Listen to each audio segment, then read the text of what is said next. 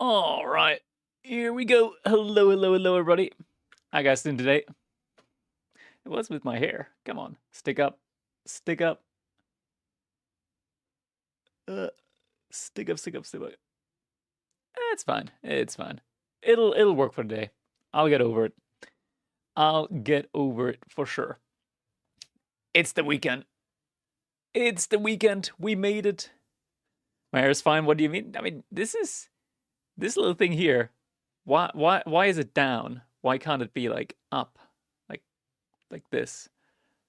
I look like a James Bond villain or something like that. I just came out of the rain or something like that. Oh man, this actually shows a little bit. I did like fasting. Like I was fasting for a little bit, just not eating anything. My goal was to get to like 70 hours, but I didn't prepare. I didn't prepare enough. I should have like drank some more electrolytes because this morning, like I almost fainted, dude. Like I freaking like got out of the shower, thought about like my loose skin removal surgery, and I thought about it in a very graphic way, like getting like cut open and stuff like that. And I fucking fainted, dude. I fainted. Like I didn't faint. I didn't lose consciousness, but like I freaking fell and I hit my head. I hit my head a little bit. And I braced, but like I hit my head a little bit there.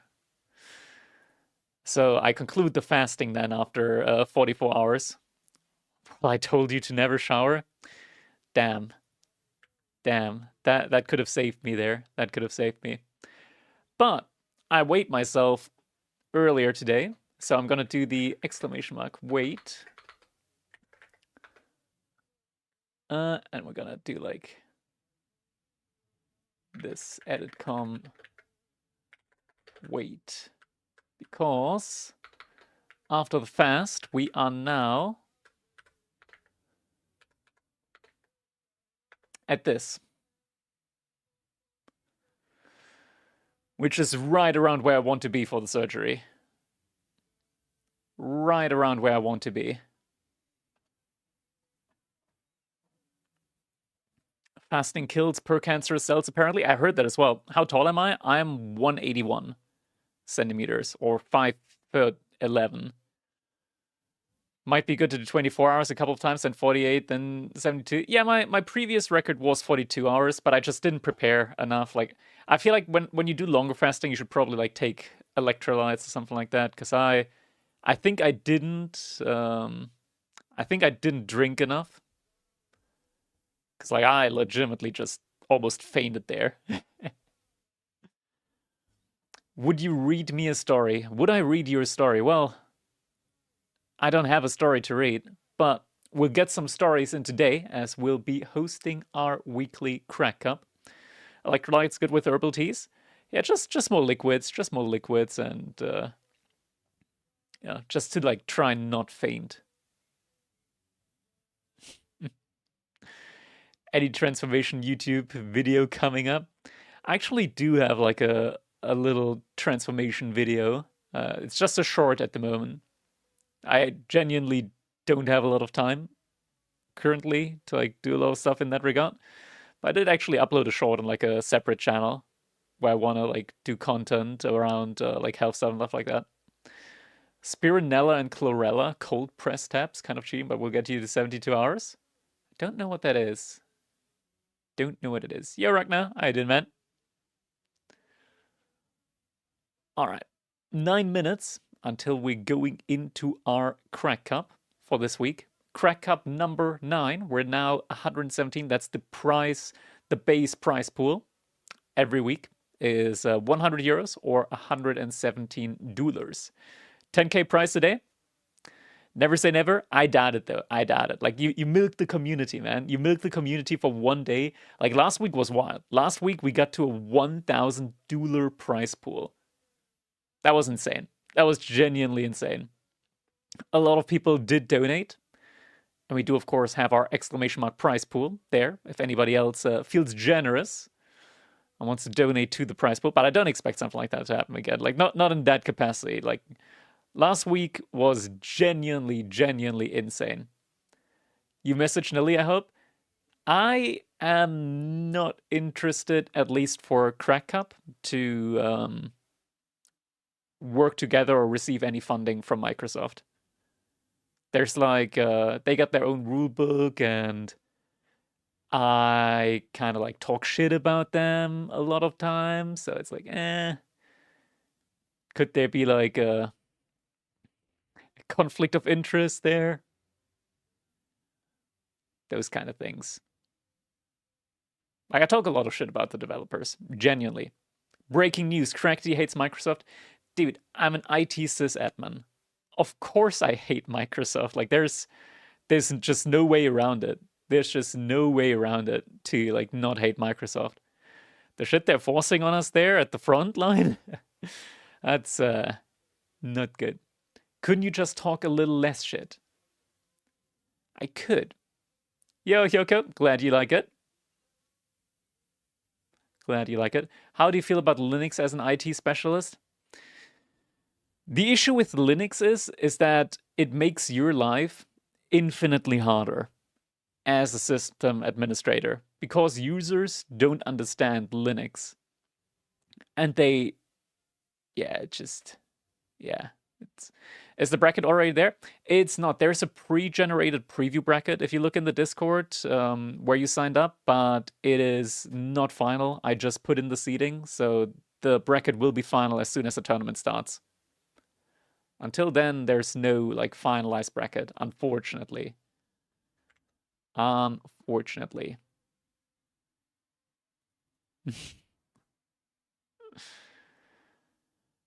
All right.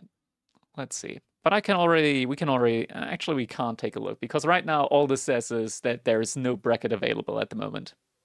No bracket available right now at the very least. What's the cat name? The cat's name is Mockridge or Mocky. You feeling confident about the operation? Define confident. Like I'm literally gonna like get cut up with a T section, something like that. Then they're gonna like remove a whole lot of skin and sew me back together. I mean, the thing is, like, I'm at a really solid body fat percentage now. Actually, it's really low. Like, my body fat percentage, I don't have a lot of muscle actually at the moment. And for how little muscle I have, my body fat percentage is very low. Worked in a company that used Linux on their workstations. IT support was an issue. It was required for basically anything. Yeah. That's what I'm thinking, right? Like, and then as well, with like, once you have proprietary software, which we do for like quality assurance and stuff like that, like some of the software is running on XP and stuff like that, and then you have to isolate those machines because they don't get security updates. You take them off the internet and whatnot, or you only let certain ports through for support software and whatnot. Yeah. Fun times, but I feel like Linux probably wouldn't make these things easier at all. And most software just doesn't support Linux. On a server side, it does, but on a client side, it's a lot more sparse when it comes to software support. Just do steroids so you don't need operation because skin is filled up with muscles. Did I actually thought about it, but I'm just thinking that I just looked at, okay, I don't want to call anybody out. I don't want to call anybody out. Nobody. I don't want to call anybody out. But then I just looked at Mike Israetel and I thought, no. I don't want that. It doesn't make sense. In theory, you could fill it out with muscle. The thing is, on the stomach, like, steroids do give you, like, a really big gut, but that's not good. That's not good. Loose skin is loose skin. No, you can't. I mean, you can fill up loose skin with muscle. It's just not efficient. Not as efficient as fat. The thing as well is, like, I want to get rid of some of the fat cells because you can't, like, your body naturally doesn't get rid of fat cells. In order to get rid of fat cells, you need, like, liposuction or you cut them out, like I'm gonna get done.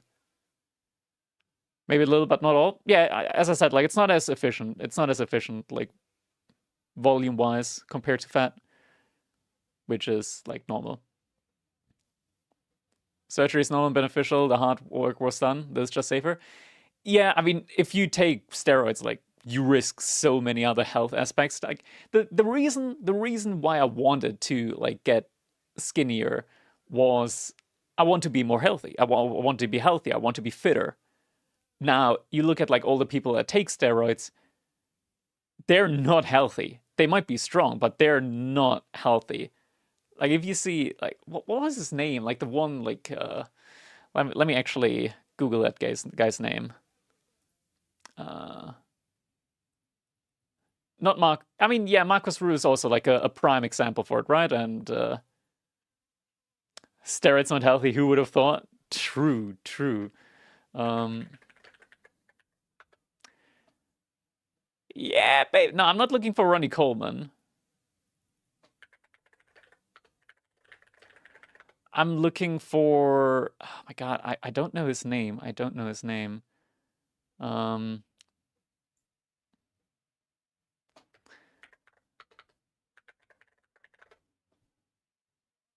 He's like an influencer type coach sometimes. I've seen him on Instagram a whole couple of times. But Ronnie Coleman is a whole nother type of beast. Nah, not Liver King. That dude, like, fuck, fuck that shit. Oh wait, is it? No, that's not him. It's not a German, not a German person. We're bracket in 2 minutes. In 2 minutes.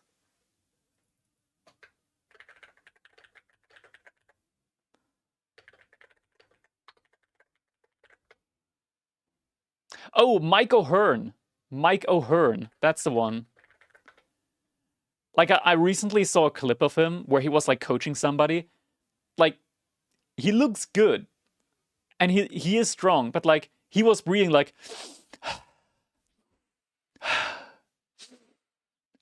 I'm not sure if it gets picked up by the microphone, but like that dude's like he's not fine. Like that dude is just not fine. He wasn't doing anything. Like he wasn't doing exercise. Like he was just talking to somebody about like training exercise and stuff like that. And then he just like died from existing. Like Mike O'Hearn. Have you heard about Sis? What is Sis? The Legend of Sis. Oh my god, that dude looks weird. I don't know, that hairstyle isn't for me. Anyways, fellas, it is time. It is time. Sis is dead since long a time. Yeah, okay, makes sense. I haven't heard of him. I mean, rip Sis, but I mean, steroids. What can you do? What can you do? Unfortunately, don't take steroids. Don't take steroids. We're not quite there yet when it comes to the medical technology for like healthy muscle gaining. All right, I'm gonna be starting the tournament off right now. I'm moving to the admin panel. I'm scrolling up. I'm clicking start. No, not check-in feature. Not check. Deny. No check-in feature. Misclick. Misclick. It was a misinput. Calm down. You calm down. It was a misinput. There we go. All right. Tournament is starting. We're getting the bracket ready now. Just a moment. Just a moment. There we go.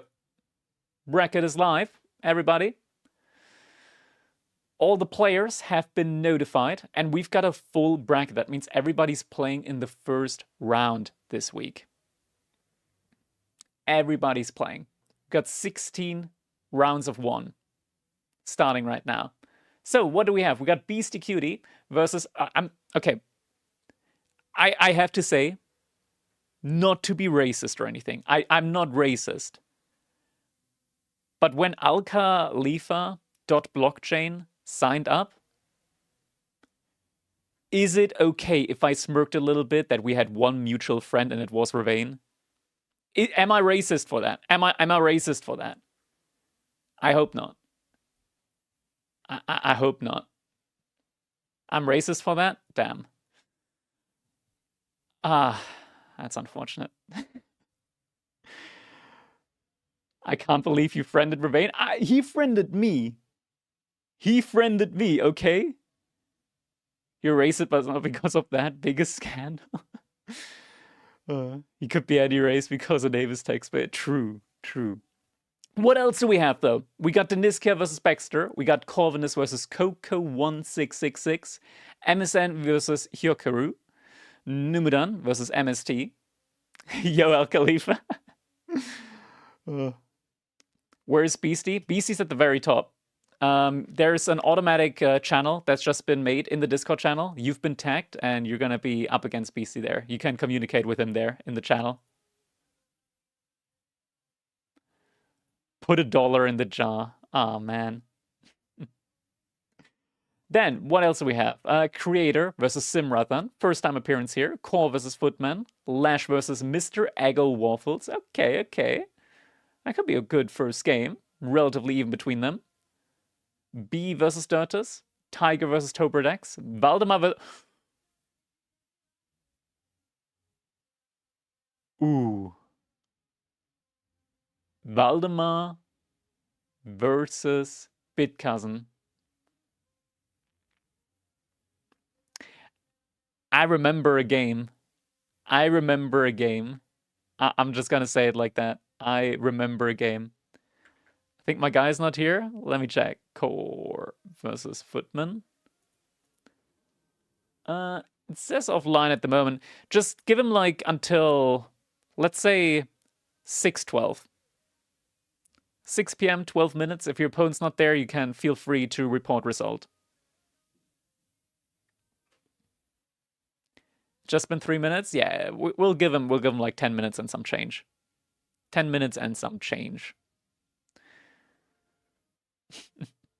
GIF Music versus Sledgehammer. Kiljadi versus Svetotsuhika. Gento versus Stay Frosty. Scatterbrain versus Katavina. And Elelliona versus Insane Genius. Interesting. Interesting. Yeah, exactly. And you can see, like, the two top players are in, like, separate parts of the bracket, so they can match up against each other there in the end. Insane Genes. Yeah, the most insane genes right there. Which one are we casting first, Voldemar? We'll see. We'll see who's going to be starting the games up first.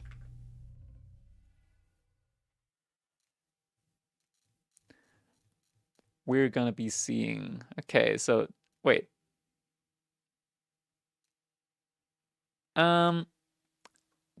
Deniskia.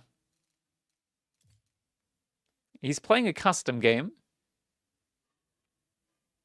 But he's got a tournament to play right now.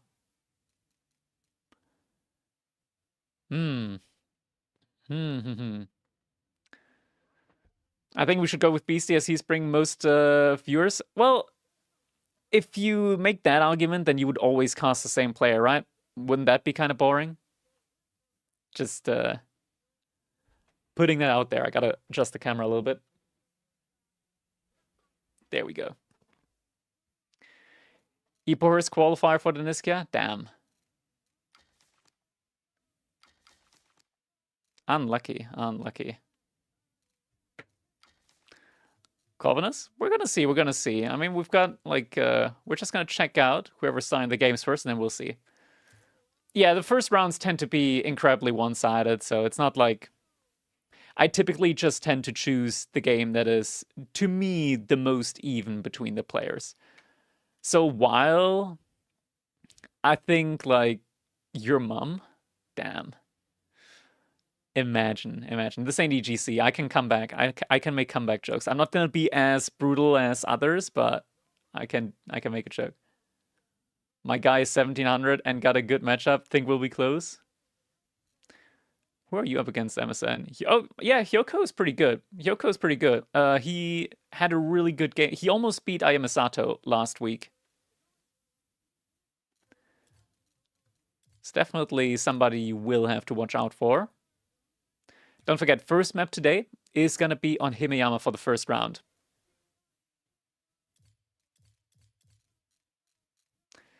First round this week is going to be on Himeyama.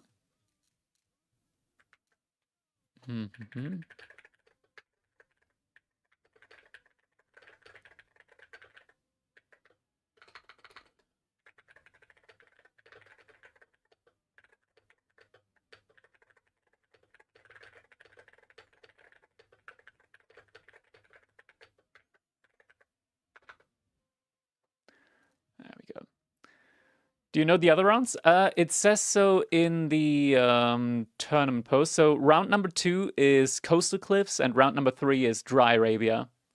And we got a different map draft for the best of 3s and best of 5s. It's all linked in the Discord with all the drafts and all the maps with the tournament post. Best feudal mass horseman civ?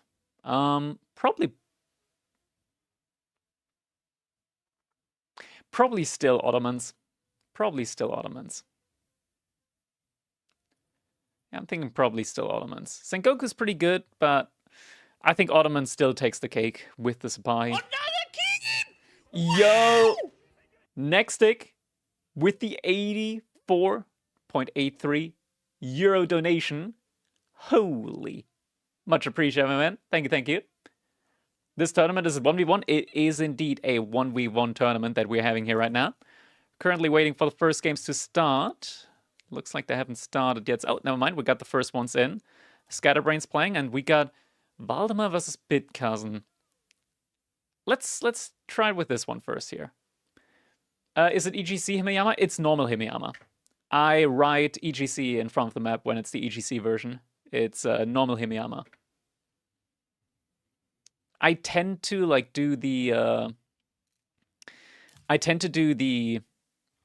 normal maps first in the best of ones, because that is typically the maps that most players are more familiar with. And yo, Demu coming in with the big raid. Much appreciated. And the sub. Thank you, Demu. Big fan. There he is. Big fan, Demu. Same. Likewise. Thanks for being here. Appreciate ya with the raid. All right, we're going to be starting off with Bitcousin versus VES Valdi. That's going to be coming up next here. You can see it right there. 2 minutes, 30 seconds. That is going to be our current timer. I'm quickly going to be checking some things as well. In the meantime, we can keep the music up until we're in game. That's all looking good. Looks like all the sets are starting and whatnot.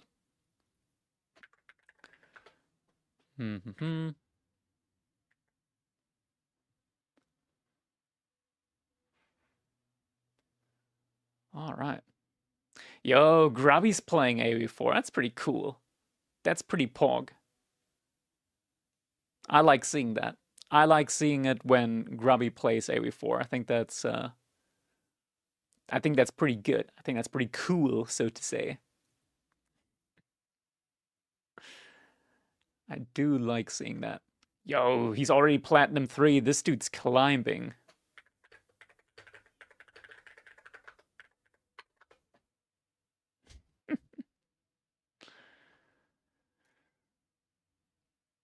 After 30 years, he finally got tired of Warcraft 3. I mean, he's been with us before. It's just like, yeah, viewers kind of dictates on what you play when you're a variety streamer, at least to a certain extent. Prizepool did an update, FYI. Yeah, it was a donation to the channel, not to the Prizepool core. We got exclamation mark Prizepool. We got like separate links and everything. There we go. So just putting it out there. There are 2 separate ways to donate. One if you want to increase the prize pool, exclamation mark prize pool. One if you want to donate directly to the channel, just to me.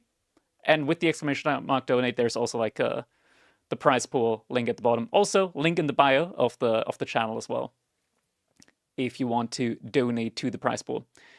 Do you have problems with Platinum, boys? Absolutely. I think they should be Diamond, all of them.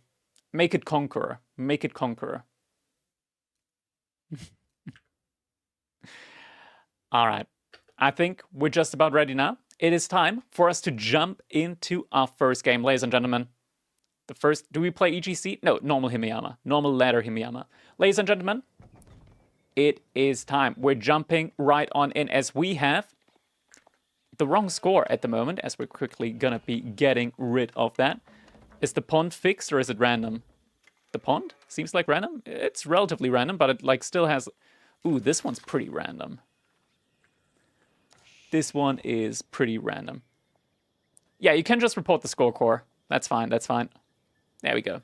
Valde equals Voldemar, that is right. Okay, sure we can't play EGC1? If you and your opponent both want to play the EGC1, then it's fine.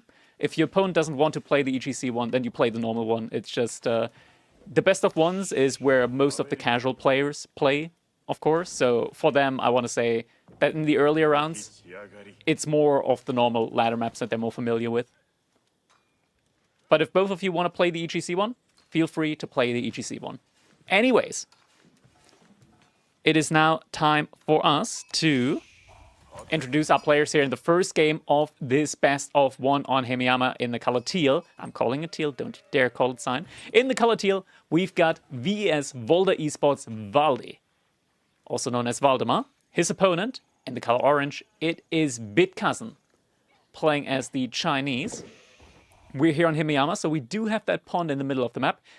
Sometimes players tend to want to dock in the middle of it, but you can see here, like, we've had a little bit of a random-esque spawn.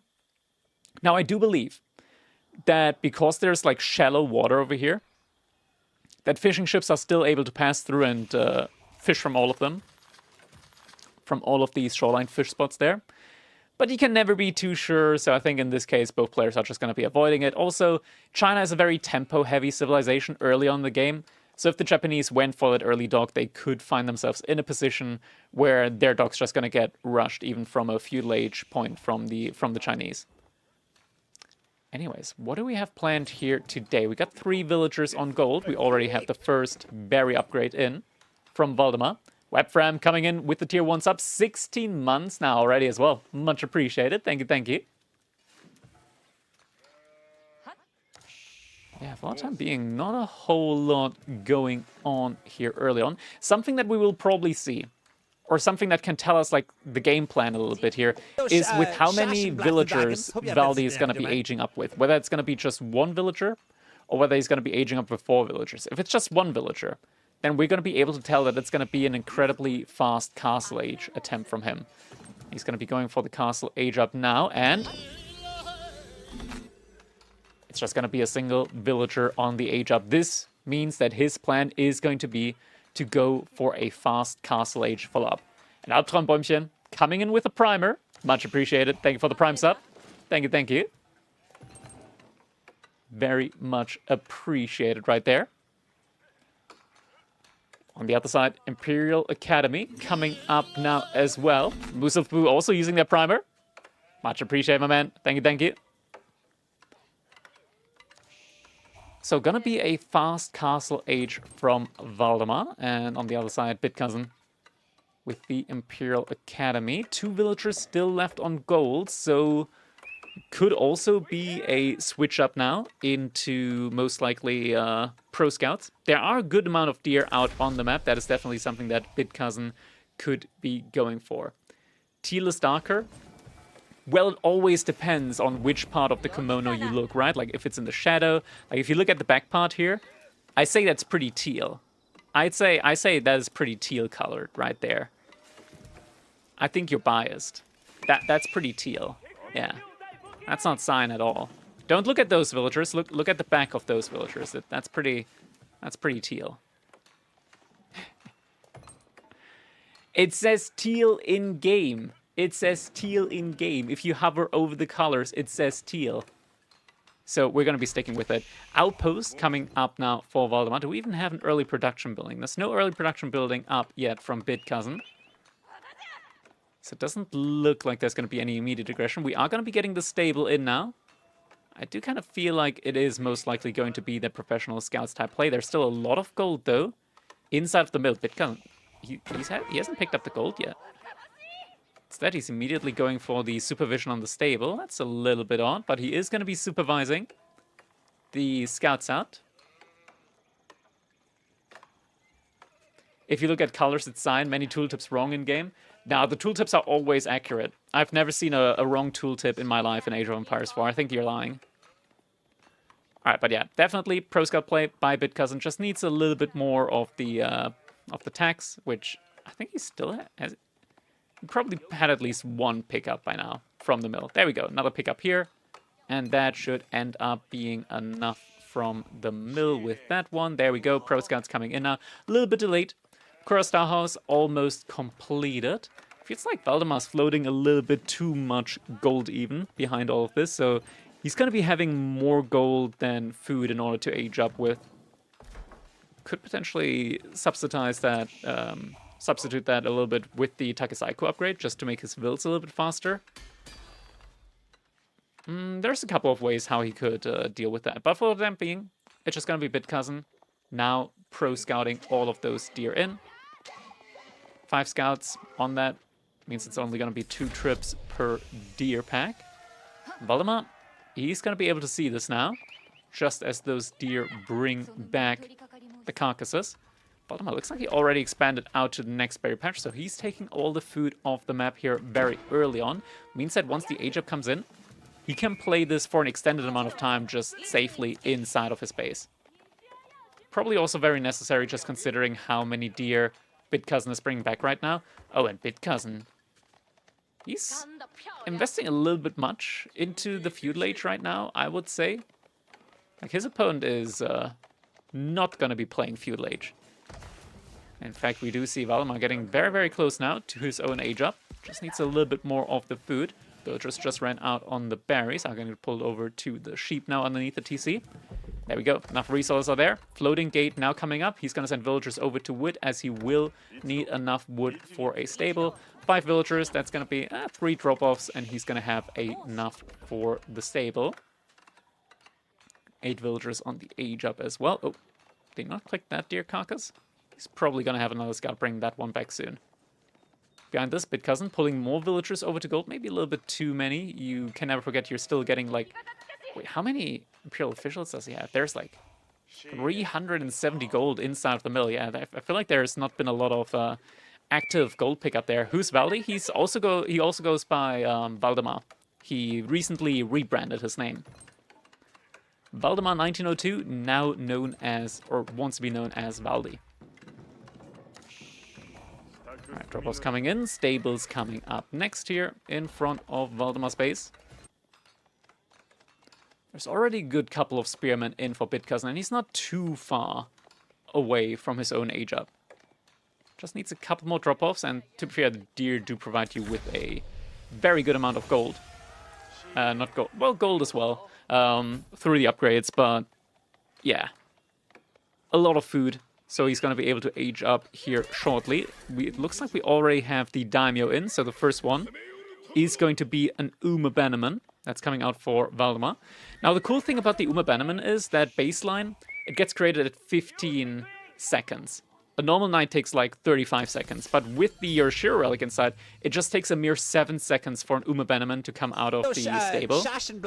So if you get the daimyo in just as the age up hits, your first unit with the Uma Bannerman is going to be out super, super fast. Age up's coming up now with the Imperial Palace. Looks like we get double archer range in, so should be looking at a mass crossbowman build. The thing is, Himeyama is a pretty open map. So you're going to find some difficulty when it comes to walling this map off in order to make maximum use out of your infantry on this one. We do have the Uma Bannerman now rushing in. Gets found out by 2 hardened spearmen though. It's going to get chased off at least for the time being. We're already up to 3 knights. Now we do see a couple of crossbowmen, or at least 1 crossbowman in queue now as well. Veteran C on the spearmen also coming in relatively early. Voldemar for a moment is looking to deny some of the deer from being brought back home. Spearman moving forward though. Oh, needs to be careful. Villagers on the gold, not moving, not moving, not moving. That's going to be 1 dead villager right there. Oh, Pathing gets another villager kill. The villager did not decide to go in the right direction.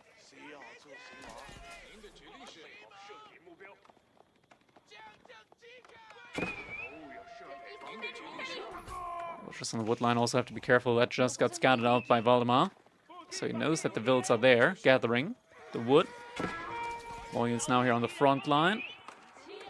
Back line has to be careful. That's going to be... Oh, villager almost gets taken down. That was a close one. Scouts moving forward yet again, still trying to take some of the deer back. Meanwhile, Shinto Priest also still actively bringing relics back for Voldemar. For the moment, there's no Yorishiro, no monastery, so he's just dropping the relics here. Yorishiro did get placed inside of the main TC. So he is going to be getting a lot of builds out quicker now. And Knights yet again just making those spearmen run for quite a while. Voldemar does have a decent army, but next up there's going to be some Yumis out on the field. No Knights yet. And it looks like Imperial Spies potentially hasn't been utilized yet. Monastery coming up now for Bitcousin, but at this point, the Monastery, like, at most, could he get, like, 2 relics back? I doubt that he's gonna get 2. At most, I think, like, 1 is realistic. It's pathing in again, just running right past the TC. The units, Bitcousin, your units! Where are your military units? Everything's getting rallied forward. Imperial official did just get taken down there. That's a lot of idle time for Bitcoin. How much food does this guy have? He's got no wood. He cannot make spearmen because he has no wood. And he's about to lose a villager on wood. Yeah, that's a dead vill. Exchange for 1 knight, but not a good chain. Yeah, not a good exchange there. Just more and more knights coming in. He started with the archer range, but at the moment there's just a single archer out. Now, how much gold is there in the mill and all the other drop-off buildings? Oh my god! Oh my god! There's like 700 gold worth of taxes inside of the mill. 40 gold. Oh my god. Okay, yeah, 750 gold worth of taxes inside of these drop-off buildings. Deer hasn't been dropped off yet. Villagers idling out here. There's an Imperial official supervising a mining camp without any villagers working on it. There's some trouble. Right now, there's not enough units out there, to hold this against the Knights. Yeah, he's just getting overrun. He's got to lose a lot of the crossbowmen. Needs to start focusing down the low HP mounted samurai. Isn't doing that, so a lot of them are going to get away. Could be getting healed up again. Gets the Umabeneman. That's not a worthwhile exchange here. 2,000 food! Mate! Just bring back the gold. You got a drop-off building right there. Jesus. That's a lot. Fast Imperial? I think China is probably the worst civilization to play Fast Imperial with in the game. I guess the one good unit that they would have is their hand cannoneers with unique upgrades, but it's just... yeah. The not-so-great wall. Yeah, the Great Wall Gatehouse has been severely nerfed. That's not that strong. Drag's being brought back now to the Shinto Shrine. Can we have betting, please? We do actually have betting. It just starts at the beginning of a game. You're too late. Well, right now. Doesn't find any villager kills. Maybe one? Nope. Doesn't click him. Loses the knight. The other knight as well. That one's also going to go down. Eventually. Barbican getting rushed up in the middle of the map. I don't know about that. If it was like over here to protect gold, stone, and the sacred site, yeah. Over here protects some shoreline fish, maybe the gold vein. Not a big fan, not a big fan. Do you always go Barbican before transition to farms? Well, the thing is, Barbican, as the Chinese, is a prerequisite for granaries. So you can't make a granary without going to Song Dynasty first. Most of the time it just plays itself naturally that you are going to be going for the Barbican before you make the farm transition. He's allergic to gold. Yeah, at the moment it's not looking too good. Like, there's still 700, almost 800 gold worth of taxes inside the mill alone there. 80 gold here. That's just it's just a lot of resources that aren't being picked up right now that he really could have used here in this game. There still aren't a lot of Yumi Ashigarus, and I think at this point, Bitcousin, if he just had more uptime, like 10 more crossbowmen now. He could push. He could actually push into Voldemar's base and do some damage to him at the very least, alongside some knights. Like right now, if he just had these resources in crossbows, he would probably have enough to one-shot the knights. But he's not focusing the knights at the moment, so he's not one-shotting them effectively. And at that point, Voldemar, yeah, he can just clean up. He can just clean up the army mass. This is just insane how efficient knights are at the moment in the game. It was just an entire army full of counter units, and the knights just slaughtered all of them. Small raid here from just a guy. He's already outmassed inside of the base from Voldemar. Little raid over here as well. Oh my god. Yeah.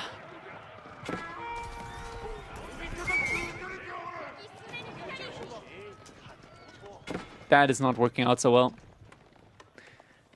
That is not working out so well. He really didn't react there. 16 villagers. He's down 60. Oh. Take 2. Did manage to pick up the sacred sites and actually is getting the second religion. Didn't think he would get the second religion. But honestly, at the moment, this is a little bit more than just dire. He just picked up enough stone for a second TC. He is Song Dynasty, so he could drop a second TC now, which immediately is getting spotted out by Voldemar. 2 more villagers down. 1 more villager down. A couple more units down. Another villager down. Relic getting shown. Another knight down. Yeah, it's not looking good. There's a lot more knights coming in now. Voldemar, he knows the kind of situation that he's in right now. He's got 800 gold per minute currently with 15 villagers working. Could be a little bit... Nah, he doesn't have the sacred site, so... Good amount of gold income, good amount of food income. Is going to be able to just continuously flood knights for the time being. We're seeing a mill coming in. He does have access to granaries with the Song Dynasty, so probably should make a granary instead. Though it is more of a wood investment, but it pays off when you like need food. He's at 20 food per minute. Why do I hate eco upgrades? I mean, Voldemar doesn't hate eco upgrades. He's got like second level daimyo for him. He's got only level 1 Takasaiku. I mean, Voldemar doesn't need eco upgrades at this point in time. Just looking at the resource, right? It's like 1,000 resources to 2,200. At the moment, Voldemar could take the worst trades in the history of mankind, and he would be fine. He would be absolutely fine. GG, any tips? And we're gonna see now how this is gonna play out. Because I don't think there's gonna be a ton more happening now that could change the time at Tides here. We see a big mass of knights now, big mass of Yumi archers. Everything getting put together. He's just taking his time healing everything up again. Every now and then, just a couple of small raids going on. Voldemar, he's just going imp. He's just going Imperial Age. There's still almost 1,000 gold inside of the mill there. Now Age Up has come in. Voldemar, he's like booming, almost. Pretty much just booming at this point in the game. Now he's just going to be taking down the Barbican. And just going for the landmark victory. A couple of units now from Bitcousin, not going to be enough. He's just going to run right through, and GG's going to be coming in. Voldemar able to win game number 1 here in this best of 1. And he's going to be moving on forward now in this bracket. GG. All right.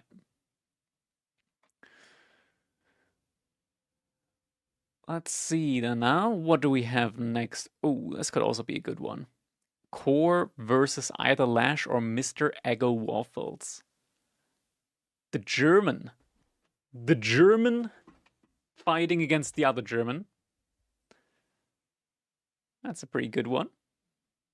I miss Tips AoE. Yeah, Tips was great. Tips was great.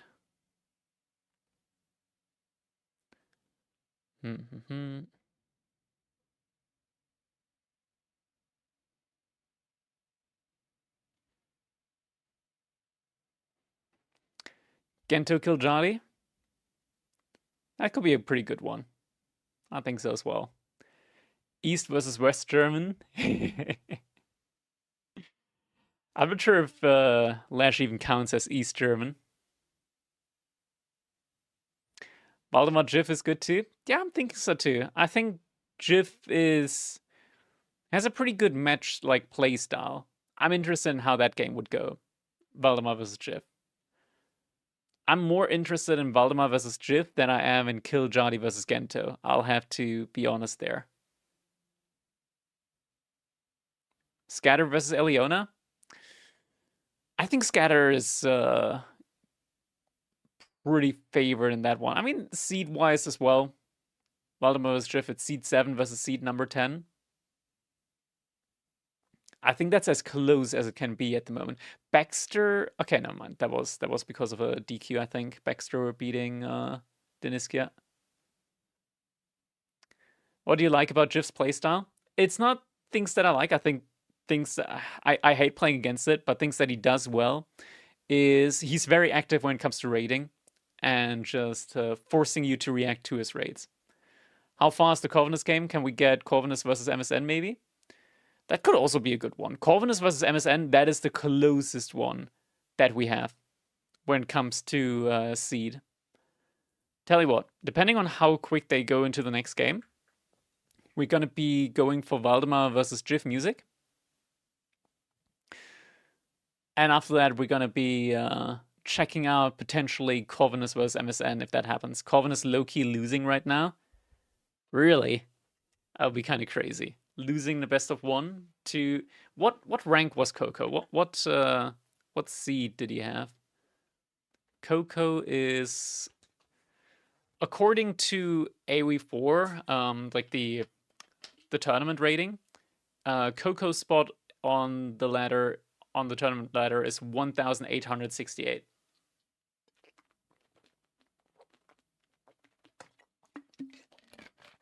He's not winning the next 3 minutes? Okay. Then we will most likely be going with Valdemar versus Jiff music. 2 Valdemar games in a row, but I legitimately am interested in that matchup. Yeah, I think so as well.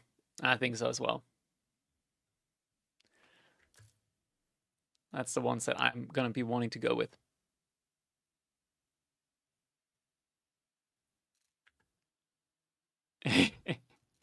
Yeah, Core, I agree. That's going to be the one that we're going to be going with. And it just started as well. Perfect. Good timing. But they probably have a little bit of a delay, so we're going to wait a bit.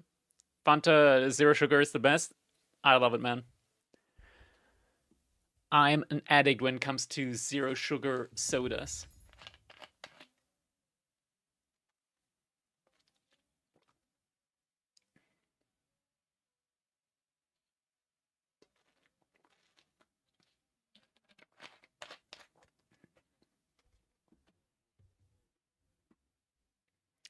Dr. Pepper Zero. I've never had Dr. Pepper. Dr. Pepper is like very, very rare in Germany. I've never seen it in any of the local markets here. Dr. Pepper.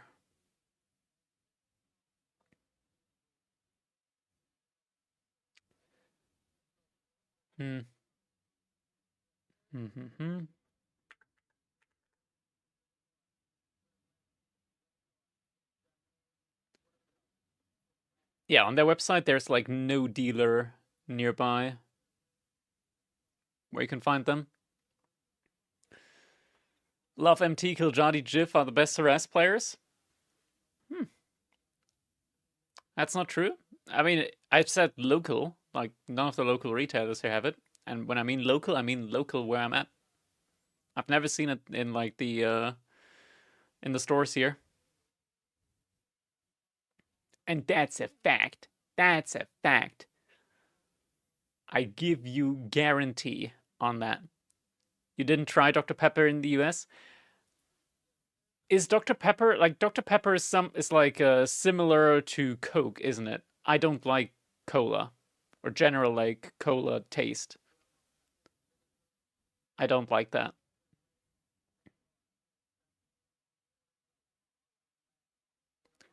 I am not a fan.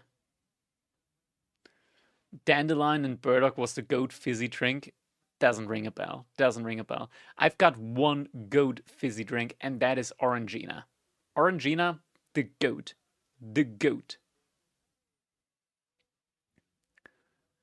No Dr. Pepper is a mindfuck of kind of fruity stuff. Is it okay. Yeah. I don't know. I haven't drunk it yet. Dr. Pepper existed before Coke? Oh gee, alright, alright. I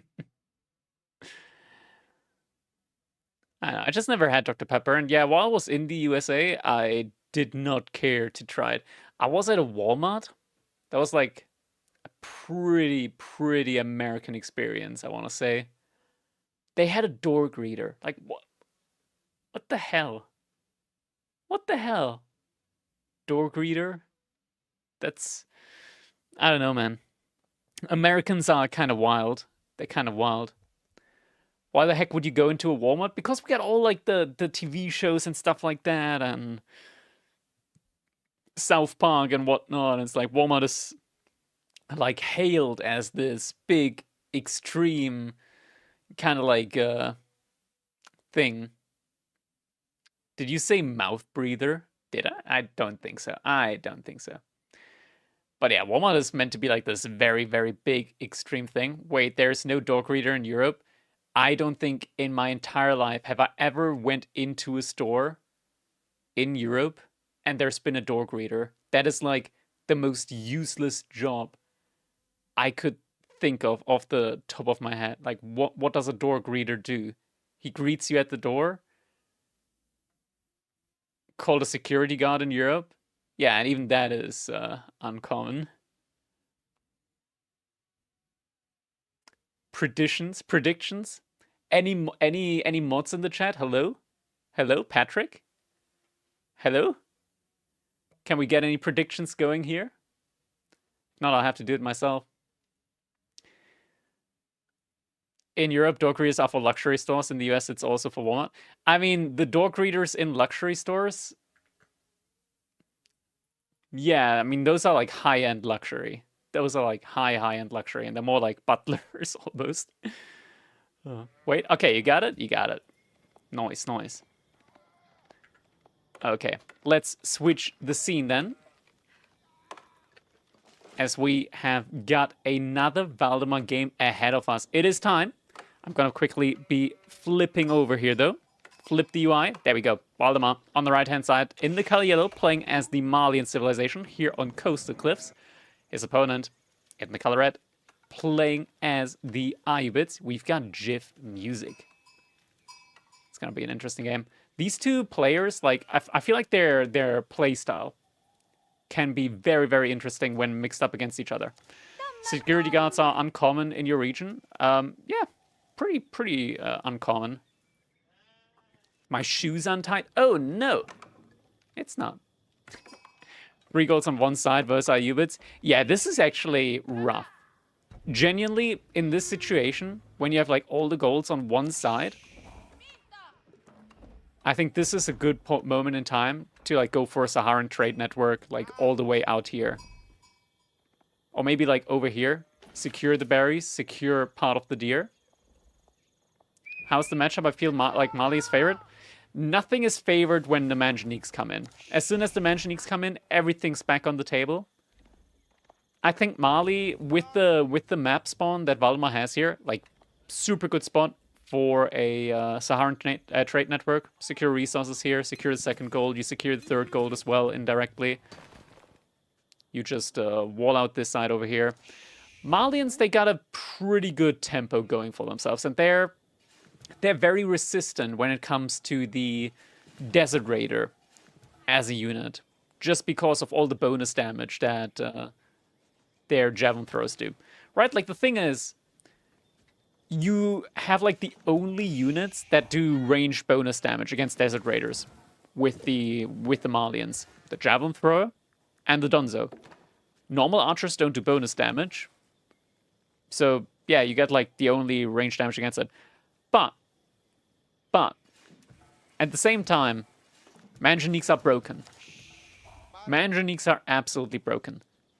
So anything's still possible. Honestly, like once the Manjaniques roll in, once you get to like 3, 4 Manjaniques, maybe even a 5th one, it's incredibly rough, incredibly hard to tell. There's just very few things that can actually beat Ayubits at that point in the game when it comes to straight head-to-head engagements. You need to get like a full, complete surround against them. And even then, it's not guaranteed that you're going to be winning the engagement. Yeah. Isn't Germany like very safe considering safety, especially related to children? Yeah, pretty damn safe. Like I always walk to school and stuff like that. Yeah, always felt pretty safe. Not just preach, like Germany in general felt incredibly safe. I'm not sure how it is at the moment for families and whatnot, just because there's yeah, political reasons and stuff like that. I'm not gonna get into that. But for me as a kid, always used to be incredibly safe. Who's best at breaking Manjaniques? Byzantine Catus? Yeah, Cataphracts are pretty good. Having your own Mangonels is pretty good. Yeah. I think those are like the main points, the main units that you're going to be wanting to go for. I was about to go on his KP right winger. I don't consider myself right wing. In fact, when it comes to my taxes, I prefer to vote left, like the left party in Germany, because I don't like the billionaire class. Anyways, so Germany isn't getting taken over by immigrants like those red hat fools say. I don't think it's getting taken over by immigrants. I don't think it's that bad. Like most of the people that I interact with on a daily basis, they're like Germans, but they have like immigrant roots and stuff like that. So my main experience when it comes to like immigration, it's a pretty positive one. It's a pretty positive one. That could of course vary. I can't speak for everybody. So yeah. Immigrant is good to increase house prices. From my experience, maybe. Like, there are sometimes like cities where I think in general when it comes to increased house prices, there's a whole when it comes to increased house prices, I think the biggest problem when it comes to increased house prices is companies owning real estate. I think that's a big no-no. Private companies like we got Vonovia in Germany. They like bought up in the last 2 years like 2 blocks worth of houses and apartments in my city. And yeah, it's not cool when there's like an entire block full of apartments, full of houses, just like having a Vonovia like sign in front of them. It's like, damn, somebody else could have bought that. Why did company have to buy it in order to make profit there? That's the kind of thing. Curious about how you think about green policies and effects on manufacturing industry. I don't like the Green Party in Germany. They're pretty bad. They don't have any like their top people don't have good education, and it kind of shows. What about nuclear plants? Should we get rid of them? Am I a politician here? Have I just meant to like rant about politics? Nuclear power plants were one of the worst decisions in Germany was to just outright get rid of them. Should have just invested into more clean power plants. It's like nuclear fusion is definitely the future long term when it comes to energy. You sound like one? I'm getting forced into this, man. I'm getting forced into these topics. Casting, get back to casting? Yeah, okay, let's... I'm just gonna get, like, freaking distracted here. Look at what we've got going on here. We got the dervishes coming in, of course, and means that the Sofas are not gonna be able to get any villager kills here. Up next is gonna be the industry. That's gonna be 900 wood, 400 stone. That's gonna be a lot of additional building speed as well for Jiv. The question is, what is he going to be doing with this? Right now, he's just gathering up all of his food. He doesn't have gold axes. He's not gathering up a whole lot of wood. Granted, wood he's not going to need. Once the Ager comes in, he's going to have plenty of it. The main concern here is that he might be getting dived by the time, or dove into by the time that he gets the Ager in. Doesn't look like it's the case, though. There's no blacksmith, so without, like, +1 pierce armor, I wouldn't want to dive with Sofa. Would not want to go for the dive. Nuclear power plants should have been the in-between transition away from coal, gas towards more clean renewables. Yeah, that's a pretty good take. I think that's a pretty good take. But just like downright being like, nah, we don't want that anymore. And now we have like tons of, like, we're very, Germany at least is very dependent on like gas and coal and stuff like that. And they also did invest like a ton into renewables, and then they just kind of stopped. Valdi is super behind, no? I don't think he's quite behind yet. He is investing into cattle ranches. He's just taking his time when it comes to the age up. He is still massing units, and look at it. This is where it starts to become a lot more difficult now for Jif. So age up has come in. He has a market up, so he can sell the free stone that he just got for more gold. And with that, he can make more camel lancers. People pay extreme money to live in house complexes.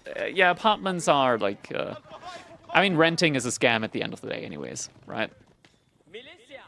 Oh, Dervish needs to get out there.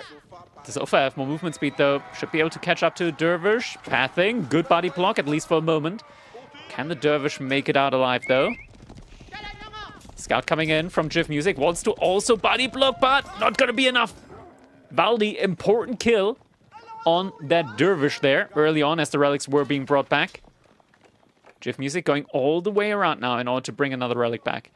Behind this is investing into camel lancers, is investing into archers. That is a difficult transition point at the moment for him.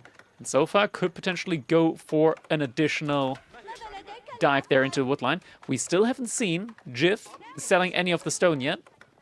Food inside of his base is also somewhat running low soon. Getting a couple of camel lancers in, but yeah, he's really gonna need a lot more. He's really taking his time when it comes to just building up these cattle ranches. He's not over-investing, but really just taking his time. Jif Music now moving out, going back onto the gold vein. Wants to get that gold in again. I'm still a bit confused. He never sold the stone for gold so far. Could be that he's long-term still thinking about getting that second TC up. In that case, though, it's still questionable why he invested into the market. Did he sell anything else? No, all the prices are still the same from the looks of it. Maybe he sold a little bit of wood. That could have been the case. Yeah, it looks like wood has been traded out a little bit. So he's keeping the stone in as a premium resource and also just to bait a little bit with the market, because the market kind of gives you like, gives his opponent the wrong story. The market tells your opponent, he sold the stone. Voldemar doesn't have his own market. He can't make it, like, he can't verify that easily through just looking at the prices in his own market. Oh, Camel Lancer is gonna be able to make it out alive. Archers are not upgraded yet. +1 Pierce is just about coming in soon, but that's not gonna be enough. He needs the veterancy on the archers if he really wants to start doing some good damage there with them up against the sofas. Yeah, getting gold. Like, Jif, you need to sell. You need to sell, man. There's just no way. There's just no way you're gonna get enough there. Valdi sounds like a Voldemar devolution. Yeah, he was... it is a rebrand. It is a rebrand. I'm hearing different opinions on it, but it's up to him. It's up to him. And we've had a rebrand like this before, right? Like, if people remember Demu back in the day.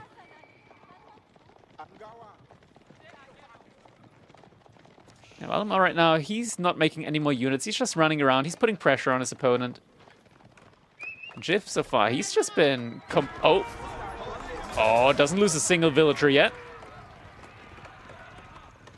Good micro, good micro. A lot of idle time forced yet again. I feel like Jif Music is just trying to get enough wood for a second TC over here to have a defensive position on the spot. Never mind, he's making farms. And now Grand Falani Corral is going to be coming in.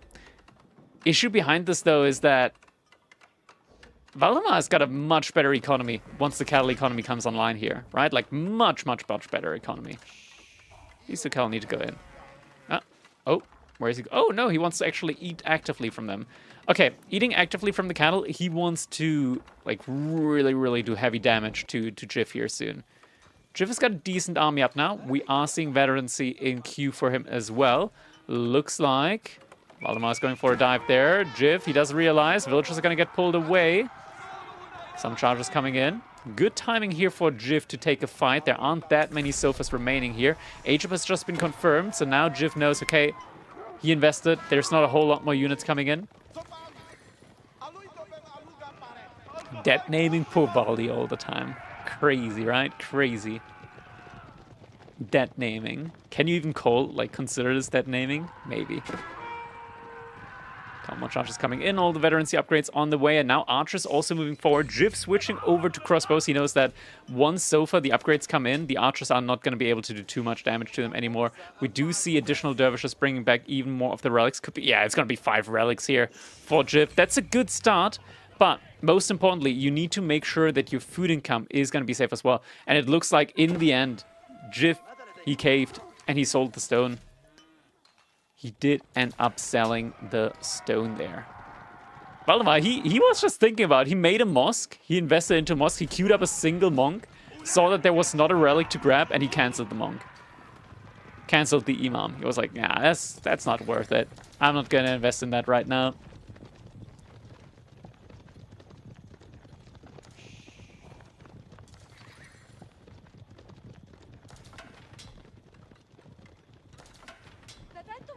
Aye. Man, people are bringing politics into this chat again. Do you guys see it? Did Turkey end up joining, really joining the Board of Peace, or what it is? The next big scam from the big orange juice man. That's kind of crazy. I think I saw that today. That Turkey joined. It's crazy. Oh, Charge is going to be connecting here again. Musafadi warriors in queue for Valdi. That's an interesting one. Musafadi as well as still mass Sofa. So she's going to be going for the mass melee play for the time being. Careful now, say goodbye to King of the Rockies 3. The Palantir's watching, man. Palantir's watching always. Yo, where's the healing coming from? Where's the healing coming from? Hello? Yo, why is this guy healing? There's no dervish nearby. How is he full HP? What? Huh? Hello? How did this Camel Lancer just heal to full health? There are no bugs in AoE 4.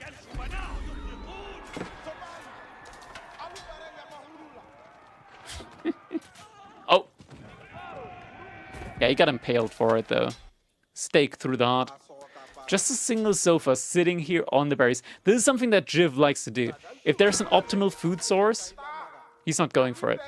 Instead, he's making the farms inside of his base. He plays it safe. At least that's what he does with English. To be fair, he is still out on outer resource as well. Has an outpost on one of the deer spot, not on both. We still don't see any big siege. Did Jiv use mass heal ability? It has heal over time, right? No. So what this does is when he carries a relic, it increases the healing, but it doesn't give a buff to keep on healing after the dervish is out of range, which is what happened there. Dervish was out of range and the healing still continued on. Oh, Ghoulam. Oh no. That is not a good spot, and now fight is being taken. Jiv music completely out of position. Sofa going for the surround onto the crossbowman.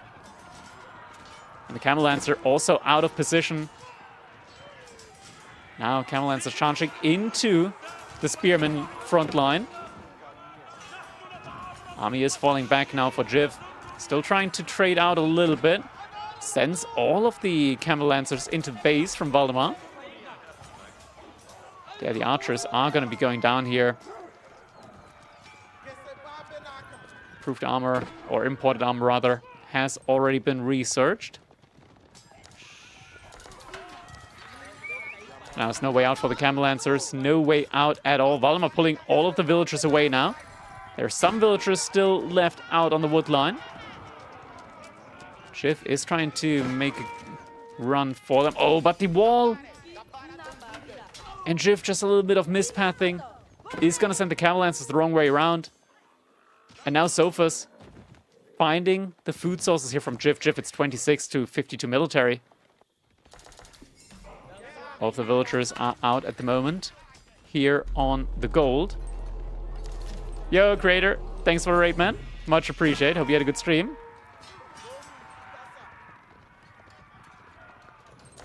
Party Warriors still chasing. Meanwhile, Voldemar with a big army moving forward now. This is all going to get spotted out now by the outpost, so Jif, he knows exactly what's going to be coming his way. Crossbows at the front line, a couple of Ghoulems. Against this army, that's a good call to have the Ghoulems there. The issue is this army over here. We didn't see any siege from Jif. So he wasn't really playing too much into the Ayubit strength. Looking at the overall food income, actually, like Jif's food income is insanely good. It's just that he doesn't have the units on the map anymore. Villagers going down now underneath the TC. Oh, that's so many villager losses. At the same time, fight potentially about to be taken in the middle here. Voldemar diving the base while the rest of the army is taking a great fight here, or at least feigning the fight, as there's still more villagers getting taken down, but the army from Jif, it can't retreat. There's a couple of camel lances being sent back in order to deal with this. That's not enough in order to do that, though. At the same time, still, like, fight going back and forward here. He's distracting a lot of the army. Just a couple of crossbow reinforcements going for the return damage here onto the sofa. But so far, 6 villagers have been taken down. There's still a large army alive for Voldemar.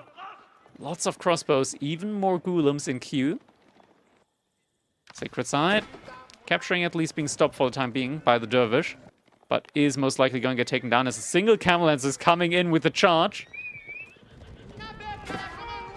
Is he going to be able to finish him off in time? Lances are being thrown. Gets the kill. But gets impaled right after. Numidan in queue immediately. Dervish also trying his best in order to get out of there. Up to 25 Musafadi warriors now, with a lot more in queue. It is mostly crossbows, which are great against the sofas. I feel like people often forget that the Ayubids still have phalanx. Like, they still have insanely good spearmen, which you might want, considering the opponent that you're up against. Like, phalanx spearmen alongside the Sultan's Bravery, Sultan's Mamelukes upgrade, are really good. But now fights coming in. Crossbows doing their best to kite back.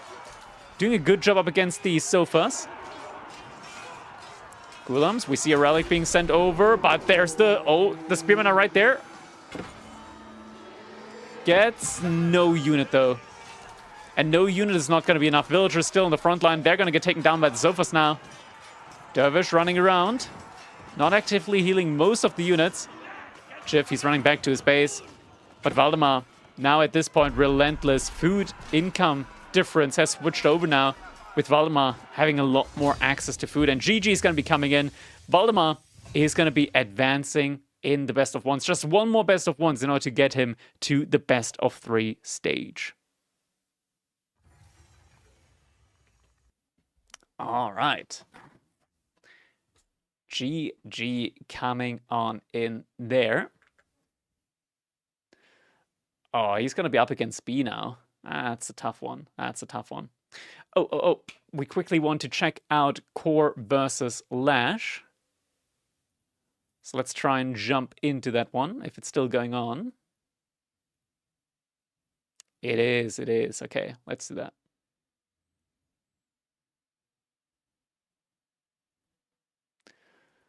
Let's do that.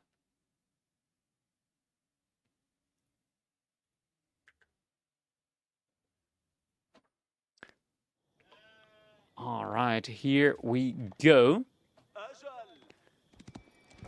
We have Core in the color orange playing as the Ayubids on Coast Cliffs, his opinion. Lash in the color blue playing as the French. Ayubids versus French. That's a pretty rough one, if you ask me, for the French civilization.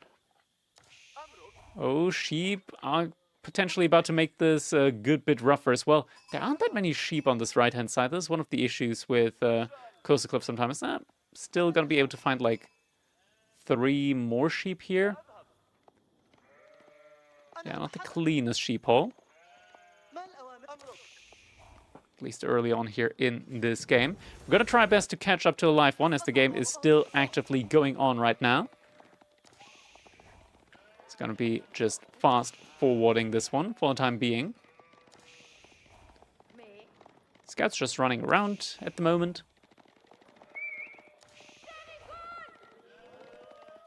We scouting. Egypt coming in. Culture Wing Logistics. Lash, early move out to the Deer. Is getting both Wheelbarrow as well as Survival Techniques in. School of Cavalry behind this as well. Outpost coming up on the gold alongside with a stable. So Core is investing into at least a single Desert Raider. 2 Desert Raiders. Still gathering wood. Might be even more Desert Raiders. There's no outpost yet for Lash. He does have a couple of Knights though. Gonna see how exactly this one's gonna be going. Go for the time being. Just killing a couple of the Deer. Massing up. Lash though. Still a lot more Knights coming in. Now switches over to Horsemen as well. Might have just been lacking gold there for a second. Now, Reinforcement Wing coming in. For Core, so he's going to be getting a lot more Desert Raiders in soon. Pierce Armor, not quite in yet for Lash, but will be coming in shortly. We're following the Knights as well, as Lash is trying to look for kills here. Is actually getting a good amount of Desert Raiders in. But now with the Reinforcement Ring, there's going to be a lot more Desert Raiders coming in next. Lash not taking the fight, is running away from the Desert Raiders. Behind this though, relics are being picked up. Fight getting taken. Core actually getting completely wiped. There's a lot of his Desert Raiders. Dervish getting taken down. Oh, villagers were trying to intercept there. Kind of a crazy thing to do. Another fight comes in. Lash though, overestimating the potential of his French feudal knights. A bit of healing, a little bit of distraction again. Quite out with a lot of Camel Lancers. Villagers potentially going to get killed, cleaned up here. Walk to the next outpost. Spearman coming in now. Lash, he's just stuck. He's just stuck in the Feudal Age. Sending Knights around. Spearman getting wiped completely, and GG comes in. Ooh, that's an unfortunate matchup. Must have just ended right after we jumped on in. But GG coming in means Core.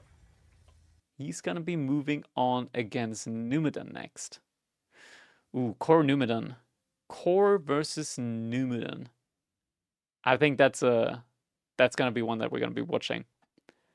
Core W versus Numidan.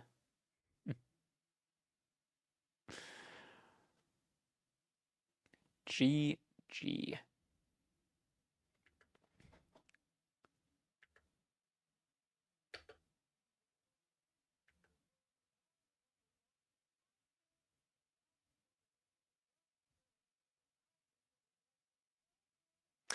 Oh, but we get Corvinus versus MSN as well.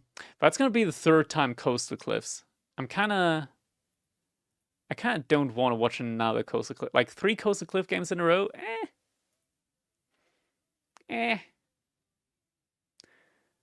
We can go Numidan versus Core, and then Beasty versus either Corvinus or MSN. I think that's pretty good. I think that's fair. I think that's pretty fair. So we're going to be doing Numidan versus Core next here.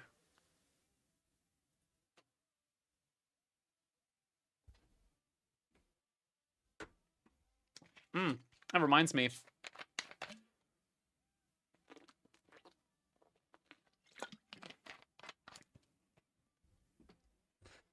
Actually, sorry, cat. Grabbed with one hand, but there was actually only plastic, not the actual package. We got a package. We got a new keyboard.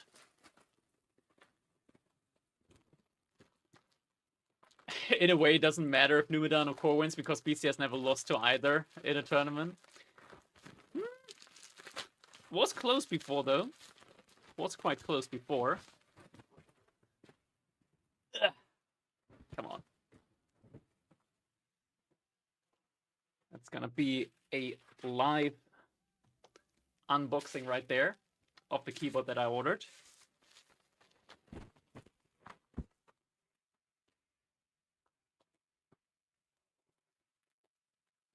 Get that bubble wrap up. There we go. Cat is fully disgusted with you disturbing him. Yeah. He'll survive. He will survive.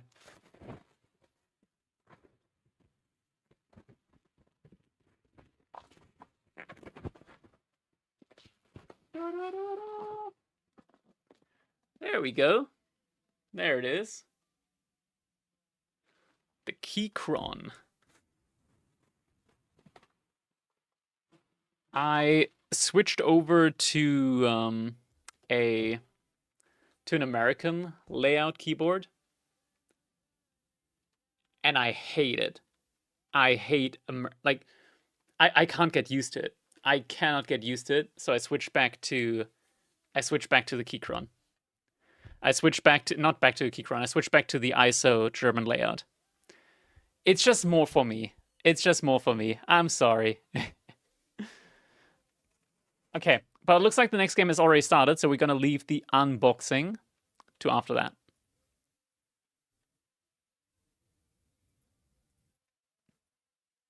Now, the Keychron does actually have the ISO layout. The one that I currently have has the US American layout. Which switches? It has the Nebula Linear Gator on magnetic switches. Yeah, why can't I watch? There it is.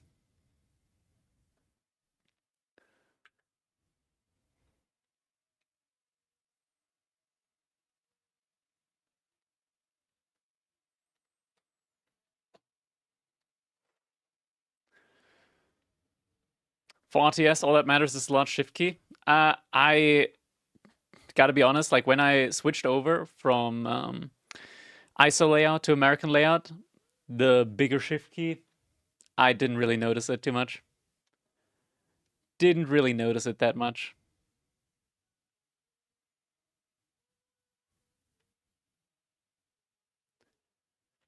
I did not. All right, 3 minutes. 3 minutes until we're jumping into our next key. Maybe you have large hands? I don't think they're large. These are normal sized hands. Very normal sized hands. We can do the cat cam comparison. Okay, yeah, pretty normal. Pretty normal sized. Wow.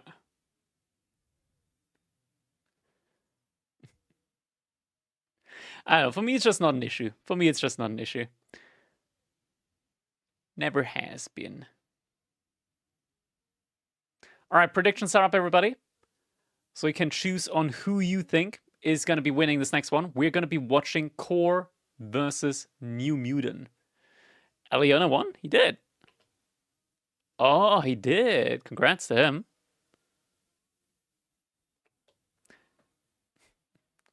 It's not the size that matters, don't worry. Thank you, Mimi. Giving me hope. Giving me hope.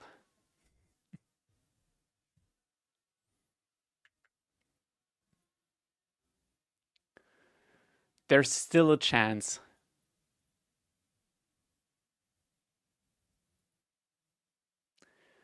It's not size, but what is it that matters? What is it that matters? That's a good question. That's a good question. Well, I'm just kidding. The temperature. Yeah, warm hands obviously better than cold hands. Credit card. It's the size of the credit card. It's the size of the credit card. That's right. That's right. Oh. Man, imagine to like have infinite money or something like that. That would be crazy. That would be wild. Dude, fucking hell. I'm remembering the quote from XQC like a couple days ago. Why are all the billionaires like turning out to be pedophiles? Look like and he said, looks like there's nothing to do, end game. Like, what the fuck? That's such a good line. That's such a good line. Nothing to do, end game. Oh. Oh no, all my credit cards have the same size. Unlucky. Unlucky. Core better not lose. I used all my points on him. We'll find out. We'll find out. Just 10 more seconds.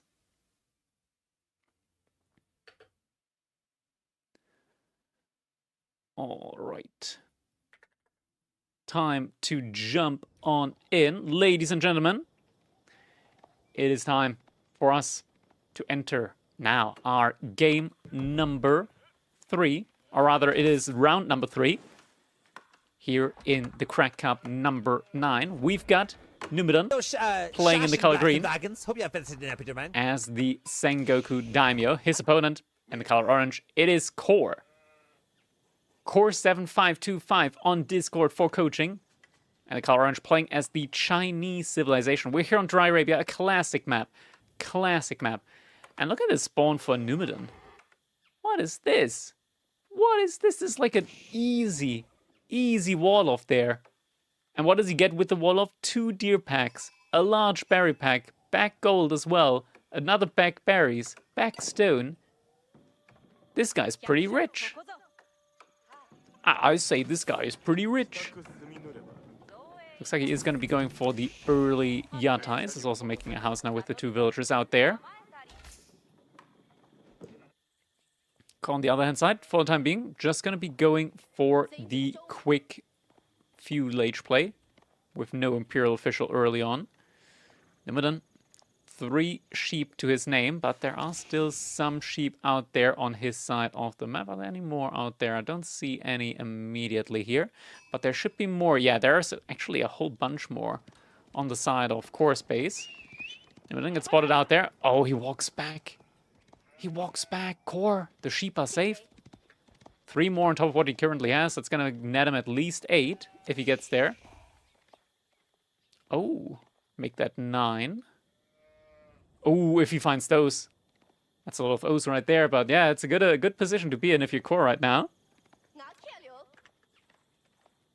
Definitely a good position to be in, for sure.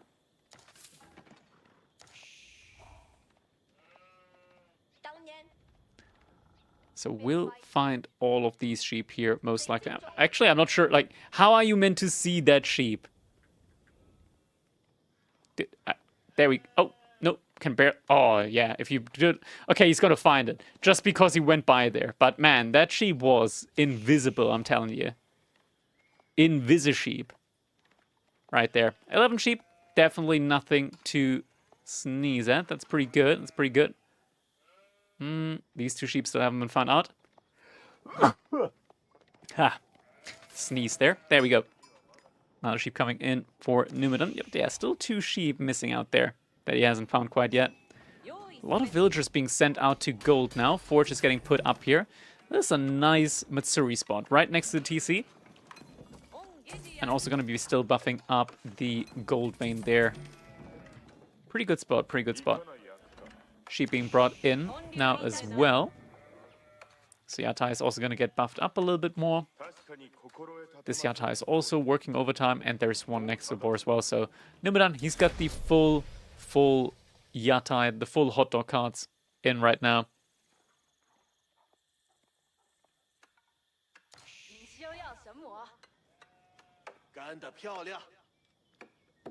Cam came in now for Core. What's his plan? 2 villagers still on gold, so could also be a pro scout play now from him.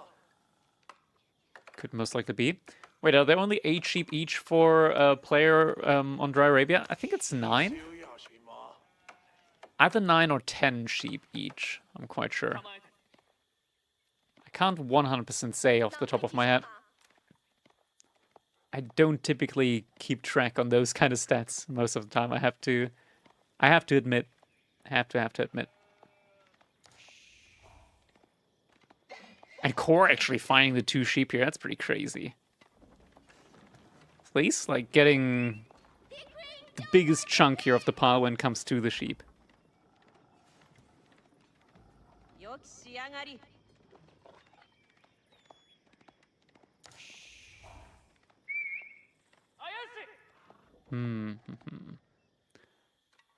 So H-Up's coming in now as well. For Numidan, it's going to be the Ryokan here.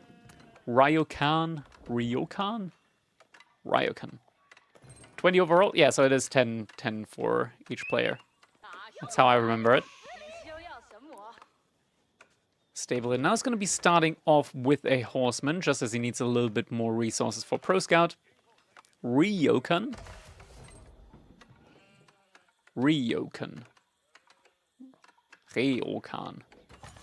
whatever it is, it's coming in right now. 5 villagers working on that. Already has enough resource for his first production building, so that will get dropped shortly after here, I'm quite sure.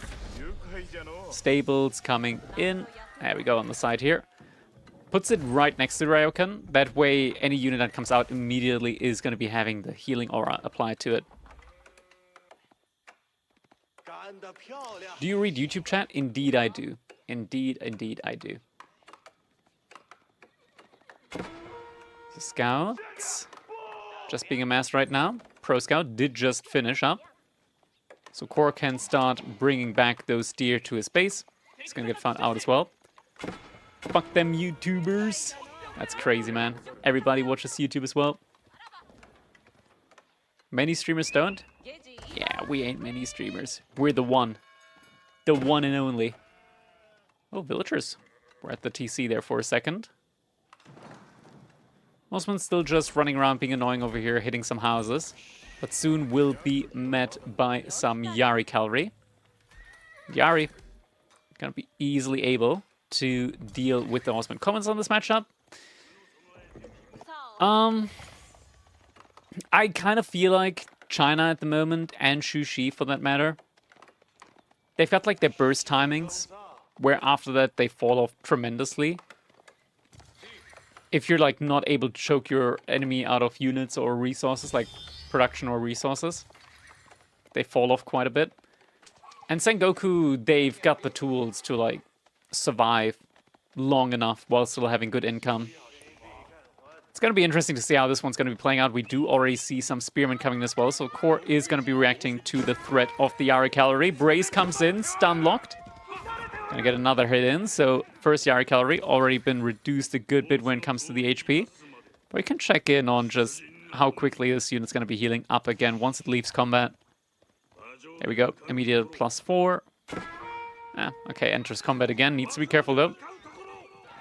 Doesn't want to stick around in combat for too long, as he is gonna be able to heal up once he's outside of combat. Yeah, already +7 health on all of these guys now as well. Thanks to Takeda Daimyo.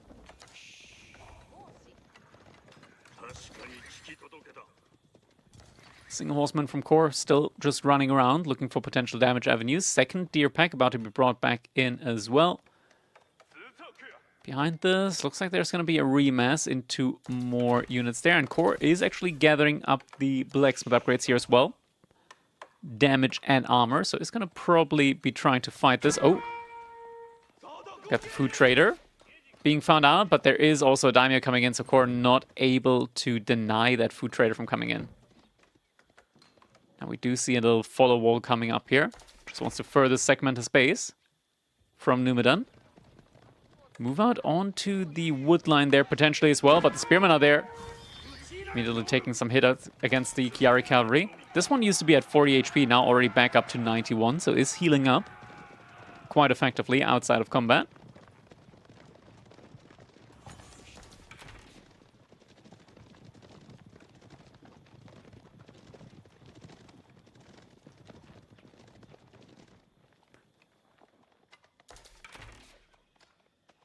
Oh, 2 more stables coming in.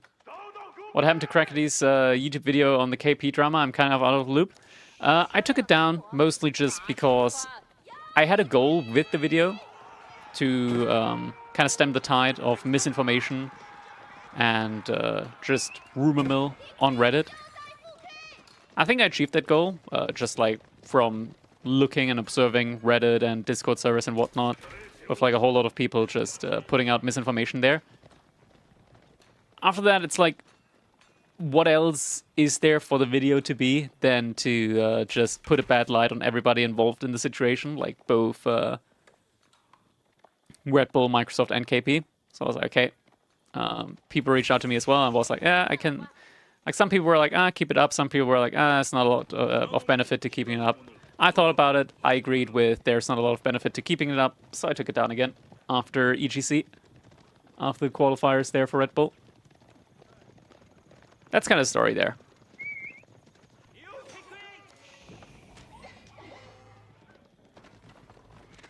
So Castle Age coming up now for Core. Imperial Palace coming in.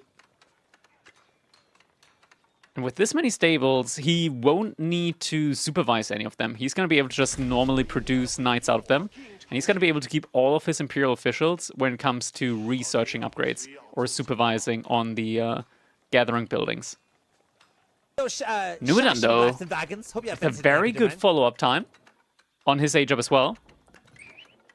What is he supervising? He's supervising mining camp, the mill, the blacksmith at the moment as well. For some reason, there's no upgrade coming in. And the lumber camp. There's only 3 villagers working on that, though. Monastery's in as well. I wish one of the villagers... There we go. He's using one of the Imperial officials now to bring back taxes. And Knight's just going to be running around now, trying to look for some damage. Saka Brewery's going to be soon finishing up as well. Pretty good spot for it here, next to the TC. Fully in range of the Mitsuri as well.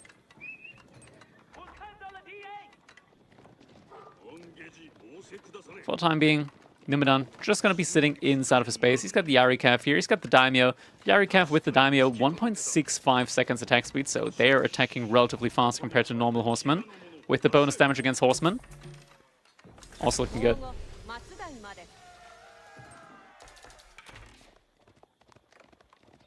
Thank you, Gamian. Second monk already coming in now for core, so he is just going to be trying to vacuum up the relics on the map. He's going to be getting a relic here. Nice relic, or rather nice villager kill there. Kills one of the villagers there early on. Just going to be sending the scouts around. Just continue getting some vision in, since he does have all of these scouts from the pro scouting earlier on. And Numidan, for the time being, he's just going to be mass investing into the Mounted Samurai. Pretty good unit, especially to have up against the Lancers, so has some better stats on them, better attack speed, better damage as well with all the upgrades, more health, just all around a much better unit. So Core's going to have to be incredibly careful when it comes to how he's going to be taking any fights. Like, straight up, he can take this engagement head-to-head with the archers being there as well. So he's falling back for the time being. Barbican coming up for Core with a single villager on the boar, so he's min-maxing just how many villagers he's sending out there for the boar. I'm going to actually flip the UI around there. Have Core on the left-hand side there. It's like they switched the base layout enough to the sides where it's more even this way. Core is ahead at the moment when it comes to the Lancer count. He doesn't have any of the range arm upgrades in, though. That's only just now in queue. Pathing around the Sacred Site is a little bit iffy. Yari Cavalry at the front line here. They're not vetted up, but they are a good enough meat shield for the other knights to do significant damage to the knights here from Core. There were a couple knights in the back line here that didn't get pulled earlier. As the Spearman now as well, so Numidan not going to be pushing this a lot more for the time being. Third relic is making its way back to Core's base. There's still 2 relics missing. 1 relic is definitely not obtainable due to the wall there. The other relic in the middle is being heavily guarded by Numidan's base, or rather his army. By Numidan's army. Barbican about to finish up soon there.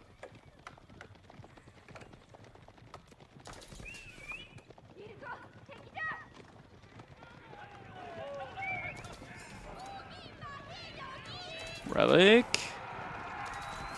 Still being aggressed upon. Spearman now arriving as well. Just in time for the veterancy to come in. Now Knights trying to potentially get onto the archers, but good kiting back now from Numidan. There's barely any Spearmen alive anymore. Fight is being taken by Core. But this does not feel like a good fight. The Knights, they just attack much quicker. The Mounted Samurai, that is. And Core, he's going to have to fall back. There's just no way to fight against these units, and all of them got the aura, the healing aura on them. So Core, he's going to have to utilize his monks in order to heal up the units now. If he doesn't, then he's just going to lose out on value time and time and time again in these engagements, as long as he can't kill anything. He's like mass crossbows, but there's no range units coming in yet.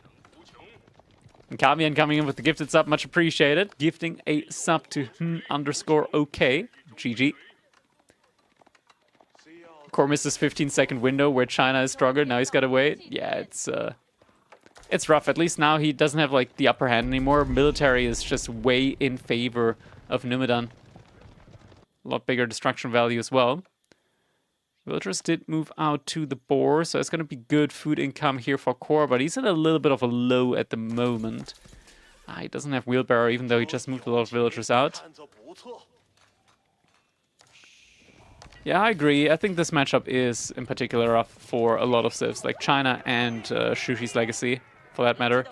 Villagers getting found out right as they want to put up that wall. Scout does spot this. He's going to position here, but yeah, Numidan, he's got the army nearby. He's just going to be able to take that scout down. Doesn't notice it as well. A couple of knights coming in now, but with the army there, yeah, of course, going to have to move somewhere else. Could potentially find this Yatai here. I think it's a playable matchup if Sengoku has no God tier spawn. Yeah, we talked about it at the beginning. This was a very, very good spawn. But it's just so difficult, like, massing knights against mounted samurai. Like, I feel like as soon as both players get to Castle Age and neither have suffered any damage, you cannot make knights against Sengoku. It just doesn't work. It just don't work. At this point as well, Mitsuri fully fledged out, so it's going to be 30% bonus economy on all of the villagers here. They're also not going to be particularly raidable with the brewery buff coming in as well.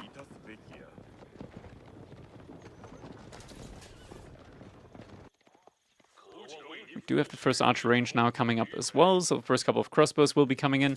At this point, it just feels like it's a little bit too late. This is an insane army right now from Numidan Core. He's going to see this, is going to be moving back.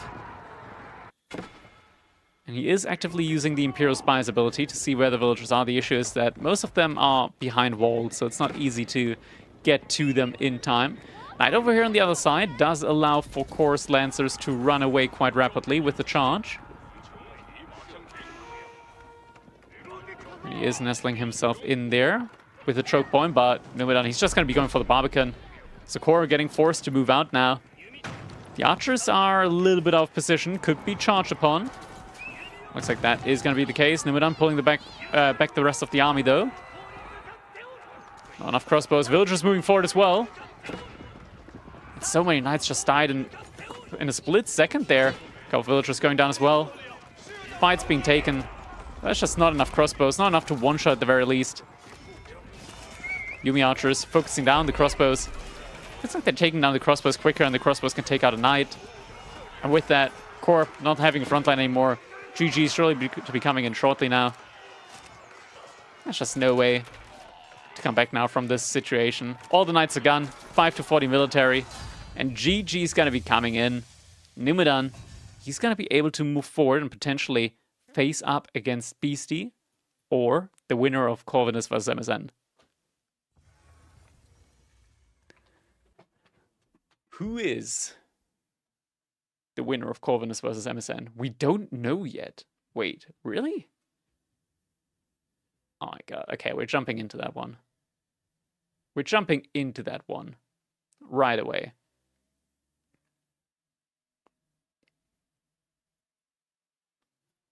Where do we have him? We lost! And just because I'm bad.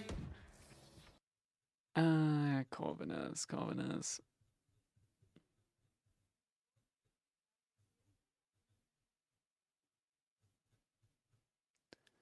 That's Kiljadi versus Elelliona. There it is. They're 22 minutes in game. Sengoku versus French.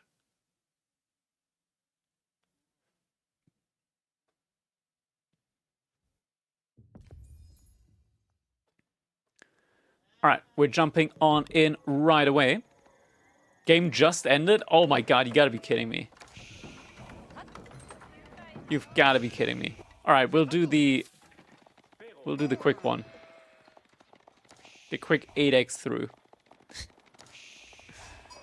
Just my luck. It just happened earlier with you and Lash as well. We lost! And just because I'm where bad. we start spectating the game and it ended just then. Beasty covered it? Alright, then we don't have to watch it. If it's been covered. No need, no need. Alright, looking back at the bracket Finally, then. I found it. Talk over! You put a delay on this? I did.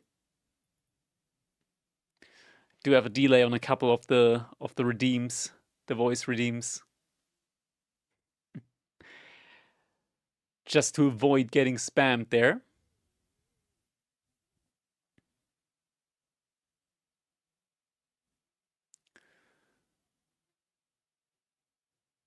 I was looking forward to the StarCraft 2 Type X cast. Type 8X, yeah. I want to watch the Corvinus versus Beasty game. I do. Oh, I just saw we got a $10 donation to the prize pool in between the games as well. Much appreciated. Let me quickly check who that fine gentleman was. Shash and Blats and Wagons. Hope you have visited an epider, man. Corvinus for MSN? Nah, they already finished. Nubik came in with the 10 duelers for the Crack Cup prize pool. Much appreciated, Nubik. Thank you.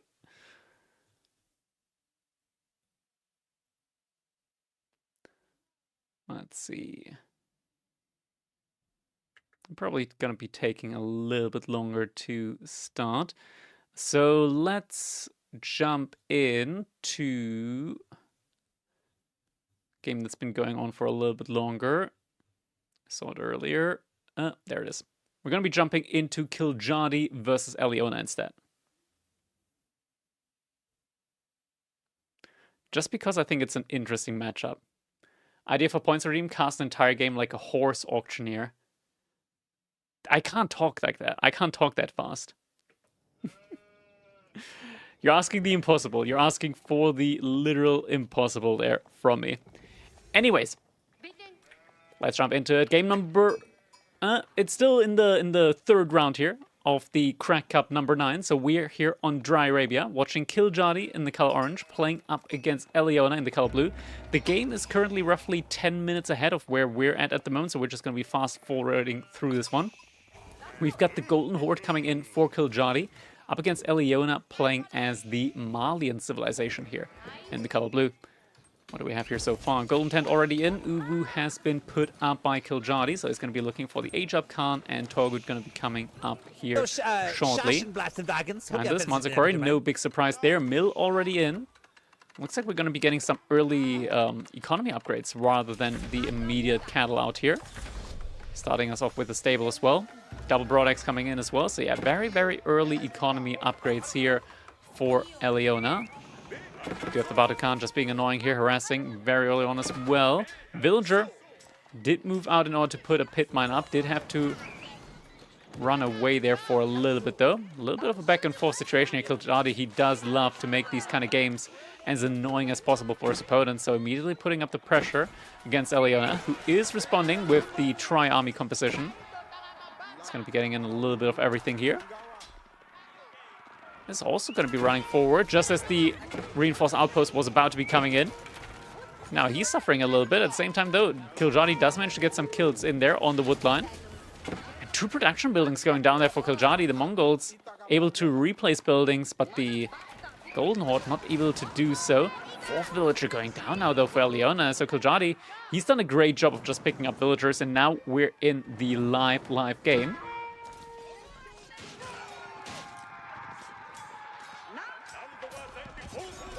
Torgut just going to be trying to focus down the Donzo there.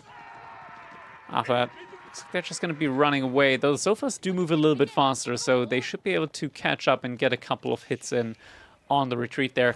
Elelliona, he does have a couple of cattle, so it's not like he's completely behind in the economy, but it's not looking too good for him here. It's really just a lot of damage that came in from Kiljadi, and Kiljadi already on double stockyard, so he's getting a good amount of income from that as well. Now to double barracks. Where's the archery range? Oh, archery range is down here, as he is also out there on the deer. He's just non-stop making these Torguts and trying to raid with them. Same thing now, coming in though from Elelliona, starting to take down one of the Uwus. Villager goes for the repair on the pit mine. Torguts from Kiljadi, looks like they're moving all the way over here again, just in order to harass the pit mine there as well. Yo, Oliver, coming in with the sub. 2 month now. 2nd month, the important 2nd month. Much appreciated, my man. Thank you. Elelliona also moving forward up against the fortified outpost. Is this live? Yeah, it is live. we can... You can still do Gamba. Much appreciated, Patrick. I'm actually going for the ram push now against this. He does see that he's being sieged on the pit mine back here. It looks like he's just opting to instead go for the push as well. The question is, does Kiljadi see this? Oh, Kiljadi, he's got no clue. He's about to potentially have a clue. He sees it now. He sees the ram. Could be potentially a little bit too late, though. This looks like it's going to be a good push. Ah, yeah, 2 minutes might have been a bit long there. Just cancel it. I think, yeah, just cancel it. I think the game already just ended as well. So probably best to just cancel it now. Anyways, fight is being taken. Rams coming in as well. By the top side. Just completely dominated by the sofas. Archers sniping down the individual spearmen. There were Koresh in there. But they just weren't able to tank enough. More Torguts coming in. Torgut reinforcements coming in as well from the front line. More spearmen here as well. Trying to defend up against the sofa. Archers still needing to fall back. Fortified outpost trying its best. More spearmen in queue. Villagers trying to torch down the rams, but that's not going to be happening in time. Archers still in trouble. Just running away for the time being. TC helping out with fire there. Archers here coming from the front line. Kiljadi's able to hold at the moment. He's still 7 villagers ahead. It's not an easy situation here for him. But if he's able to clean this up, then he's going to be in a good spot. Just that there's more and more units coming and trickling in behind this.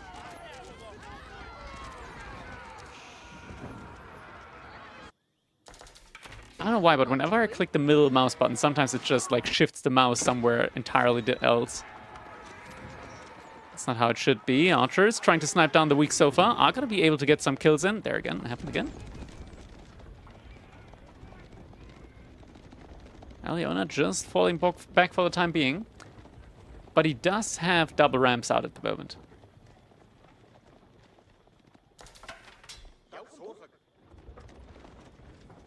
They're still up, they're still alive.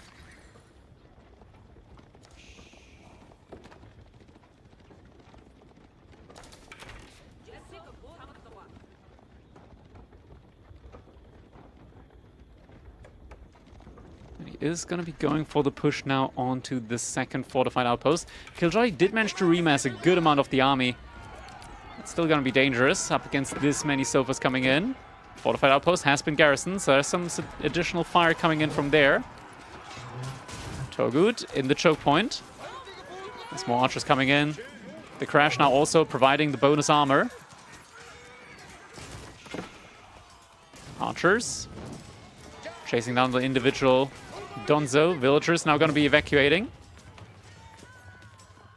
Outpost has been taken down. And Kiljadi, all the Torguts are down. He didn't manage to kill the Donzos in time. More villagers potentially going down. Falling back to the... Okay, he put the fortified outpost back up again. It looks like he's going to be losing out on the archer ranges. It's going to be difficult for him to replenish that in time.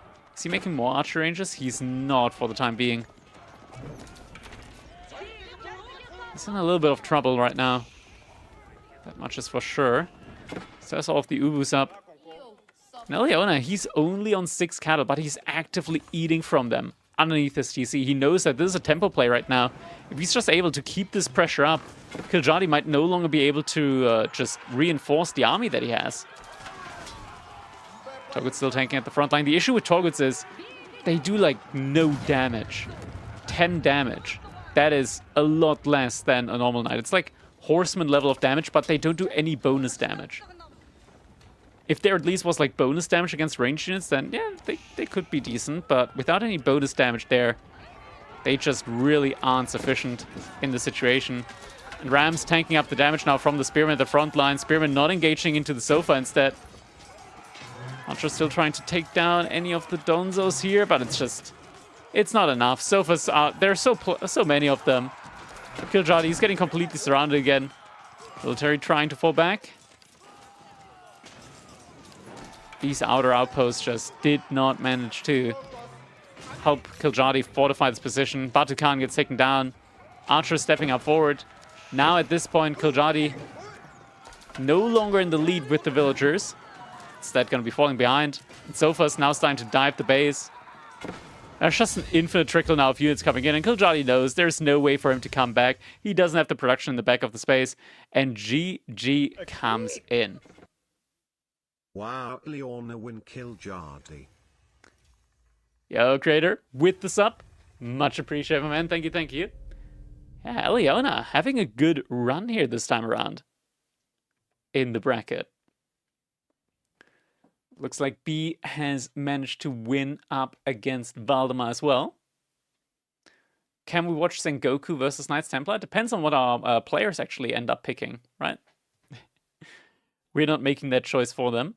But Elelliona up against B. All right, that's going to be the next one that we're going to be taking a look at. Beasty versus Numidan finals, I bet. It can't be, because Beasty might be up against... Like, Beasty could be up against Numidan at the earliest in the semifinals. So you can't meet him in the finals.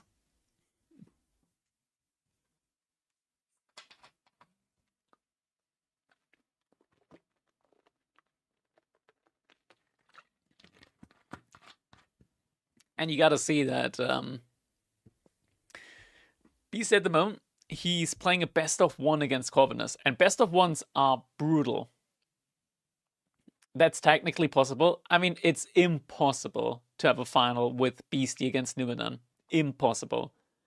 We don't have a loser bracket or anything like that. So it is impossible.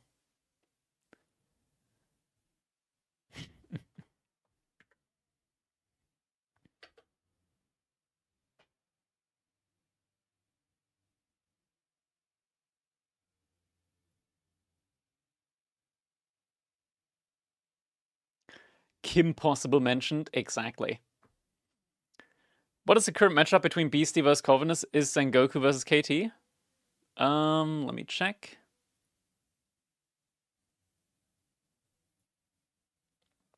Oh yeah, it is.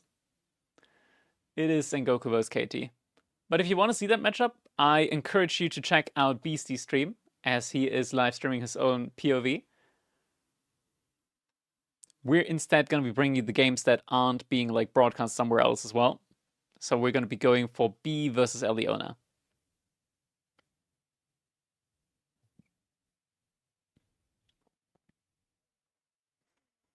Though I do kind of want to see Beasty versus versus Corvinus.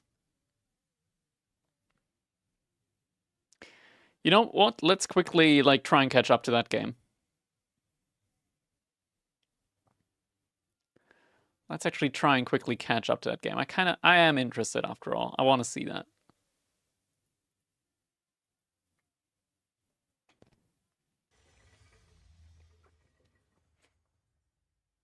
Beasty vs. B is more like it. Yeah, it could potentially happen in the final again. At this point, almost tradition.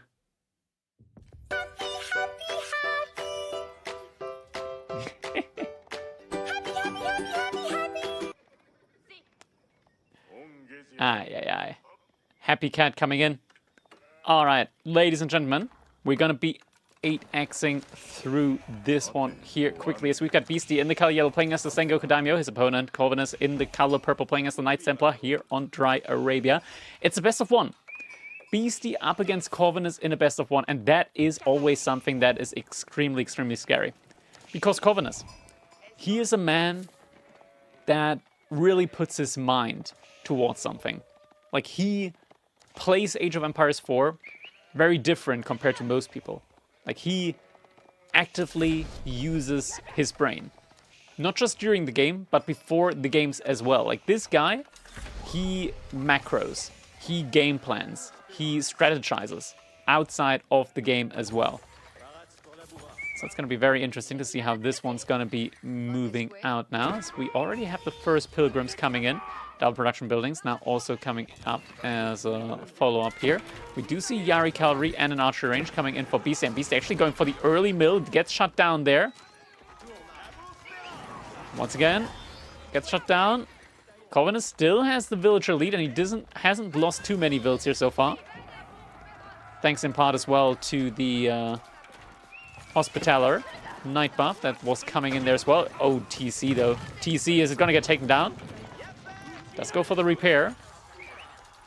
Lost a couple of builds again, but is still in the lead. Pilgrims do get taken down occasionally. Oh, Villager on the Deer did get taken down there as well. But still has a lead, but behind this, Beasty, he's going for the age up. Saka Brewery all the way on the edge of the map. Quick wall coming up in time, from the looks of it, for Corvinus. Needs to be careful, though, with the repair. Needs to actively repair. Villagers are going to be repairing. So it's not going to be broken through. And because it's not going to be broken through, Corvinus, he's taking his time, going for the full surround. Or tried to go for the full surround. Focus down the scout. So he's going to try and deny vision here forward from Beasty.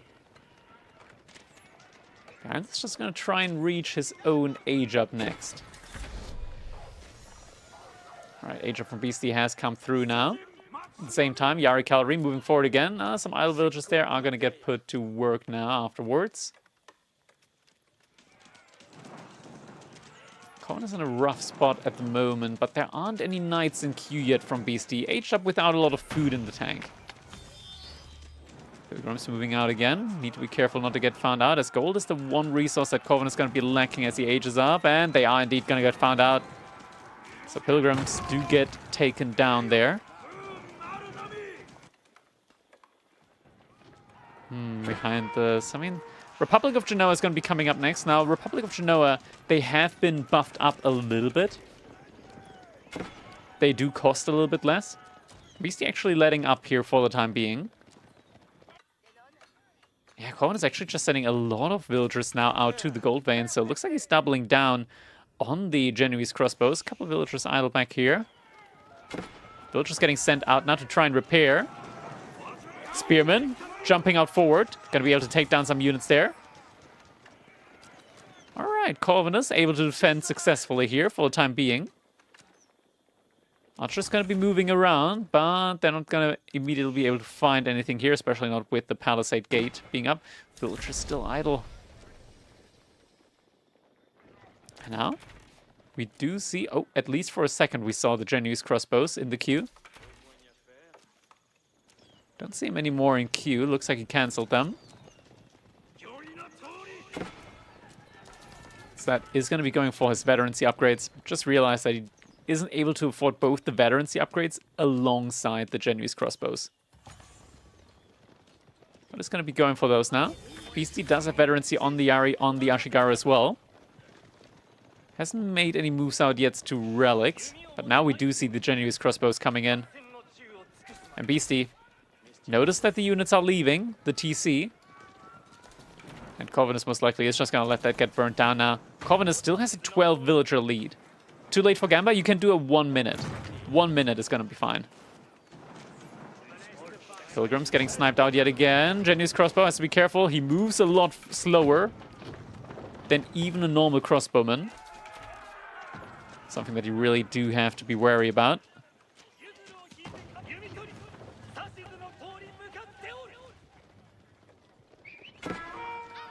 And Archer is going to be able to pick off at least one, maybe two. Oh, none of the Yumi. Beasty looks like he's about ready to go for a dive potentially into the base of Corvinus. Corvinus, all of his economy at the moment. Oh, it's all exposed here in the back. Everything's out there on the berries. A single knight is going that way. Corvinus does spot it out at least. He's going to be able to send the units over. But now the entire army from Beasty moves there as well. Doesn't have too many of the Genoese crossbowmen. And now actually units getting pulled. The villagers getting pulled. Everything's getting pulled here for a fist fight. Spearman marching on forward.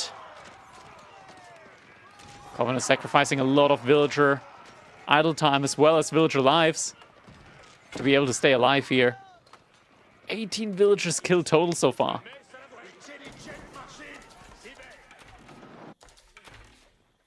Behind this, one more archers coming in. BC bringing back the first relic now. Blacksmith getting taken down. Corvinus has a ton of gold. He just doesn't have the food right now in order to actually get any units out. Does put up a market, so we'll try and buy some food back.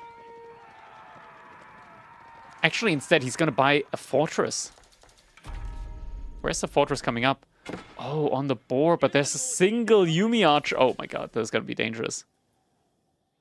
20 villagers running out to get the fortress up. And I think they've just been spotted, potentially. No, they haven't been spotted. Oh, what a lucky timing here. At least initially. Beasty, has he realized yet? He has not. Units aren't moving towards it.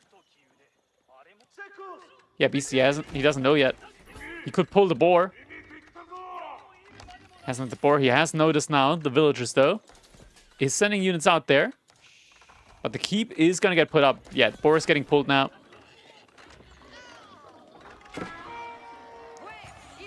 Villagers getting pulled back to safety. Fortress is going to get put up. He's going to be able to gather from the boar now.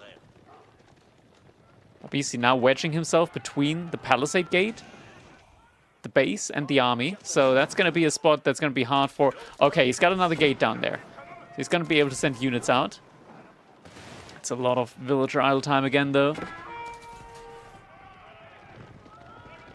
Knight still moving forward. Another pilgrim getting discarded off there. 2 more as well. Yeah, Corvinus just does not have active military production at the moment. Still the knight in the wood line, idling out the entire wood line there from Corvinus.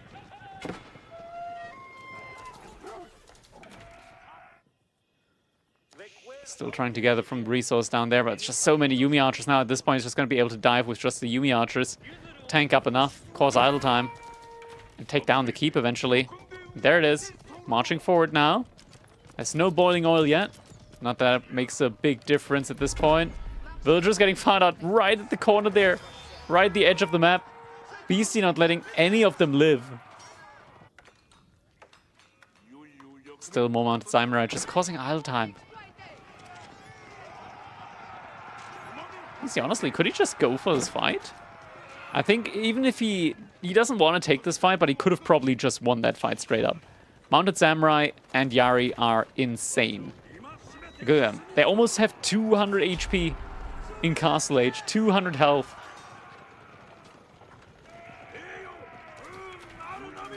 It's a crazy, crazy, crazy amount to be having. And now production building's just going to get torched down.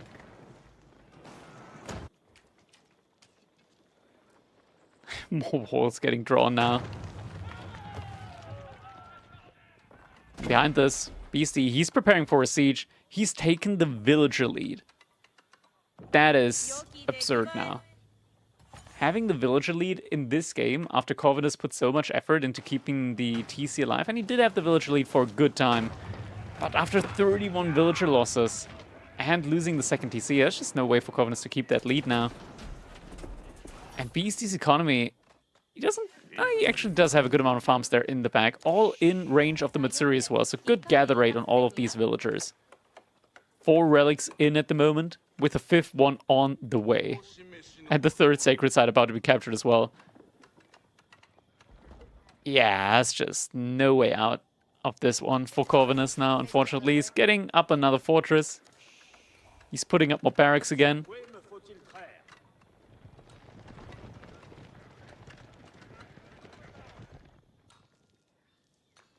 I really want to see KT win, but yeah, I don't think it's going to be this game. And the Mounted Samurai makes it in again. Oh, villagers react. For a different reason, though. Getting pulled to the wood line.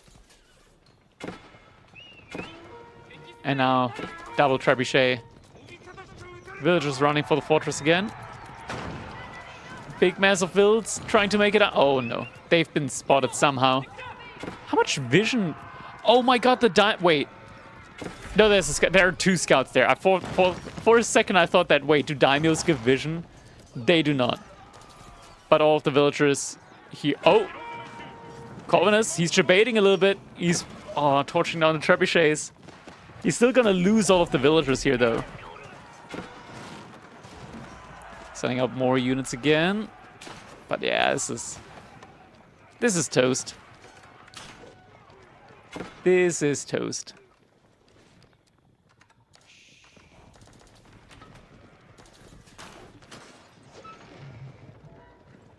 We're at 100 to 171 military. Double Siege Workshop now getting made.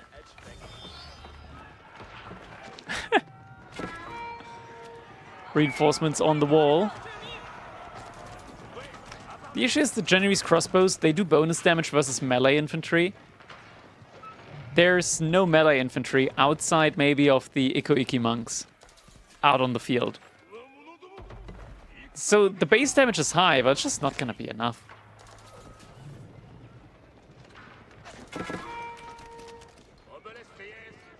They have a little bit more range as well. But like their attack speed is insanely slow.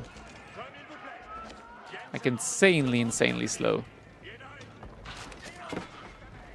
They can trade well here a little bit. But yeah, every loss is painful as well, as they do cost a lot of resources themselves. 170 each.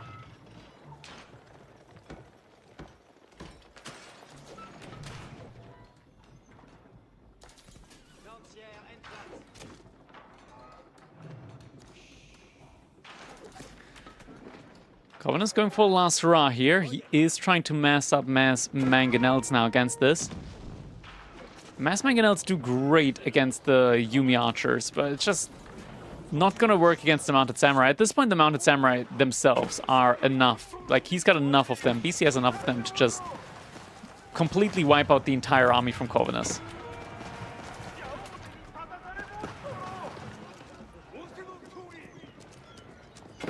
The Yumi are just the icing on the cake now.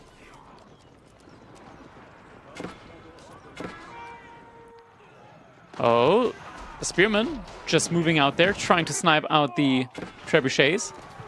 They're gonna be able to force them back. Now the mangonel from Corvinus is pushing forward. It is actually a lot of just ranged units at the moment from Beasty.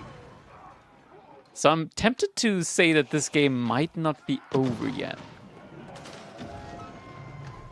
There's like a good amount of mangonel shots connecting onto the Yumi and the Tanigashima Shigaru.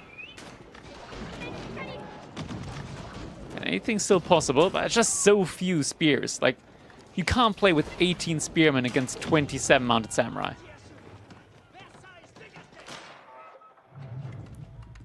Fortress getting destroyed now as well. Single Yatai. Is Beasty losing villagers to a wolf? Not seeing it, but he is getting a second TC in. Villagers out here having to run now as well.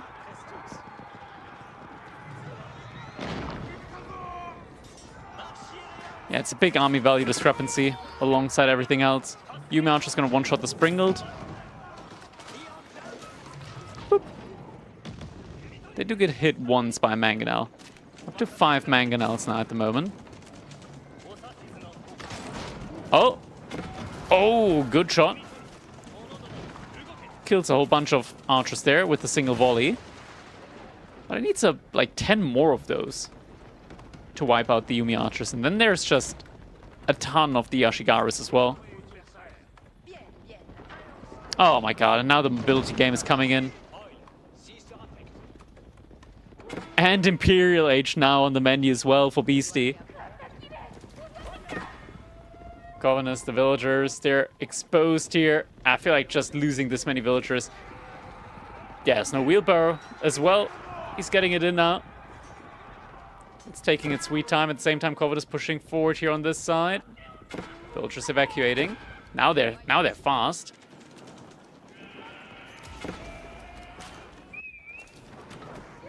Beasty is just going to start torching down the houses.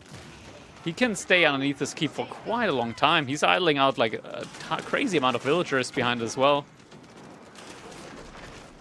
More buildings getting torched down now here at the front line. Beasty pretty much walled Corvinus in for the most part. Villagers getting sent out now to the resources out there. Goodbye to that villager. Corvinus is population capped now. Lost too many houses. Age up has come in for Beasty. Elite upgrades coming in as well.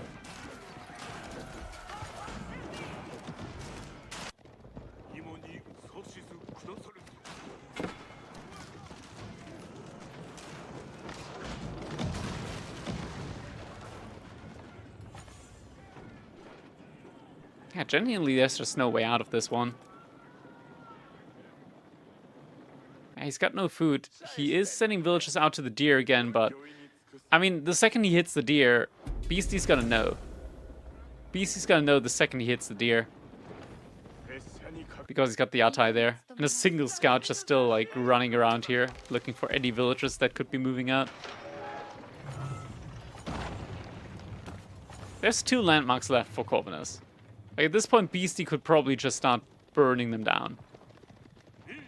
Instead, he's going for a full surround. Wants to take back the Sacred Set, or at least stop the decap. Oh, he doesn't get the decap. He gets the decap in. So he's gonna have to actually kill him. I hadn't had the fortress coming in again here at the front side, but the fight's about to be taken. Beasty knows he's got the upgrades. He knows he's got the upgrades. He knows he's got the upper hands. He's just taking his time to go for a full surround now as well. Siege is just not enough. Not enough spearmen at all. The entire front line just getting absolutely decimated. Archers running in now. And GG's gonna be coming in. Beasty able to advance to the best of 3 segment now.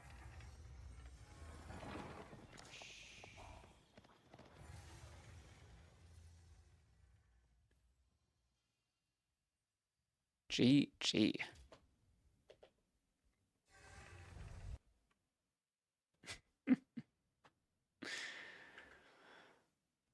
All right, we're gonna be moving on now to the best of 3 part of the tournament. And the first one is gonna be Beasty versus Numidan.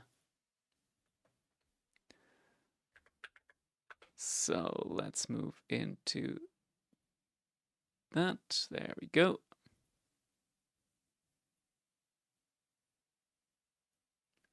Copy the map draft. Copy the Civ draft. Raiding party! Looking good, looking good.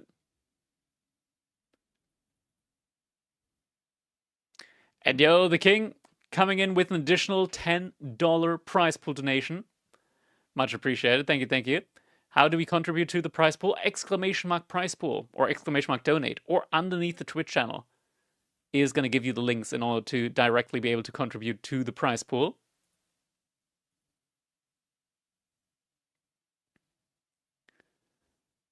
All right.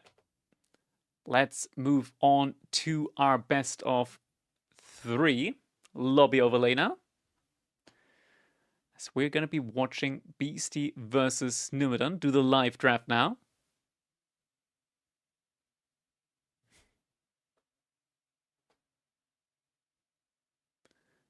There we go.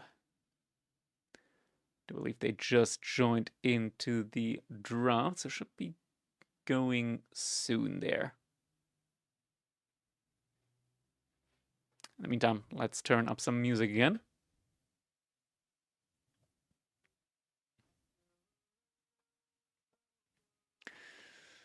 Why did you remove KP video from YouTube? To make a long story short, basically, my main goal with the video was to stop the rumor mill, stop like the accusations and fake information being put out on Reddit, on Discord, those kind of platforms. I achieved that, and after that, the video, like the only thing the video would achieve after that would be to give a bad rep to both KP, Red Bull, and Microsoft. So I don't want that. So it's I took it down afterwards.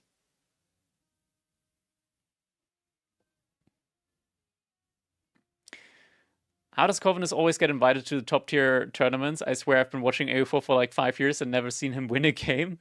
Well, first of all, this tournament is not on an invite-only basis. He signed up for it. Second of all, he wins plenty of games. Like, you just saw him in the third round, so he had to win at least 2 games before, and he's taken games of Beasty as well. Like, plenty of pro players.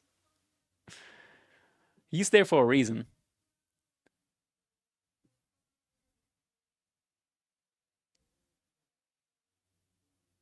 Like, all the EGCs and biggest tournaments. I mean, there as well, like when he plays in the main events, that is because he qualified for them, if he's able to get through the qualifiers.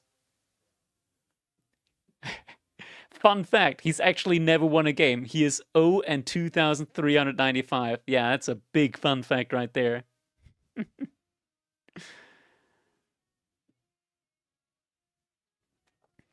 Oh, we're not getting Mongolian Heights in. That's sad.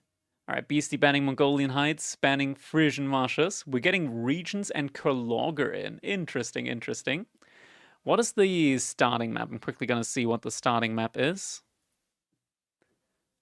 The starting map's going to be Dry Arabia. Okay, okay. So classic map there to start the series.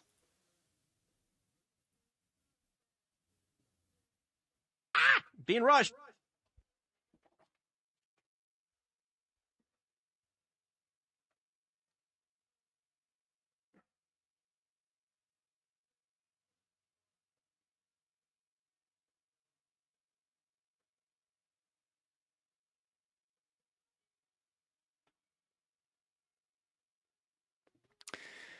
Is it true that when a cat wags a tail, this means it's angry? I wouldn't know about that. Yo, Stacy K Store with the $30 contribution to the prize pool. Much appreciated. We're now at $167. Thank you, much appreciated. It's all going to be going to our wonderful players here today, of course.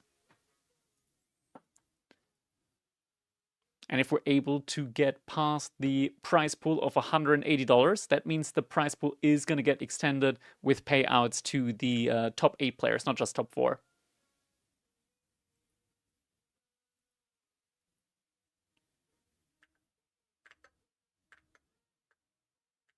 All right, civs are all picked. Did my donation not come through? I donated $100 at the start of the stream, but the prize pool seems below 200.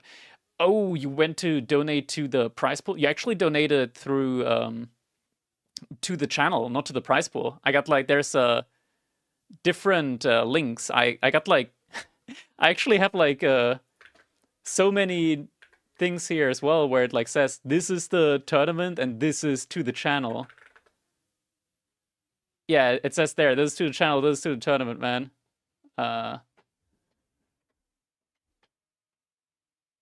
But we just got another $50 donation, so now we're definitely over the $200 mark. That means that we're gonna be having the payouts increased as well from top 4 players to top 8. From top 4 players to the top 8 there as well.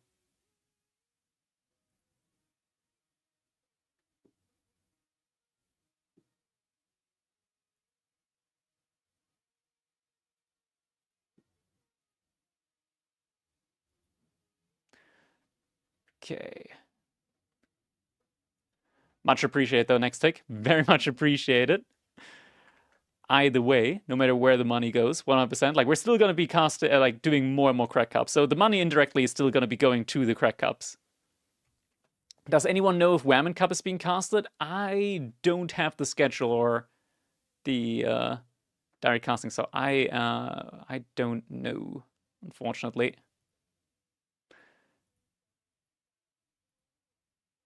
Let's see, though.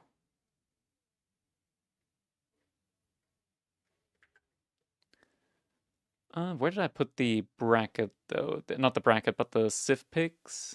There it is. Okay, so first game is going to be Macedonians for Beasty up against Sengoku Daimyo for Numudan on Dry Arabia. So we're going to be looking for that one now. Should be starting soon.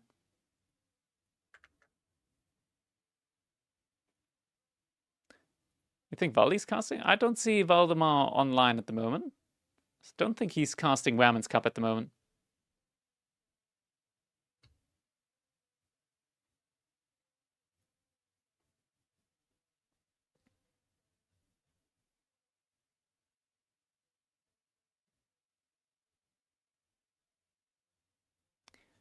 There we go. Game's just started or went into a loading screen. So we're going to be jumping right on it. Wait, did I miss another donation? How are we almost at 300? Oh my god. Next tick with another... Oh, $69 donation. All right. Much appreciated, Next Tick. Almost at a $300 prize pool now. At this point, I'm gonna have to update. Yeah, I'm gonna have to update the title now.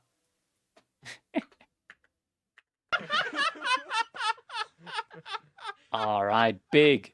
We're getting the prize pool up there again. That's crazy. I didn't expect it after last week already. Went pretty crazy there as well. Okay, ladies and gentlemen, with that, it is time for us now to jump into our first game of the best of 3 series, the semifinals. And we're starting with Beasty in the color yellow, playing as the Macedonian dynasty. His opponent in the color red, playing as the Zen Goku Daimyo. We got Numudan. We do see the Matsuri coming up early here. Numidan, we just saw him play Sengoku Daimyo up against Core earlier with great effect. So it looks like he's got a build ready with this one. Looks like he knows the civilization at this point. He's got the macro down. Look at that.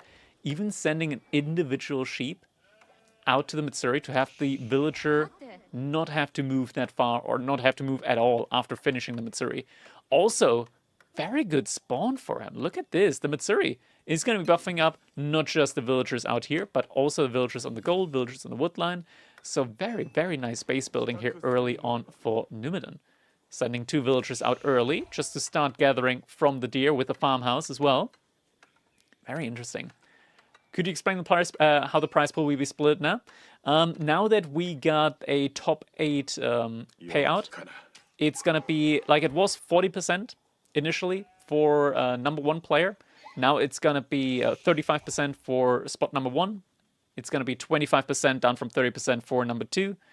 It's going to be 12.5% for spot number 3, spot number 4, and then 3.75% for every spot from 5 to 8. That's basically the way the split works. So yeah, if we're like at a spot where it's like right behind $180, in theory the prize pool is gonna decrease a little bit for the first top 4 players. But at this point we don't have to worry about it anymore. At this point, like, everybody's getting more at the end of the day. What do we have planned out here? It's just the tools are kind of limited there. And Spitzner coming in as well. It's over 300. It is indeed another $24. Now we're at $311 prize pool for Crack Cup number 9. Much appreciated. Very much appreciated. Now Imperial Hippodrome is going to be the age-up of choice here for Beasty. Going to be able to get those Hippodrome champions, Hippodrome Scout and Hippodrome Horseman out as well. Is the gold in range of the Matsuri? Yes, it is. It is indeed, 100%. We can also flip to player 2 so we can see the exact radius. So you see the villagers over here are gonna be in range when they gather from the gold vein. Very important there. And we do see the villagers moving out now. That is going to be the 3rd Yatai out now for Numidan. 1st Yatai out there on the board. 2nd Yatai. Gathering from both the sheep and the berries inside the base from Numidan. He's going to be getting even more food there from this now that the sheep are coming in there as well. That's going to be a good amount of food there. Yeah, all the way up to 55 food per minute. And the next Yatai is looking for a good food source. And actually, yeah, with the deer and the berries there, going to be in a great spot over here as well. Imperial Hippodrome, not going to be taking too much longer now to be coming up. Question is, how much is Beasty going to be investing into Horsemen at the start as well? Look at this. Great Macquarie from Numidan. Right about able to go for the age up now as well. Is going to be going for the Ryokan again, I assume. Indeed, Ryokan coming up in front of his base. Only aging up with 3 villages, though. I do assume that he's going to be going for even more. Wait, what a... Wait a second. Again. Oh, my God. Oh, my God. $150 donation. Okay, I'm going to have to adjust the title again. Who just did that? Who just did that? Let me check. Type error. Type error coming in with a $150 donation. Oh my God. Are we going to be going quadruple digits here again at the end? Oh my God. Type error. Holy man. Much appreciated. Thank you, man. Let's update the title there. That is a big donation right there. I'm sure the players are going to appreciate it.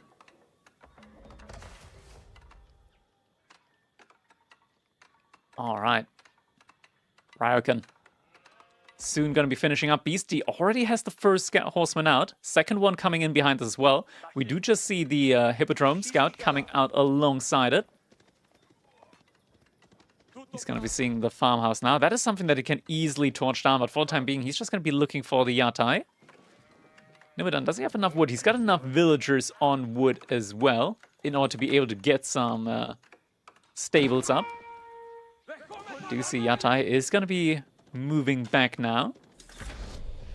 Might potentially have to pull a villager if he wants to keep that one alive, but actually the horsemen, the next horsemen, they aren't too close, but they are going to be forcing the next Yatai back as well. Double stable coming in now. Numudan, he's got a very good food, amount of food right now that he can immediately spend on some of the Yari cavalry. Will most definitely need a double stable, so he will have a good amount of production buildings to be getting the units out from.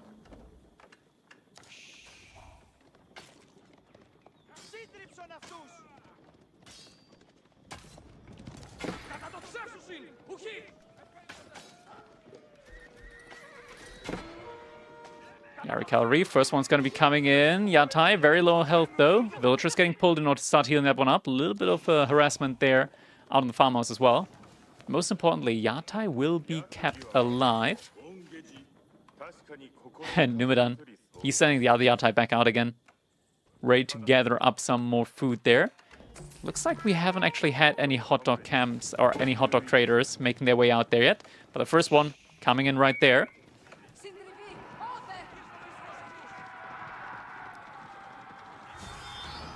Yarikav just doing a little bit of back and forth now. And these are like really good trades for Numidan here. Look at that. Every single time he like gets a hit in, the Yarikav that he has, they're going to heal up. Beasties are not going to heal up. So all of these little engagements do actually give Numidan quite the nice lead. Farmers is going to get taken down, but the Raukan provides you with 60 increased population, so he doesn't have to be too worried about that at all for the time being. Daimyo is going to be next up here for Numidan. Just needs a little bit more food, but it's going to be pretty big. Having the Daimyo in there is going to vastly increase the attack speed of the Yari cavalry, so prolonged engagements do yield a lot more damage for Numidan.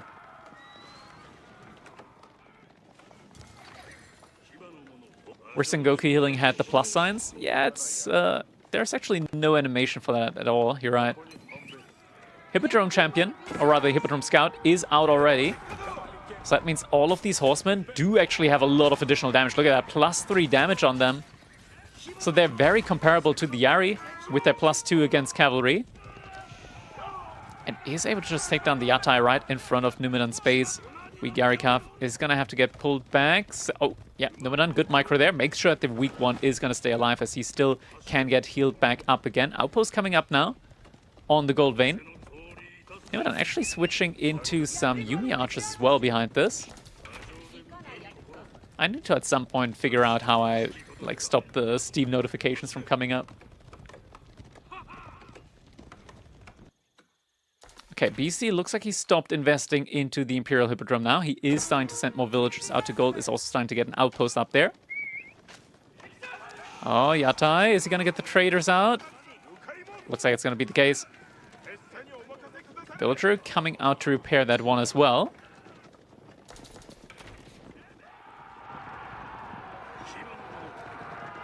Yarikav still going for the chase afterwards. Numidan doesn't have the unique upgrade in yet to further increase the movement speed. But because Beasty at the moment is grouping up alongside some scouts, he is actually able to get some hits in every now and then. Yeah, as long as they're moving all at the movement speed of the scout at the moment. Villagers here trying to rush the outpost up. Beasty does not have enough units here anymore. And Numidan, he's going to be able to get away with the villager kill. Nice early pickoff, and immediately afterwards is starting to torch down the outpost. Yumi archers out there as well. Just a single scout doing some damage there, but that can be ignored for the next 3 minutes. 2 horsemen still trying to annoy the Yatai. Are going to get found out. And Beasty double outposting now on the gold. So he's got a lot of villagers out on the gold now. Needs to get the gold in very quickly as he has a lot of food, just not a lot of gold to go for the age up. He's got a lot of food, so this actually is a lot of denied time here, a lot of idle time that Numidan is forcing at the moment, which means that Numidan, he's going to get a very comparable age up timing in. Beasty. Going for the Sharpening Stones upgrade. The reason why he does that is that way his outposts are going to be able to do a little bit more damage. He's fearful of Numidan just going for the all-in and start torching down all of his buildings there. Once again, Beasty idled out on the gold vein, not able to go for the age up quite yet. Hippodrome Radari is in now, though. This unit is insane when it comes to the stats. But not going to be good enough here for the time being. So Numidan, he's going to have to fall back. But yeah, he's actually going to be able to go for the age up first. 2 hot dog camps already made it back towards the Matsuri. That means all the villagers here do have 10% bonus gather rate right now. And if there's another trader coming out soon somewhere, yeah, over here, that's going to be moving up to 15%.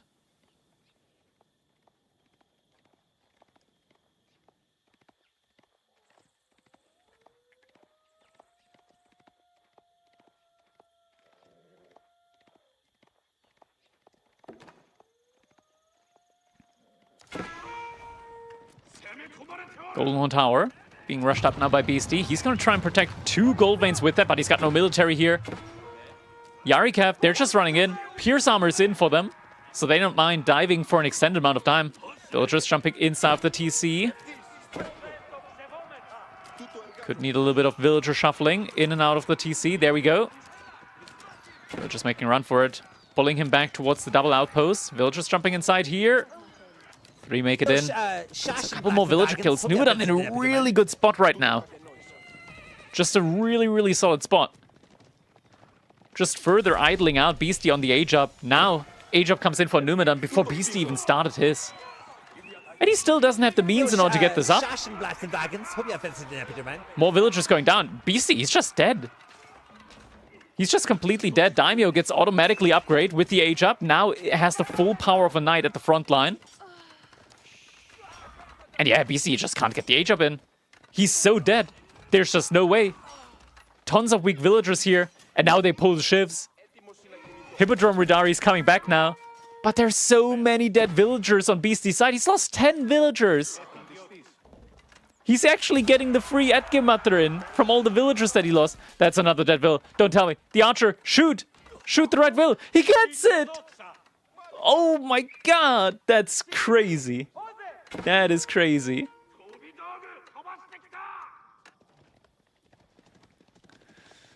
Ah.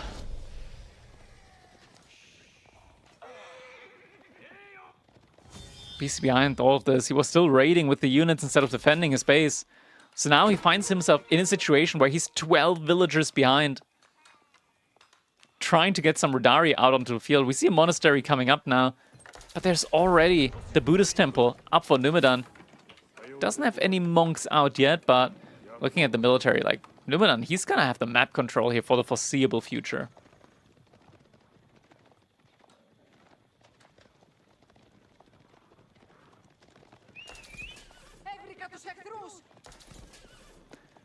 Now we see Mounted Samurai moving forward. Actually, they do manage to find the couple of horsemen here. Are gonna start chasing after them. Hippodrome Radari, look at that Beastie. He's sending only the Hippodrome Radari back in order to bait them out. But there's just so many more units coming in for Numidan that the one Hippodrome Radari isn't enough to distract everything. Beastie gets found out on the deer. But, yeah, I mean, this is where fear is definitely helping him out a little bit. Fortifying all of them. What happened to the boar on Beastie's side? I believe it was over here and got eaten early on. Yeah, I think he ate the boar right around here early on. First relic just got picked up by Beastie. Right onto the wood line. Villagers not going to be running in time. That's going to be another 2 vilds down. Make that 3 most likely. Yeah, 3 villagers down. Beastie, he's behind like 50% of Numidan's villagers. Numidan, he's just chilling out on the map with resources. Might lose his first 1 or 2 villagers now, building the outpost. Yeah, okay, he actually has enough damage on the Radari to 2-shot the villagers there. That's pretty good. There's no textiles in yet for Numidan. Knight's coming in to try and defend against that, but Radari will still take 1, might still take 2. He's gonna have to run away now. Good amount of damage came through there. Iko Monk bringing back the first relic there now. But Beasty needs like 5 more of these raids if he wants to break even. At the moment, just massing more and more Radari. Same, though, for Numidan, just more and more Mounted Samurai coming in. And when it comes to the power of these units, the Mounted Samurai for Sengoku are just better than Radari at this point. With the Daimyo, they've got like the same movement speed. They have a charge. They do more damage. They heal out of combat. They get more health. Similar, well, they get like same bonus health-ish. Like Radari have plus 12, they're 252. Mounted Samurai 253, so they have more health by 1. Just overall not very favorable for the Radari at this point. Yatai is going to get found out again. I think this time gets taken down quickly enough though. 2 Radari do add a lot of the damage there. One Mounted Samurai is actually killing a couple of the Horsemen. Horsemen are valuable as a meat shield in this situation, so we don't want to just lose them. Same though for the Mounted Samurai. Don't want to lose him, but will get taken down. Looks like he's just trying to distract here as the wall is getting put up, but yeah, he's not going to be able to do that in time. More Mounted Samurai coming in from back, and Beasty just sending a single Horseman in now. That single Horseman probably just going to be good enough if villagers pull the shifts, though the Horseman does have the melee armor. One single Yumi Ashigara archer coming in. Charge comes in, taking down one of the Radari there.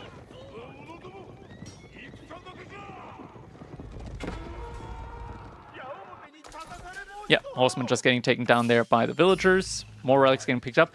And Beasty actually somehow bringing back 3-2 relics after this not so good opener. Yeah, the score at the moment is 0-0, so we can actually put the scoreboard back up. There we go. Oh, more raids coming in. This is something that Beasty just does oh so well. When it comes to these raids, when he's behind in a situation like this, just making sure that it's going to be a really uncomfortable situation for his opponent when it comes to pushing out, and making it so that he really can't just push out, he really can't just move out across the map.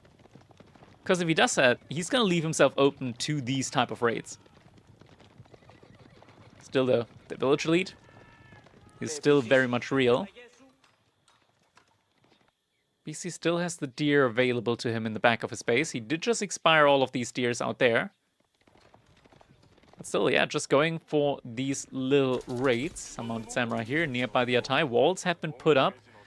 Needs to wall around here, though. Oh, he's on the large gold vein. Interesting spawn point here for a large gold vein, right in front of Numidan's base in the middle of the map. Yatai. Yeah, that thing dies so quickly now at this point in the game. I wish there was more scaling to the survivability of the Yatai. Like, it shouldn't survive that much early on, but later on it should be able to tank a couple more hits.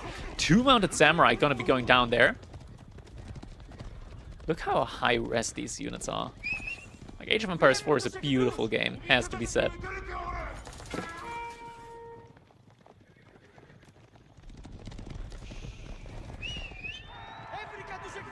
Alright.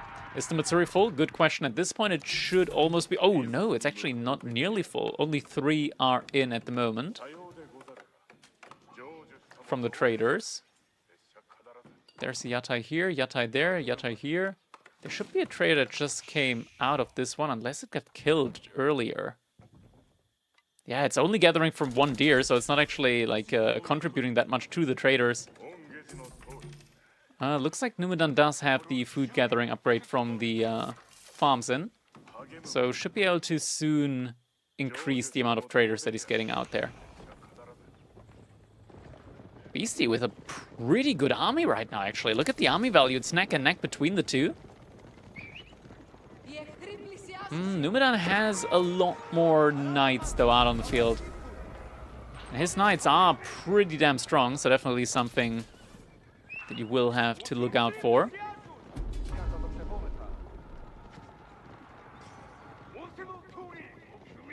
Patrick, it's edit com. Much appreciated. Sacred Sign being captured up now by Beasty on the left-hand side.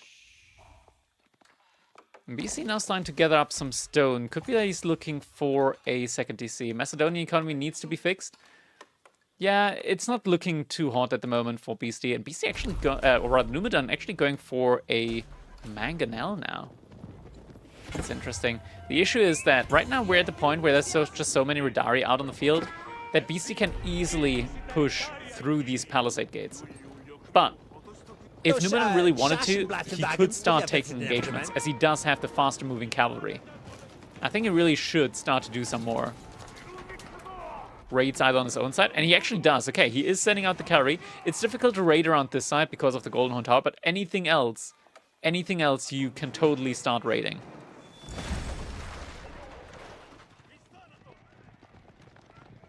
I don't think the economy necessarily needs a big boost for Macedonians.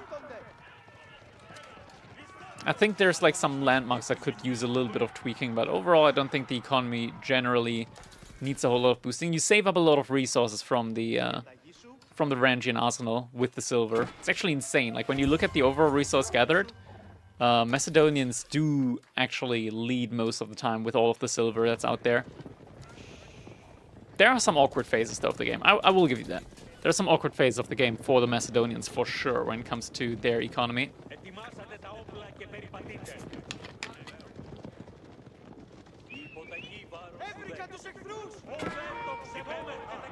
Rumfire is in for Beasty. So that's going to be an additional 3 damage on the Radari. Means that at this point, with 32 damage total, they will actually do more damage than the Mounted Samurai.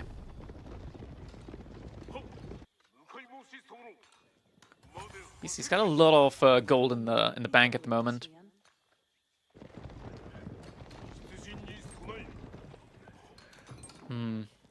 Yeah, I feel like Numidan might actually be thinking about Imperial Age now. I mean, once you get to like 40 knights, you ought to feel like you've just got enough military out in the field. Beasty though, he's also investing into a ton of spearmen. Veteran at Gemather are in. Also getting Mounted Samurai Dachi. Okay, that's actually going to be really, really good against the Atgemather. Or the crossbowmen, for that matter. But Numidan's still really, really thinking about the Imperial Age up now. This could be an awkward timing. I think Beasty, he's aware. Because Numidan hasn't been moving out, like, at all.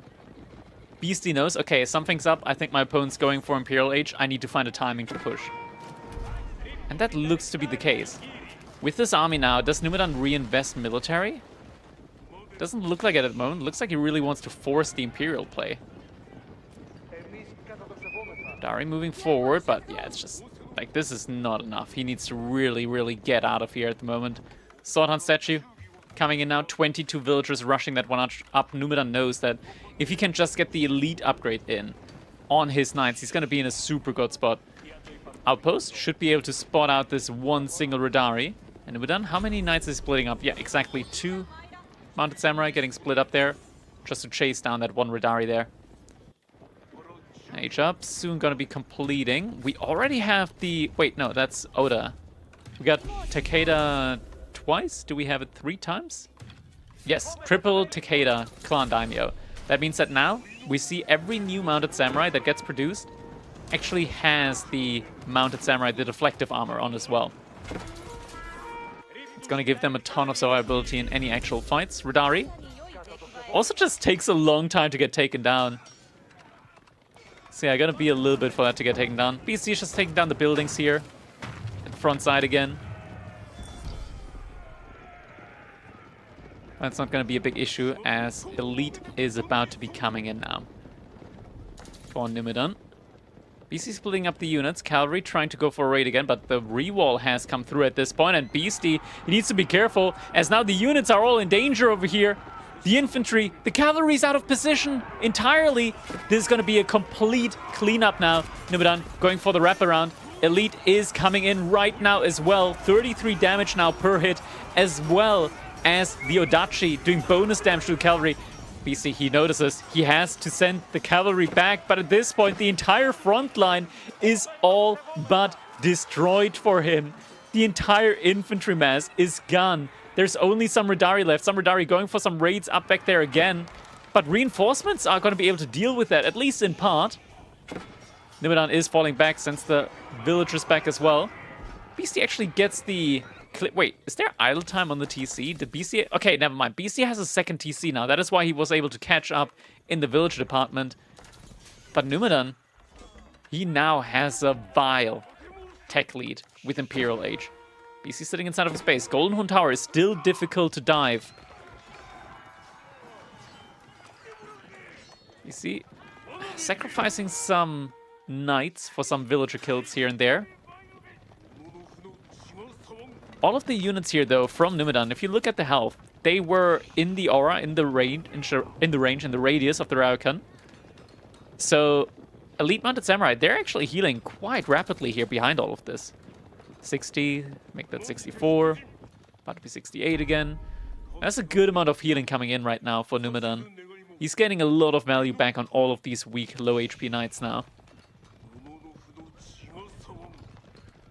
Gotta be thinking about it like this. It's like 10 knights out there. It's gonna be like 10 health every second total in your military population getting healed. Some more farms coming in. Yeah, Beasty really going ham now on the farming economy. And he is actually just about able to go for his own age up. He's got a good amount of silver per minute overall. And he is moving out more to the stone outcropping. He hasn't been actively gathering silver for a while now, so that's going to help him again in the silver department, income-wise.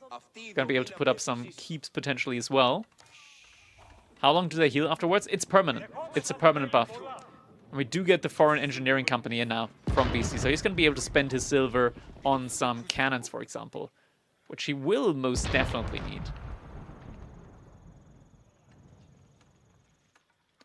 Golden Horn Tower, the main defensive landmark here for Beasty, now getting sieged down. Still trying to go for some raids. The Matsuri at this point in time is fully equipped with the hot dog stand.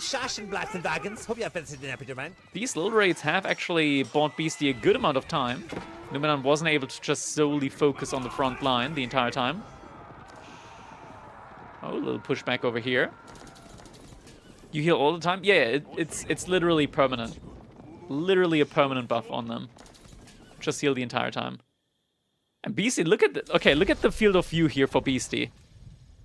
He sees all of this. He's got like houses everywhere with the Byzantine bonus upgrade on them.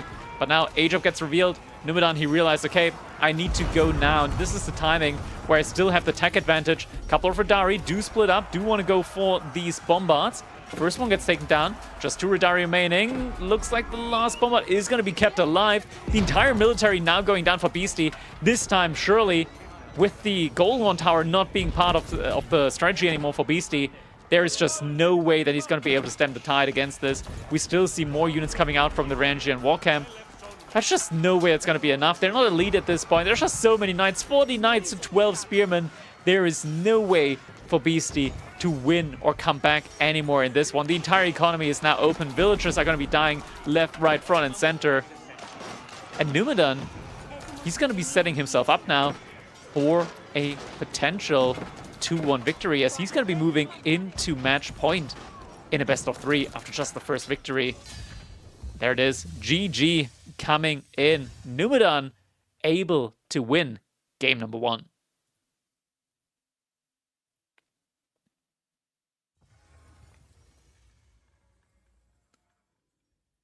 All right, G to the G. Macedonians OP, but Sengoku seem to be OP-er from the looks of it. Let's move back to the lobby then. Hi.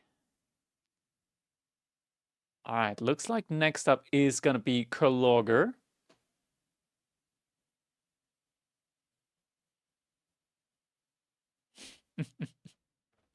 Yeah, Avery, how you doing, man? All right, I'm just going to have to announce the snipes again, as we still don't have that quite working yet. Oh no, poor Macedonian who has the best heavy cab of the game. I'm not sure if Macedonians have the best one or whether it's gonna be like, I think at this point it might just be Sengoku with the best cavalry. This is best of 3, right? It is, it is.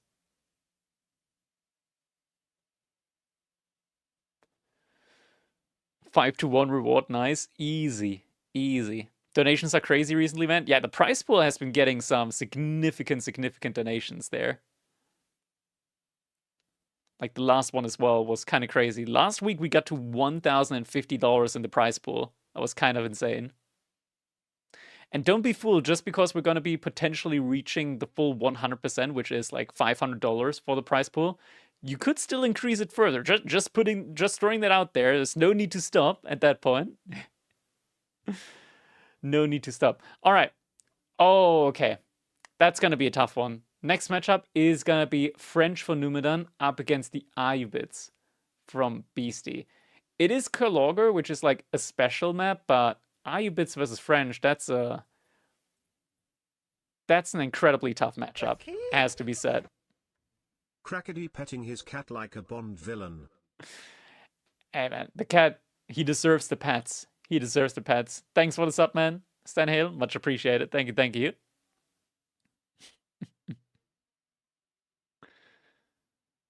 All right.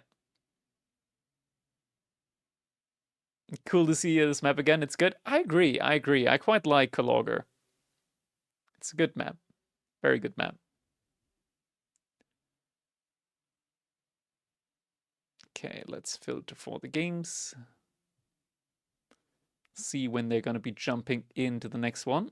Oh, already are. Perfect, perfect.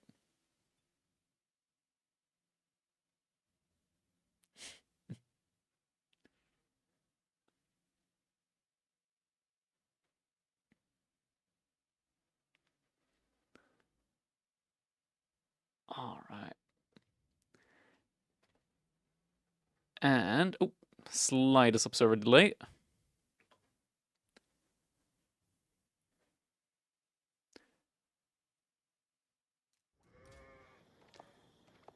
All right, here we go, ladies and gentlemen.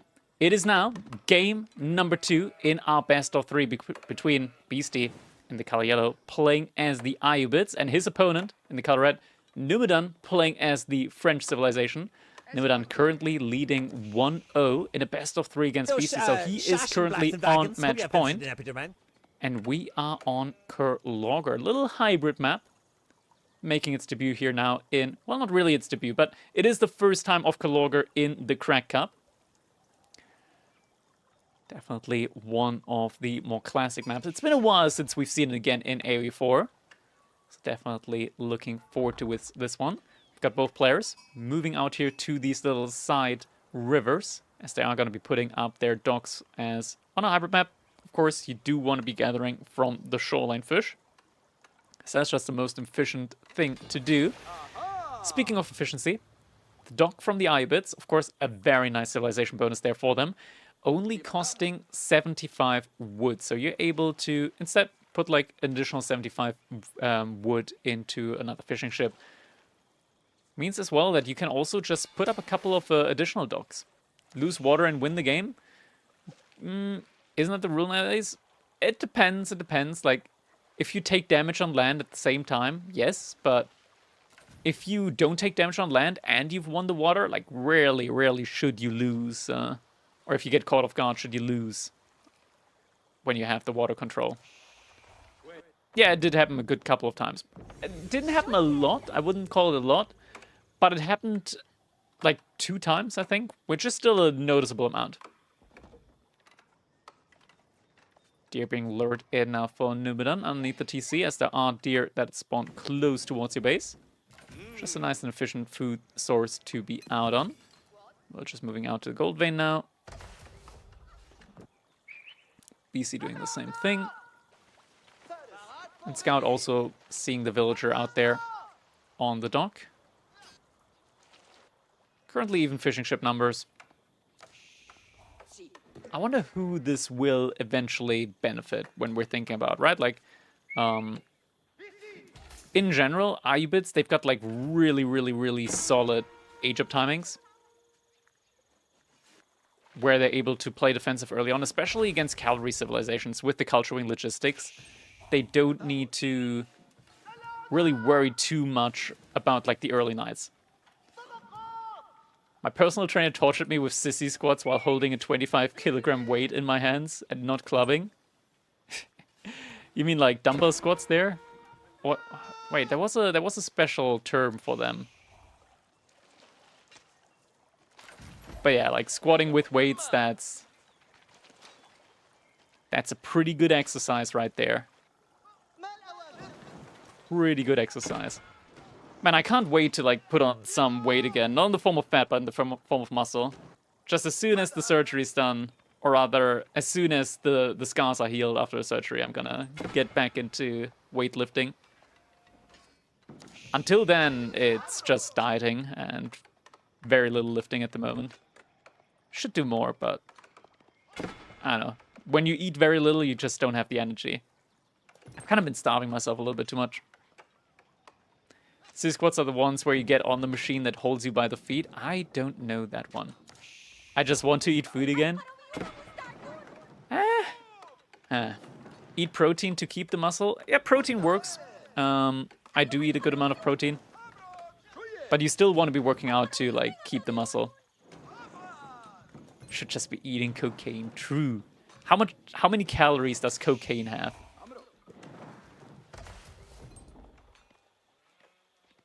Alright, advancement coming in from Beasty, actually. We should have called this one out a little bit more. Advancement, that's an interesting play here. He's going to be saving up some resource, but at the same time, what's he gaining? Look at this. He already put the dock up forward, like he put the waypoint forward to get, like, aggress onto the dock. But he can't get there. He cannot get there. This timing, with the age-up choice that he went for, does he even know about this? Does he even know about this? He doesn't know about this! Oh my god, no. Oh, that's... Now he knows. Does he cancel? Does he cancel? He didn't cancel it. Oh my god, he didn't see the wall. Let me in! Let me in! Unfortunate. Unfortunate. Doesn't see the wall. Is going to be stuck here for a little while. I'm not sure. I mean, Numidan, he's not going to get found out now by a timing push at the very least. But there's not going to be any additional damage coming in now. Behind this, Beasty has put up a second dock now on the other side, on the other river. Scout just harassing the outpost here. That has just been coming up. Numidan actually opting to start with a horseman. Warhawk also coming in now for him. What's the plan with the horseman? Oh, villager. He's going to get found out now. What did Beasty age up with? He aged up with the advancement wing for better timing on the age up, but could potentially be hurting him now. Villager gets found out here. Numidan reacts though. He's going to pull that one back in time. And Beasty on the other hand side, is going to lose his villagers instead. Is this the final? This is the semi-final. Best of 3 semi-final, and then we've got a best of 5 grand final.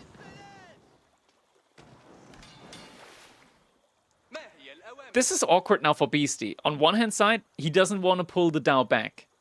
On the other hand side, he would prefer not to have his dock torch down.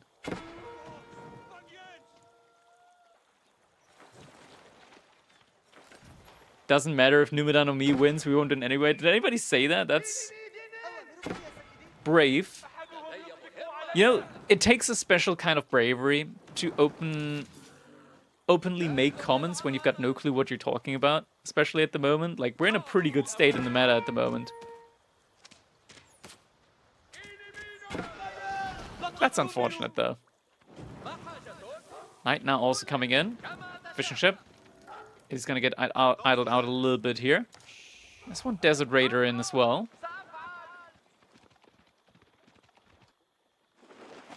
Beasty, he walled in his wood line, so it makes it a lot more difficult now for the Knight to get any fights there. Or rather, to get any villager kills. Beasty still just gathering from the shoreline fish here, expanding that way. But Numidan's even on the village account. Of course, the TC from the French does work a little bit quicker.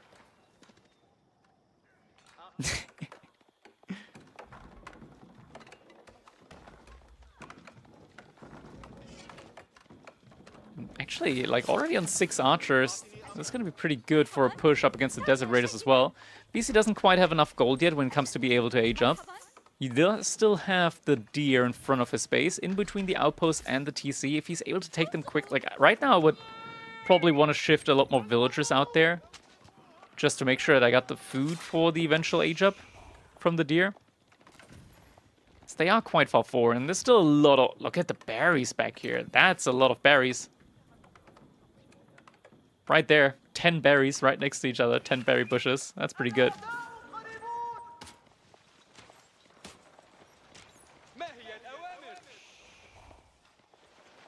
Numidan hasn't been showing all of his military so far. He is getting Pierce Armor in.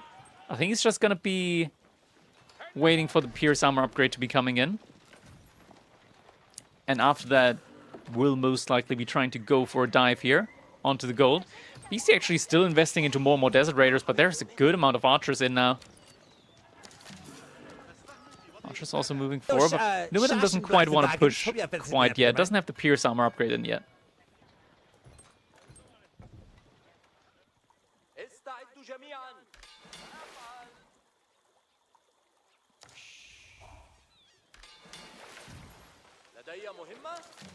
So far, economy-wise, Beasty does seem to have a good lead now with the additional fishing ships that he's made. Made a dock down there now as well. Numudan pushing in front side again, but he's going to pull back for the time being. He does have the siege engineering upgrade coming in. So it looks like he will be going for a ram push now behind this. Beasty is starting to switch up now into horsemen after investing into Desert Raiders. Definitely something that he's going to be needing. He's going to have to be going for it soon. He needs a lot of them out quickly. It's going to be difficult for him to hold now. Yeah, Numudan's in a pretty good position. And the Spearman. Okay, the Spearman's going to completely flip the script. So many times do we see the French be afraid of adding in Spearmen. That is going to be, like, game-changing now. Having some Spearmen in there as well. Like, 2-3 Spearmen can potentially really throw this match on its head. BC is going to have to fall back. He does have gold in the backside. Already has the outpost up there as well.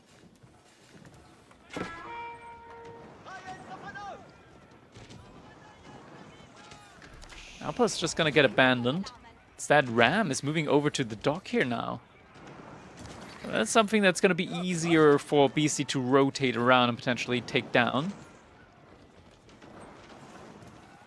Just going to be investing more into the horsemen for the time being. Now Numidan actually going to try and go for a little bit of a denial play on the waterfront. There is a demo ship here. Definitely need to be aware of that. Beastie just running around here, potentially trying to catch any reinforcements off guard.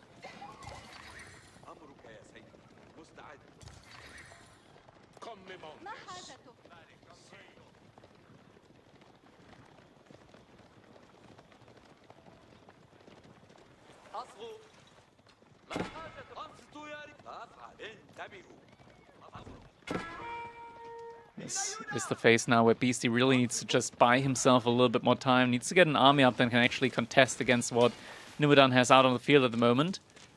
Looks like the dock over here is going to get taken down, but there is still the next dock down there.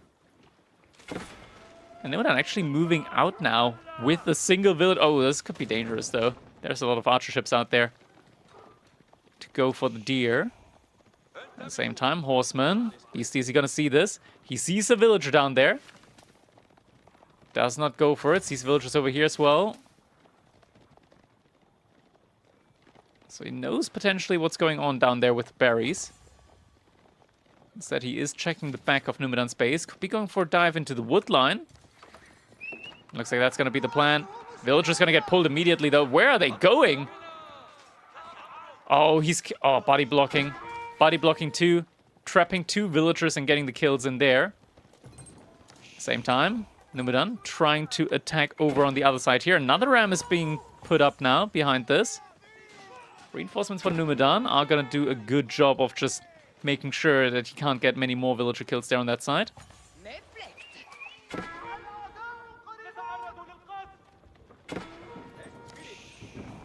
We have a lot of Desert Raiders at the moment, though. The thing with Desert Raiders is they attack quicker than normal archers. They do more damage than normal archers. They have more health than normal archers. They cost a bit more and they don't do bonus damage, but like in mass, they're still like very, very strong. And in an archer versus Desert Raider battle, they do win with enough numbers of them. Outpost getting taken down now. Fight about to begin. Archers need to start focusing down the Desert Raiders. Not enough to one-shot. Melee formation getting taken as well. A couple of spearmen are in.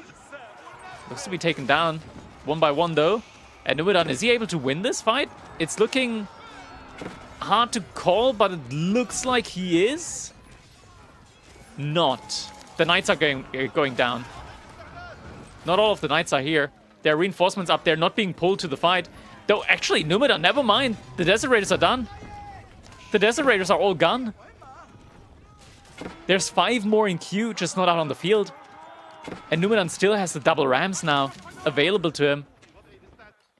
This looked pretty dangerous there for a second when Numidan didn't have the rest of the military fighting. But now he's inside of Beasty's base and he's forcing Beasty off of the wood line. Beasty forced to go with a lot of villagers over to stone now. Because eventually he might just need to like put up like a lot of outposts in order to have any semblance of wood access or food access. This might be cooked. Numudan. He's in such a great spot right now. Stone towers. Stone towers are a legal move. You can make stone towers in Crack Cup. And I don't think I've got a rule against walls in Feudal Age. Because honestly, I don't care.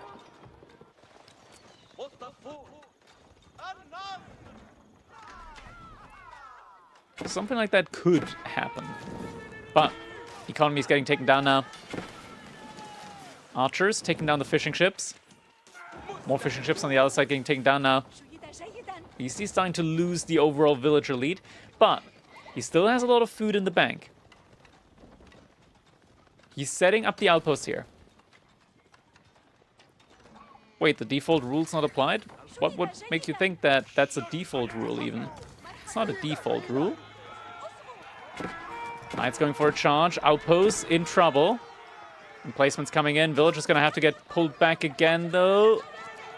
Villager is going to make it out alive.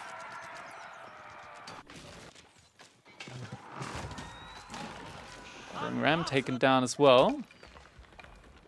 But it's still such a big army from Numidan.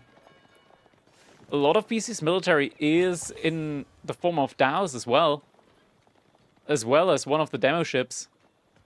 It's like 14 population just, 14 population from Beasty is just in ships, and really means that the 31 military isn't actually 31 military.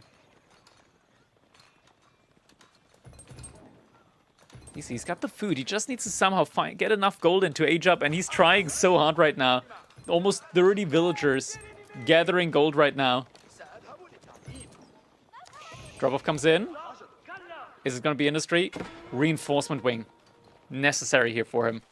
Villagers getting found out by Beasty on the outpost, on the deer there. He's going to have to send the villagers out in order to get to the next outpost.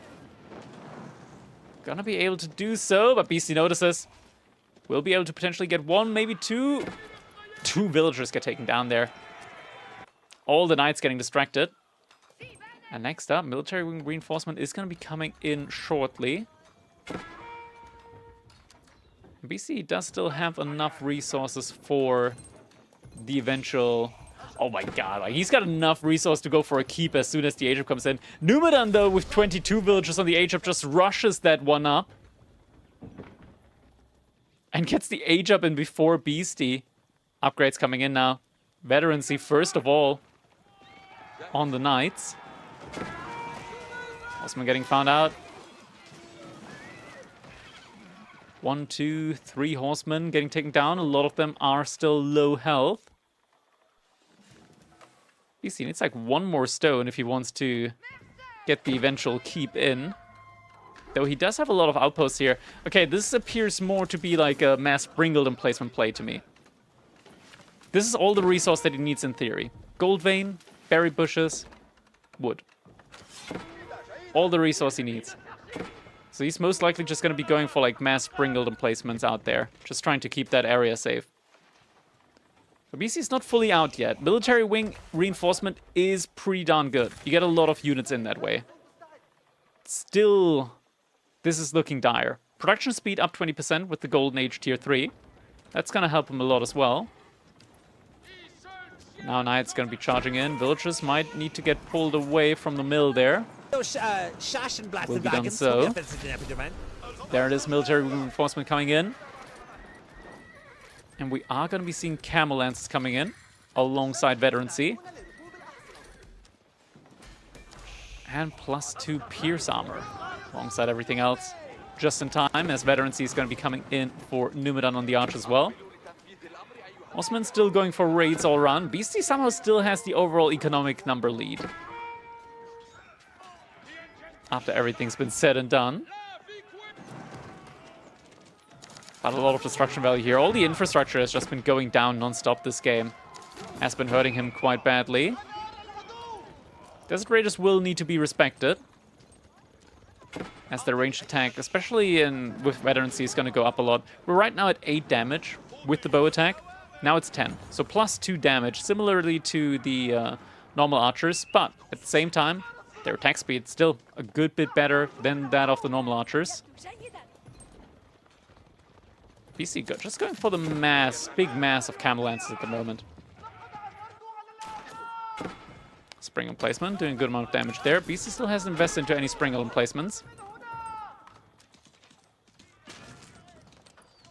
And now +2 pierce damage getting researched as well. Just to further amplify the damage of these Desert Raiders. But yeah, BC's getting actually a pretty good army. And look at this, army value. The gap is starting to close up here now. Between what Numidan and what Beasty has. Numidan, is he going for a keep? He is trying to go for a keep. Does have 6 villagers out on stone now.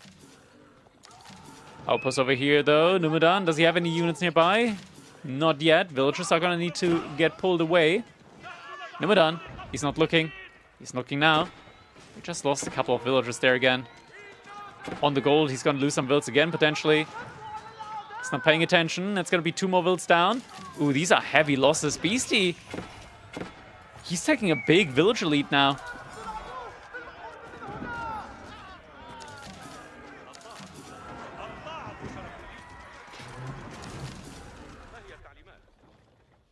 Some interesting walls here in the back of Beasty's base, but not really like he has a lot of choices there. Villagers getting sent out to this gold vein now as well. He's starting to get a decent amount of units in. Has actually taken the army value lead. Knight's still roaming around. But he needs to be careful. He can't really afford to lose his entire military. Now, the guild hall does already have 500 food inside. So a good amount of food already gathered up at this point. Still most definitely gonna need to be careful.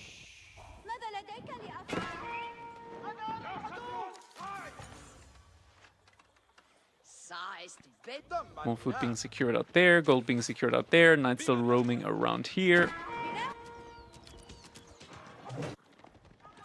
Camel Lance is also just roaming around. Feels to me like Numidan might just want to potentially wait for a keep that he could place like over here. Like, look at it like this. Numidan, he could place a keep over here just to get like a sieging ground. And then once he got the keep out there, he's like denying the front gold, right? Beasty only has 2 landmarks. Red Palace right over here. And then you just siege down the House of Wisdom alongside the TC. Once the House of Wisdom is down, there's no longer going to be the free units from the military wing. It's going to be losing out on a lot of value there as well.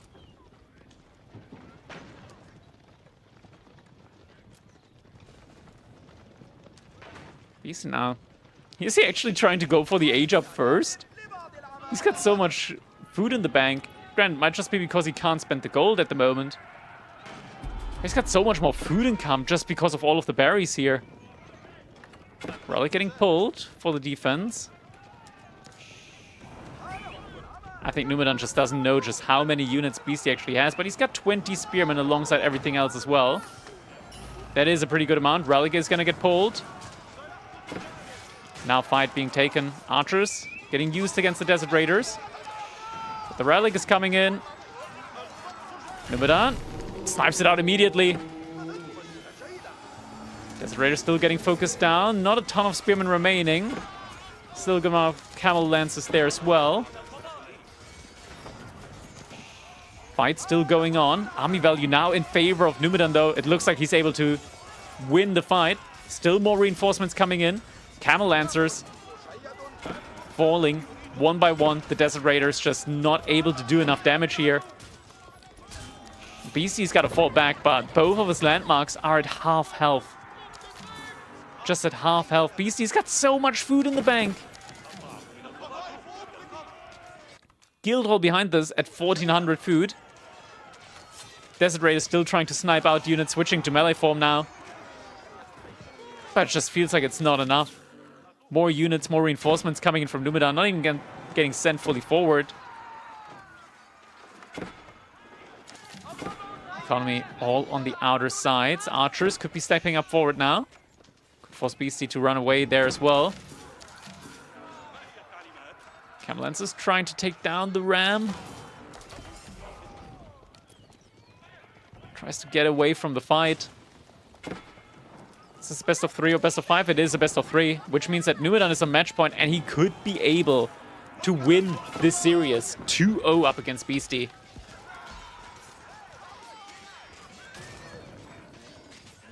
Yeah, it's a lot of food for Beasty. That's absolutely true. Villagers now getting put inside of the TC just to have some additional fire there for the fight. Villagers getting put out just to try and do some damage to the ram. Torches getting thrown. Pinches there onto the archers as well. Lose a couple of villagers. Still relatively even eco count. And he is able to take down a good amount of the archers there as well. TC actively focusing down the spearmen. It's very low health now. Very, very low health. More camel lances coming in. Might need to pull the villagers just to go for repair. Indeed, repairs are going to be coming in now. Which is barely able to stay alive. Villagers jumping in again, up doing just a little bit of repair, but the camel lancers. There's 8 of them in queue. This just need to happen a little bit earlier. There's still a dervish with the relic down here. Could get pulled. To stabilize a little bit more. But Numidan's pulling back. What is Numidan? Oh, no.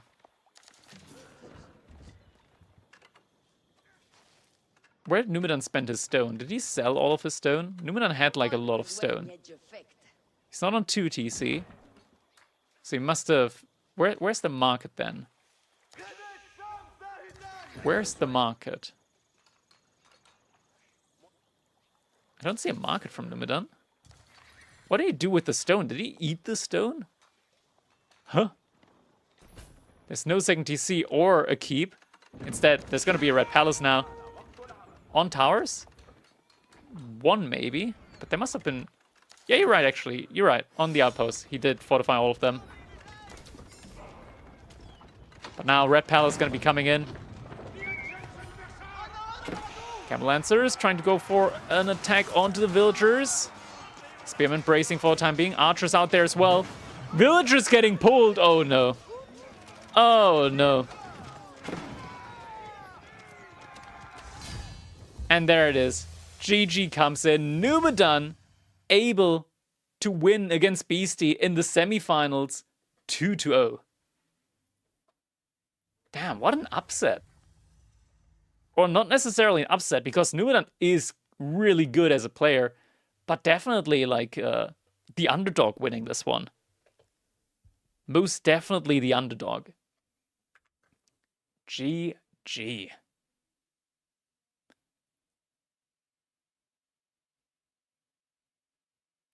All right.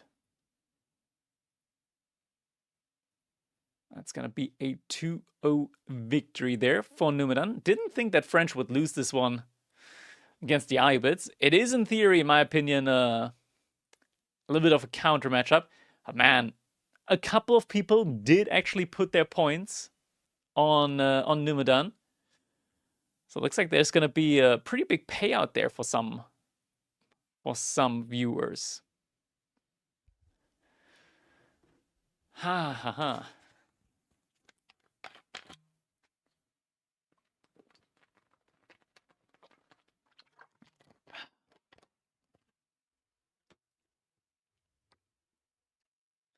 Volda Esports strikes back, it looks like. Dude, Numidan's been pumping. Numidan has been absolutely pumping. All right. It looks like B is currently in his last game against Elelliona. Like it's 1-1 at the moment between B and Elelliona. I'm going to be checking how far along they are there into the game. Where is that game even? Are they already in game? Whammon's playing versus Nostromia.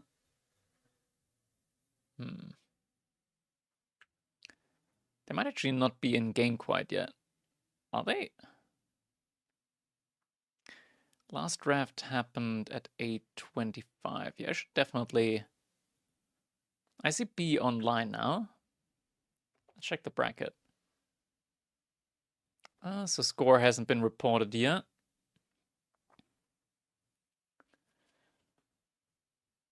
So that's all gonna be looking good there.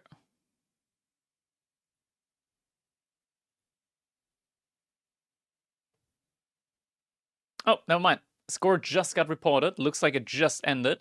So now we're gonna be able to move straight away into our grand final of the Crack Cup number 9, where it's gonna be B versus Numidan. Okay, let's get the lobby ready then.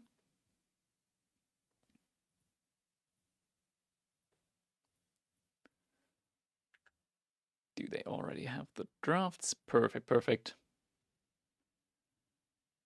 Map draft and Civ draft. Shash and Blast and Wagons. Hope you have visited in Peter, man. Nice, nice.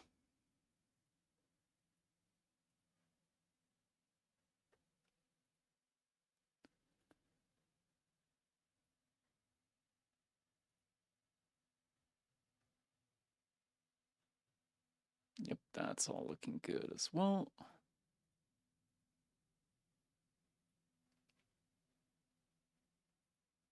Yeah, Van, how you doing, man?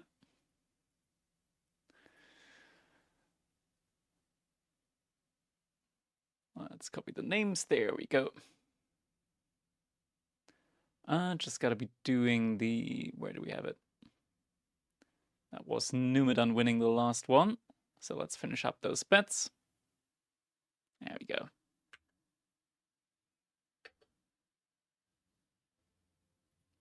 Let's go for some Clint Eastwood. I found it. Wait, that's a long one? Oh my god. Rest in peace, 15,000 points. Taco Bell! Taco Bell! Why is the video frozen? Now it's playing. Taco Bell! And pizza!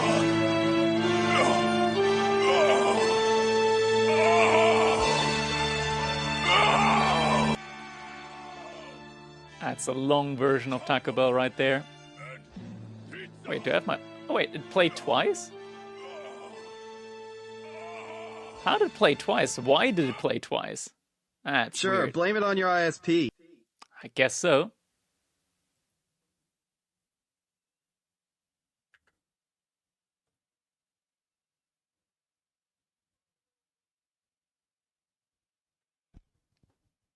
How do I get points? I lost them all last week. Who should I vote all in on the next game?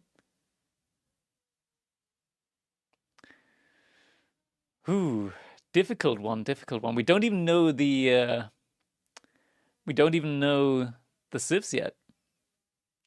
We know the maps. B, he's picked Golden... what was it? Holy Island. Holy Island and regions. Numidan, he's picked Coastal Cliffs and Dry Arabia. What's the default map that they've picked? They picked, for the starting map, it's gonna be Baldland.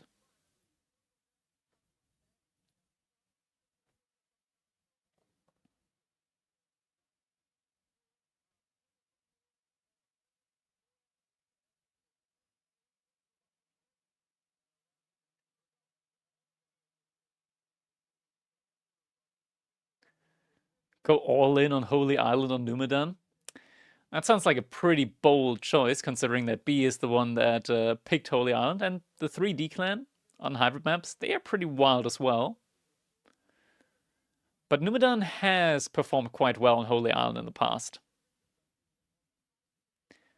It's still very hard to call early on. I think you gotta call it on a match-by-match basis, depending on the matchup.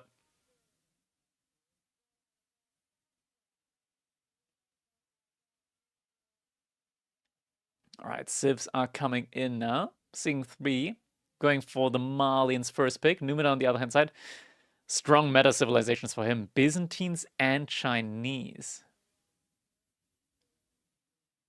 Pretty good civs. Pretty good civs in just about any meta at the moment. Or for like any play style. Ayubits for B. Like Ayubits and Malians, I feel like are just such great civs at the moment as well. So both players just opting for really strong civs baseline.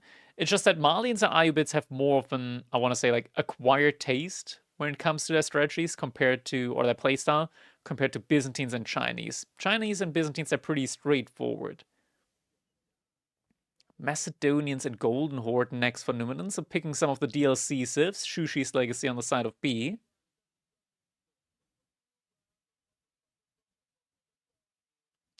If you get it wrong, can I get a refund?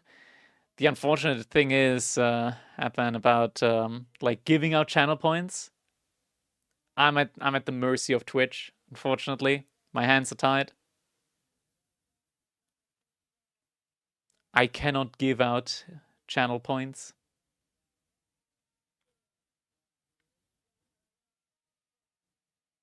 It just don't work. Can I speak to the manager? Hey man, I think CEO's number might be linked somewhere on Twitch. Surely, surely.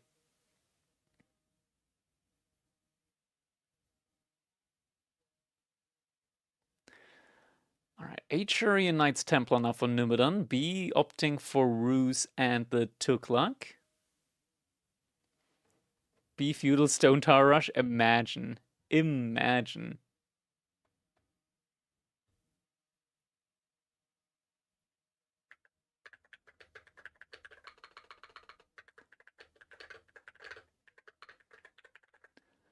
Alright, let's adjust the title there.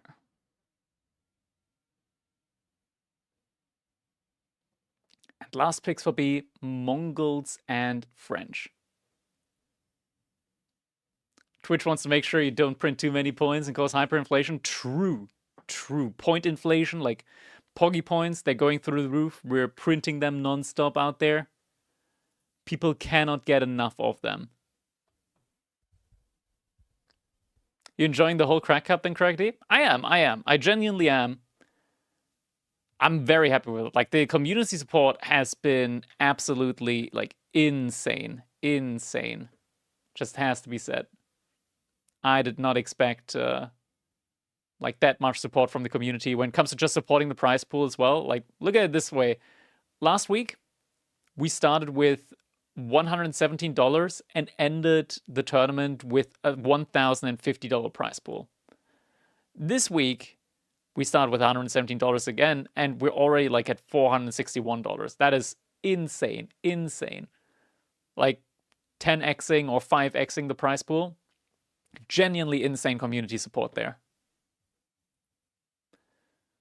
So, first map is gonna be, this is now a best of 5. Boltland upcoming. The way everything's framed, it looks like the cat's name 3DB. I'll have you know, right there, the cat's name is Mockridge. Mockridge. Right there. Glad you enjoyed, Modem. Long may it last. Yeah, we're going to be taking a break now for next week, though. Next week on Friday, I'm actually going to get my eyes lasered in order to get rid of some eyesight issues and astigmatism. Mockridge meaning? That's the name that he's gotten from the animal shelter where I picked him up. I just call him Mocky most of the time. And it's going to be Ayubids for B versus the Macedonians for Numidan. Wait, am I supposed to work on Friday and not ignore work then? What am I supposed to do? Do you like that? Do we like that? The week afterwards, we're going to have Crack Cup number 10 then. And after that, we're actually going to have to take a little bit of a longer break because I've got some IRL stuff to do. I'm going to be getting like loose skin removal surgery. And on top of that, I'm also in the process of like building a house. So it's just a lot of IRL things alongside some work projects. So next week is going to be a break. Then we're going to have Crack Cup number 10. And after that, it's going to be a little bit of a longer break as I'm recovering from the surgery, as I'm going to be finalizing stuff to build the house. And most likely we'll be picking it up again after Homestead Cup. Your cat came to me in a dream last night and said he'd prefer to be known as 3DB. That's pretty strange. It's pretty strange. But when it comes to, what was the question there earlier? How much it was, 3K an eye in the US? It's 1,000 euros per eye in Germany. So around 1.2K per eye in Germany. I'm getting Relax Smile Pro. So not LASIK, but Smile Pro. Crackety has all the dollar. I mean, is it all the AMD money? Dude, if you look at AMD, it's not been going that well at the moment, but I have been making some pretty good long calls recently. And I'm also investing into some shady stuff here and there, which actually has paid off quite a bit, which is pretty nice. Some passive income here and there. Which, yeah, so far is working out. Google? I didn't long call Google. I long called Oracle a bit. That paid off well. Though today it's all gone again as they dive 5% today. Or dove 5% today. I long called AMD, which also worked pretty good after they went down. I long called Xiaomi quite a bit, which like really went well. Xiaomi long call, I invested into them at like €3.60 with a long call. They're now at €3, almost 90 cents. With like 5x leveraged, with a good amount of money in them. I'm up like 1,500 euros on that position in like a week, which is pretty crazy. Pretty good. But today the entire market just kind of tanked, which kind of ruins the mood, kind of offsets everything. But it's Friday. It's sell-off Friday. That's how it is at the market at the moment. Trump also was like, oh, we're going to be doing tariffs again. I'm 10% tariffs on the entire world. The Congress, they don't like my tariffs, so I'm going to be putting up 10% now. Politics. The market is just ruled by politics at the moment. Anyone making AI chips going to be a safe bet for the next decade at least? Yeah, I think AI has a pretty good future ahead of itself. I mean, you could be arguing that retail isn't using AI that much, but industry is using AI a ton, and in the future it's going to be using it a whole lot more. I recently just had to also like set up an AI policy for our company. Having to go into like the AI models that are allowed to be used, what you can do with AI, what you cannot do with AI, how you should be using personal data with AI, or how you rather shouldn't be using personal data with it, what kind of compliance the AI model needs to have, and yeah.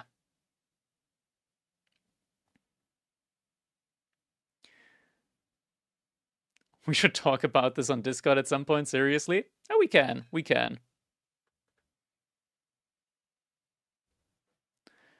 But these are like the kind of things that I think are going on in the world at the moment. AI is a solution looking for a problem.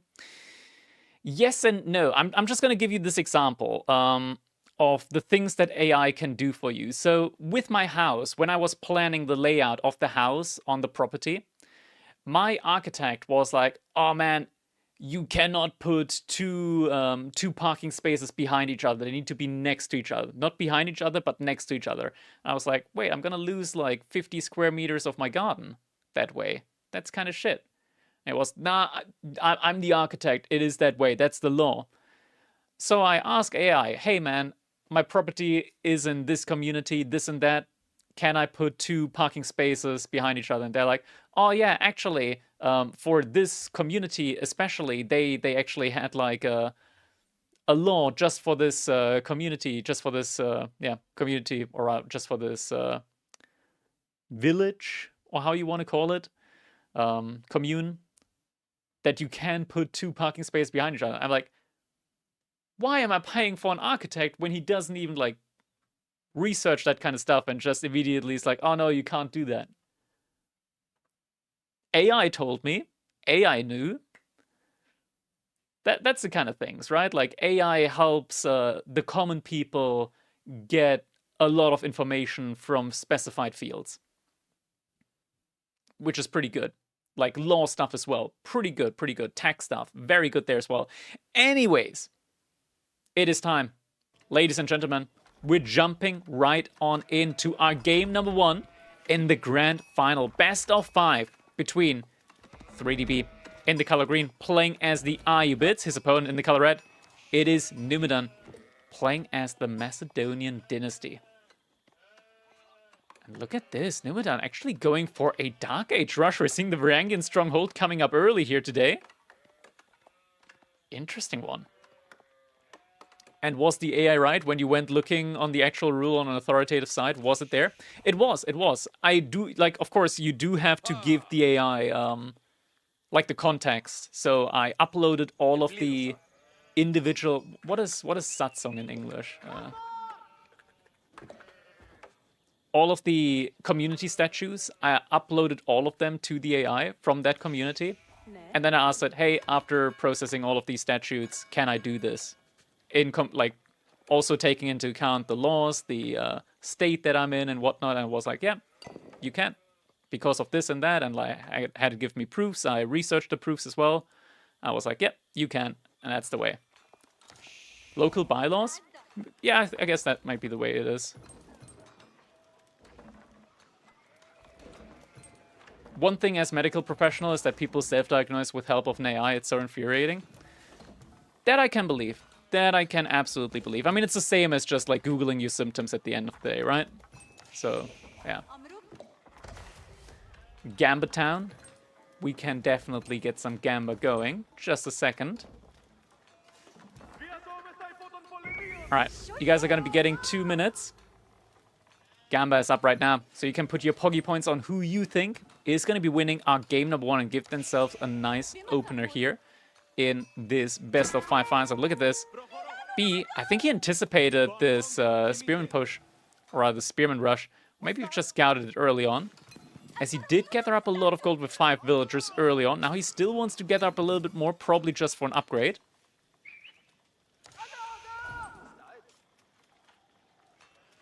AI is better than probably 50% of doctors. I can also imagine that to a certain extent, because doctors are also just humans at the end of the day.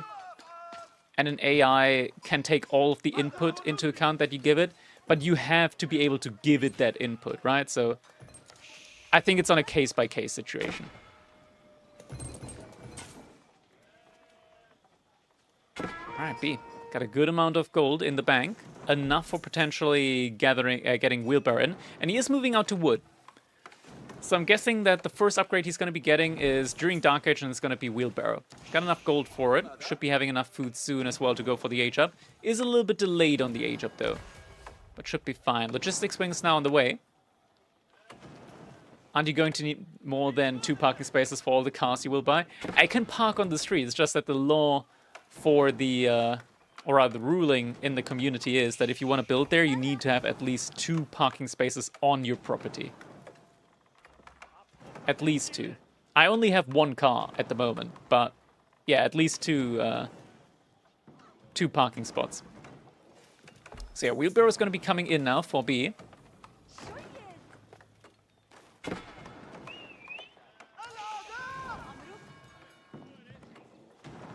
Sheep getting pulled back as well now. Imperial Hippodrome going to be on the way now for Numidan. At the moment, what has Numidan gained here so far? He's going to be torching down the mining camp. It's going to be minus 50% value. He did cause a little bit of idle time.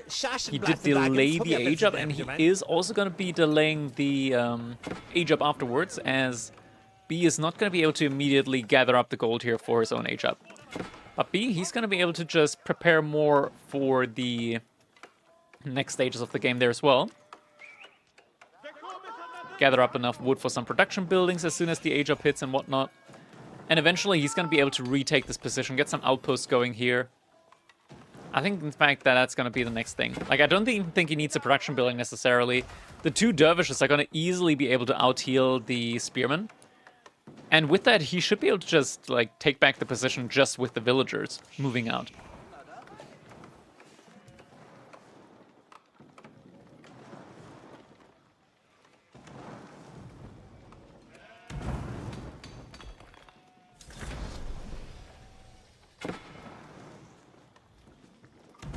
Mine camp. Soon gonna get set on fire. The additional torch armor, though, with the House of Wisdom does help out a lot there.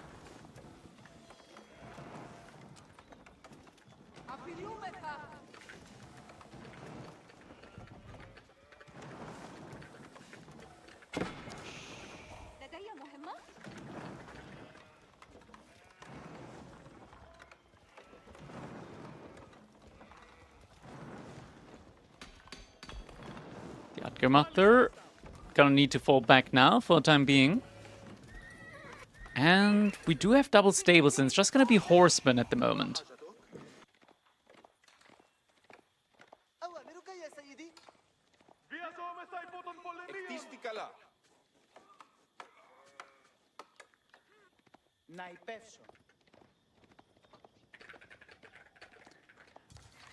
Yep, and if you're listening as well, because you talked about Gemini as well, like as an AI model, I actually used Gemini in order to write the script, the Python script that I used to control my treadmill through chat with like channel points.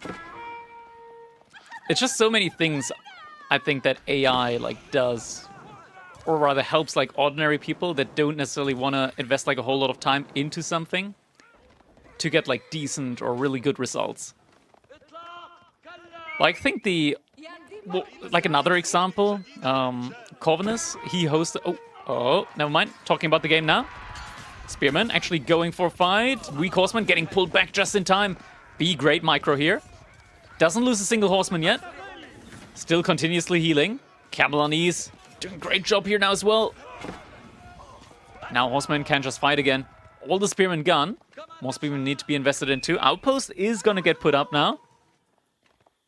Behind us, though, Numidan out on the deer, gathering a lot out on the map. But yeah, what I want to say is, if you guys saw Corvinus free-for-all tournament, I don't have confirmation. I think he mentioned it at some point, but I can't like pull it up right off the top of my head. But I think he vibe coded like all of the assets there as well, like having the randomizer that that gives you like the civilizations for every single player, the web interface and stuff like that. Very, very cool stuff. Very cool stuff. I was genuinely impressed when I saw that. Very cool stuff. Fight still going on. I mean, B, the healing here. It's just so, so good for him. Able to take down the one spearman there again. All of these horsemen just continuously getting healed back up behind everything else. Archers now in queue as well, so we'll have a more diverse army composition on the field soon. Needs to be careful though, horsemen could surround the dervishes. But so many horsemen now already. Granted, the horsemen from Numidan are a little bit stronger. He's also researching the armor upgrade on them. But this is just vile, the healing here for B, how well it's working out for him at the moment. Scout gets taken down. First horseman gets taken down. B needs to be careful. Is going to pull back.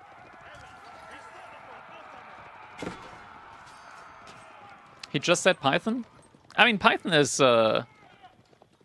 it might be program Python. He might have done it himself. I'm just... Like, with graphic design and whatnot. And the fact that there was a good graphic design with the interface as well, with the web interface. It just makes me think that it's AI. But realistically, like, just because realistically, it's kind of rare to have a programmer be a designer as well, right? I mean, it's not impossible, it's just that the graphics are really good. Like, if it isn't, then it's more of a compliment towards Corvinus. But another engagement getting taken now. This time, I think B's probably like overstaying his welcome a little bit too much. He needs the archers now at this point. There's a strong amount, or rather a really good amount of spearmen now at this point. And B, he does have the archers in theory. He is massing up more resources to try and go for the eventual age up. Just needs to not be too greedy here at the end of the day. Shots at Chaos UI design fired. I mean, you guys know Chaos colorblind, right? He is legitimately colorblind. You can't blame him.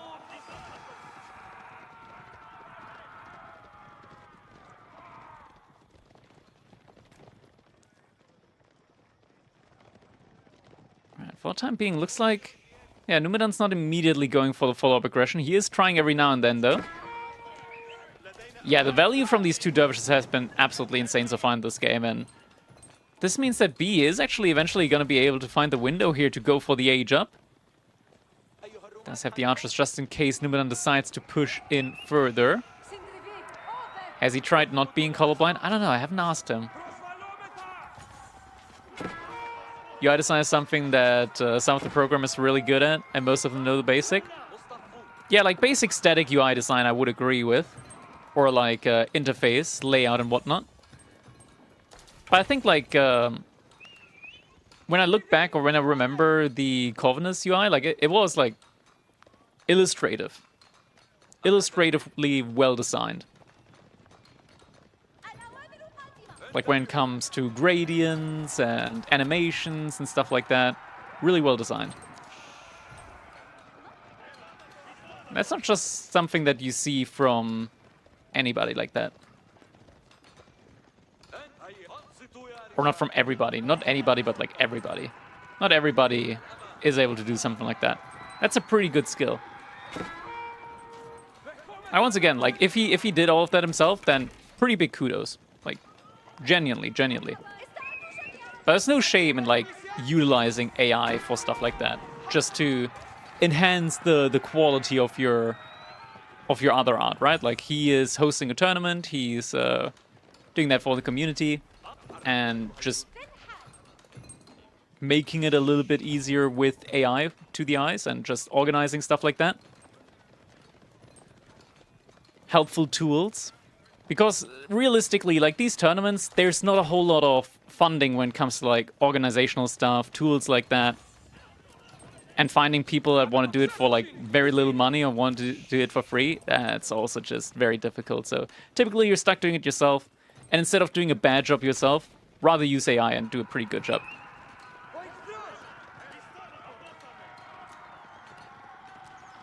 Soldiers gonna have to pull back again this time. Looks like Numidan's trying to go pretty deep into the base from B. Oh, and Numudan. He's playing this aggressively forward Golden Horn Tower. In range of the gold from B. Also secures himself another gold and the berries back there. Not sure why my mouse suddenly drifted away. Age-up has now come in for B. Immediately clicks both the veterans, the upgrades on the horsemen and the archers. But he's getting forced back into his base by this mass of military units from Numudan. Numidan's on fire today. Villagers gonna have to evacuate there. A couple of villagers do go down. Healing is still pretty strong though. Numidan with a great choke point here. +2 Pierce armor already in on the horseman, rather +2 armor in general in on the horseman from Numidan. But B gets the choke point in, able to secure his base. Still needs to wait for some upgrades to come in. But the Golden Horn Tower... Dude, this Golden Horn Tower? B's just dead to this. B is actually just downright dead to this. Where's Numidan getting wood from right now? Where's wood? He's not on wood. Like Numidan. He's going full on the Radari, but genuinely something that he could be doing right now. Drop a siege workshop. Once this outpost is down, you draw a wall like this. You just trap down House of Wisdom and the town center. Your opponent needs to invest so many resources in order to be able to take down the Golden Horn Tower. You can take down like all the houses in the meantime as well. You can do so much infrastructure damage there. That's crazy. But Numidan alongside, or rather isn't really going for that at the moment. He's just investing more into Radari. He's just going mass Radari. Looks like the war camp got switched over to archers for a little bit, or maybe he manually produced some. Fight being taken now, but veterans see us in on the archers at the very least. So they're going to be able to do a little bit more damage to the horsemen, which are still not upgraded yet. Hippodrome horseman has been taken down. Oh, but need to be careful here. Golden Horn Tower doing a good amount of damage there as well. Dervishes seem to be moving out now, trying to bring some relics back in. Be also out on the map, gathering food from the berries. Looks like the outpost is going to get taken down here now. You have to be so careful here. Look at this. Camel Lancer, 210 health, 150. He loses like a quarter of his HP with every single shot. It's even worse for the veteran archers. 2 shots and they're down. And the attack speed isn't bad on them. Oh, villagers. Textiles is in. And look at this B. He's not pulling all the villagers away. He kept the ones in the back still on the berries. So he's still actively gathering food there from that spot. Oh, but it looks like B might get found out there. Doesn't have that many camel lances yet.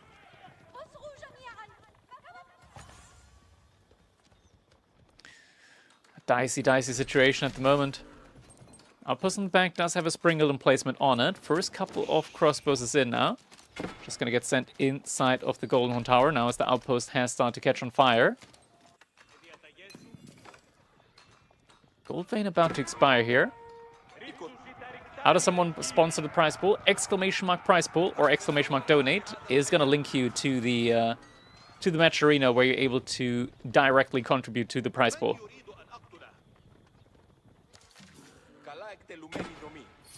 Let's see, does it work if I put... Oh, Wallow inside of the base. Lures him over towards the village. Oh my god, the village is getting lured over towards the camel lances and the horsemen. But B needs to be careful, splits up some units. Is he actually going to be able to get the dervish out there? What about sponsoring it for next time? I always do the prize money. Like, the base price is always getting covered by me. I need to create the match arena for next week first. That's going to be happening later. Next week's also a break anyways.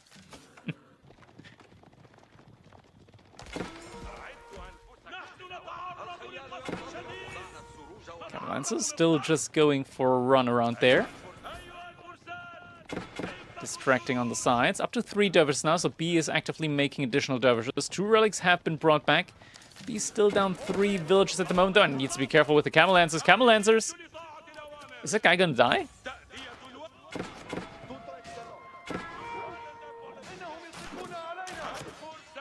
Have a product launch and want to sponsor the tournament. If you want to like sponsor a tournament for a promo, you can feel free to reach out through my business email. I don't know if I have the business email linked in YouTube though.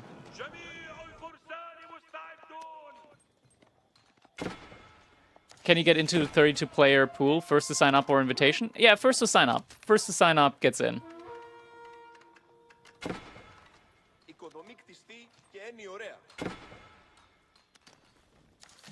Yeah, that Tro just linked it. You can see it in the chat there.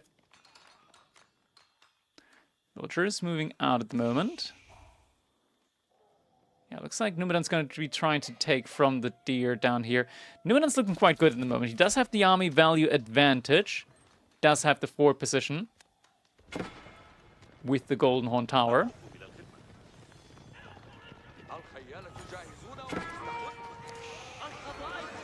Yeah, I can pace it. Just a second. There we go. Camel Lancers go for the charge. Dari still at the front line, very strong here. Numidan, he does have the support from the crossbowmen. Archers are starting to focus them down. Dervish with the relic next to it. Looks to be moving into position. Goes for the Warlord now. Forces Numidan to go on the retreat. Still so many more Radari alive compared to the Camel Lancers. Healing comes in though. 2 Dervishes going for the mass healing. All of the crossbowmen have been taken down. Is the healing going to be enough here now though? It looks to be enough for the moment. And more crossbows now also coming in from B. Numidan has to fall back now.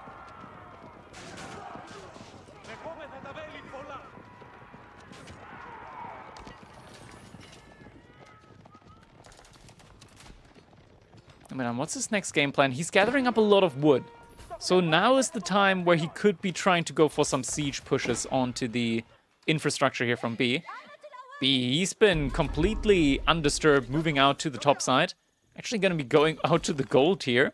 Very nice wrap around there. The villagers are idling out on the food sources there in the back.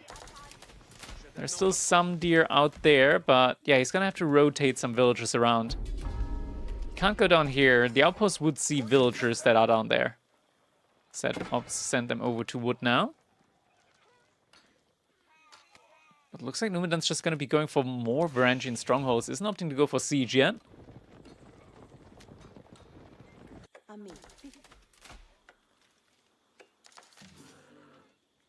Villagers on the wood line over here. Some interesting walls separating them. Villagers just getting sent out to the berries.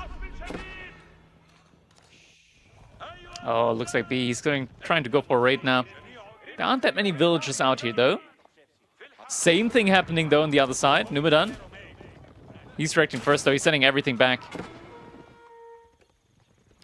All the Radari are getting sent back now. Camel Lancers are going to be looking for damage, but there's nothing out here. Like Numudan, his base is barren. Villagers going to be running out now. One villager left behind on the berries will get taken down.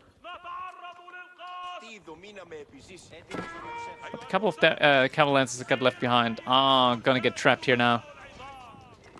Yeah, he's body blocked. There's no way out for him.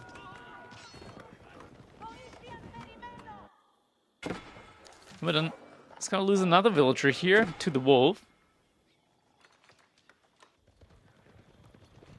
B with the main army did just move back towards his base. Do we have a siege workshop yet? No siege workshop in yet behind all of this. Numidan actively healing his units with the Radari.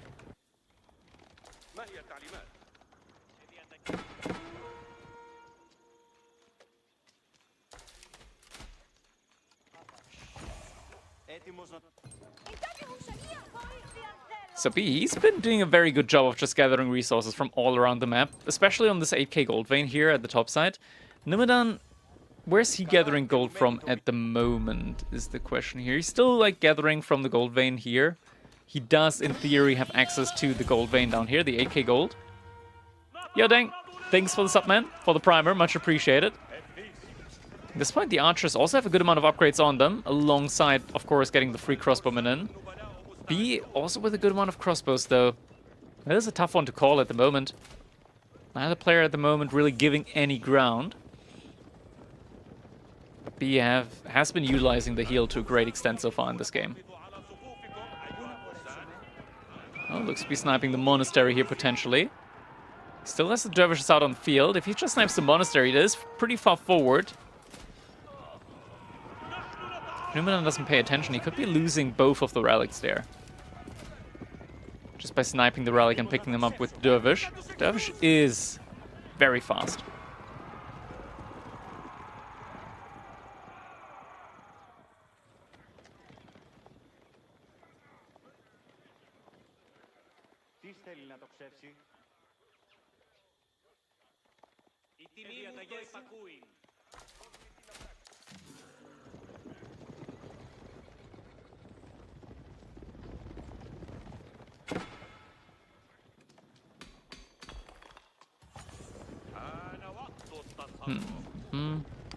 Fight seems to be about to be taken soon here. Looking at the overall military, like the Bokmatter, they ignore armor, right? Like ignoring 2 armor. That's pretty strong.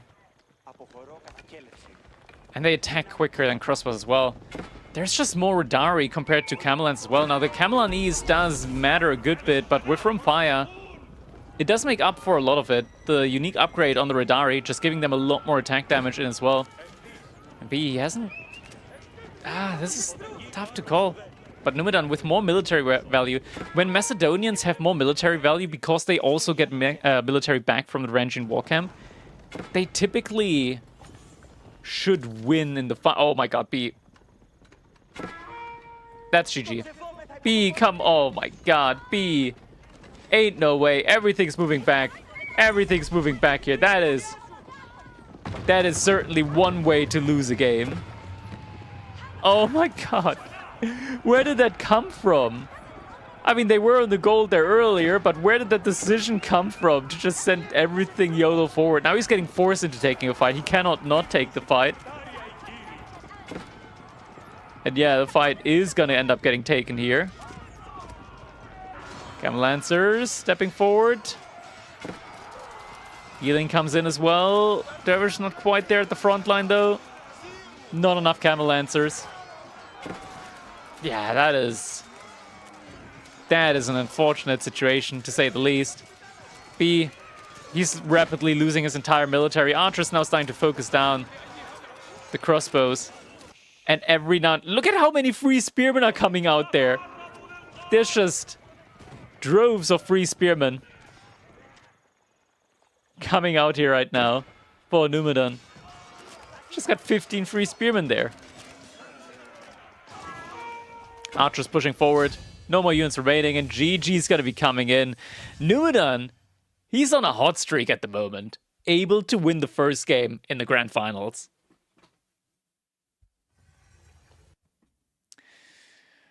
Man, oh man. G to the G.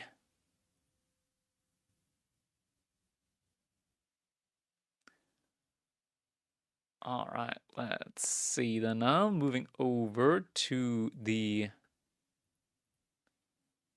lobby there. It's going to be a 1-0 at the moment for Numidan. And next up is going to be Regions.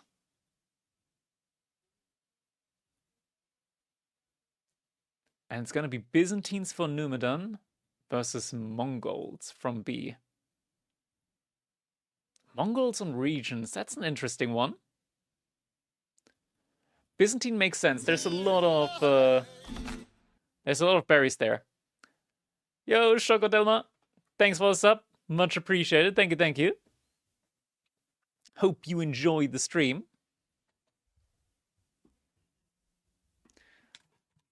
All right, time to energize a little bit. And while we wait for the next game to start, let's get some music going again. Another song, though.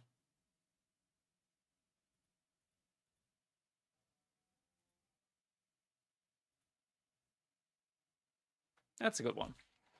Unpopular opinion, Camel Lancer is worse than regular knights? That is an unpopular opinion.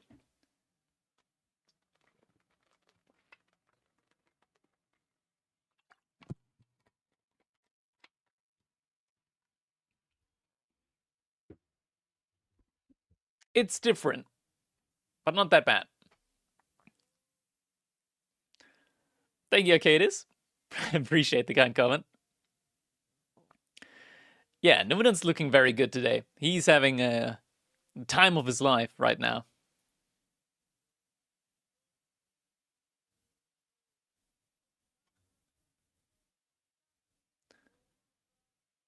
Right, game should be starting soon.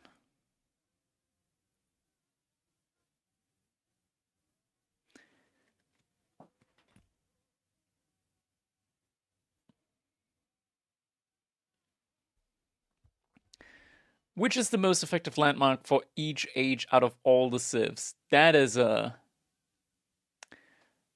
quite the big question. The most effective or efficient age up? Honestly, I think in feudal age, potentially meditation garden, depending on the spawn. When it comes to overall, or like more reliably, I think Dome of Faith for Delhi. Like, you're always going to have full uptime on that when it comes to scholar production. You're saving like 110, 120 gold per minute.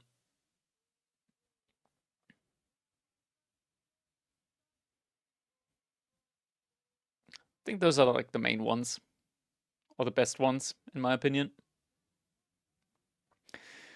Twin Minaret gives quite a lot of food. Yeah, it gives quite a lot of food, sustained food as well, but at the maximum you're going to have 4 villagers working on there. And then it's not that much by comparison, right? Like, 4 villagers working on a Twin Minaret, the bonus food there compared to just having uptime on the Dome of Faith, it's not... It's nice to just have constant food income. That's like the big main benefit there of the Twin Minaret Madras. What will be the next season meta? We honestly don't know yet. Maybe infantry meta.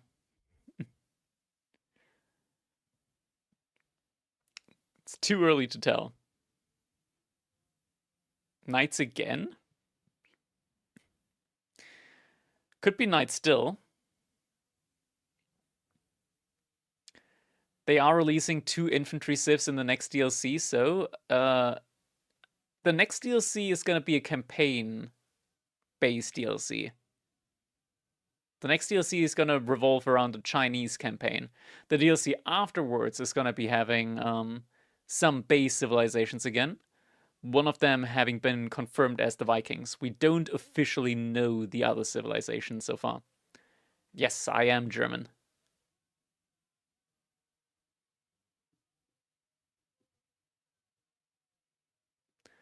They're not in-game yet, from the looks of it. At least I can't see B in-game, but it might just be... nope. They're not in-game yet. How to read Landsknecht? It's L-A-N-D-S for lands, like land. And then Knecht, Landsknecht. It's like pronounced T-S, Landsknecht. I was told it's Ethiopian, or did my friend bamboozle me? Landsknecht? That's not Ethiopian. That is not Ethiopian.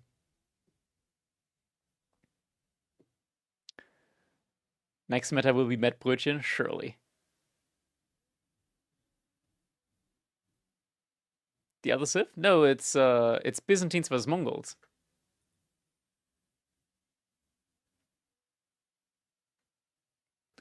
Landsknecht needs buff. Yeah, the normal one, I think, could use a buff. I'm just not sure how you would buff it without it being broken. Oh, Viking plus Ethiopian? That's not confirmed. Nothing official is known in regards to any civilizations coming out outside of Vikings. Can you give us a little background historically about HRA units if you're interested? I can not, because honestly, historically, I know the Landsknechte were like mercenaries, but that's it. That's where my knowledge ends on the Landsknechte. I'm not historically fit when it comes to medieval ages.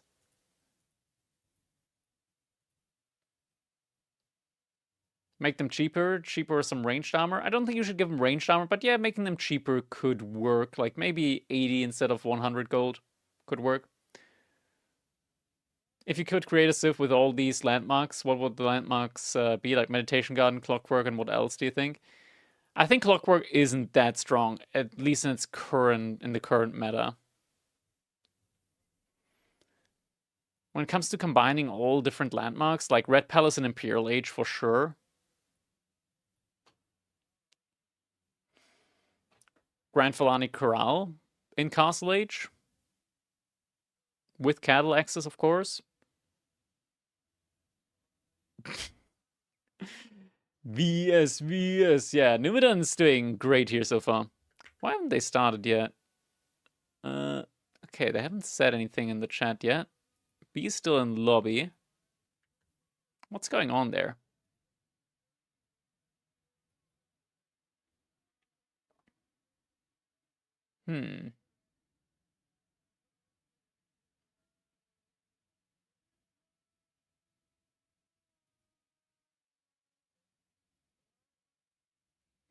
Sweden, not VES. Damn. Biased. Okay, looks like they're in game now. So we can jump on in now as well. Maybe they're getting the gamer juice. True. Getting that gamer bath water ready. Nothing better to quench that thirst, right?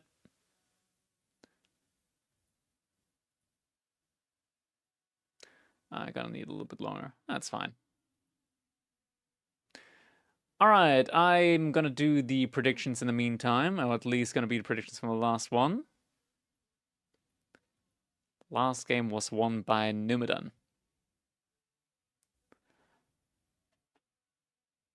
I said juice, you said bathwater, I see your culture. Damn, I've been exposed.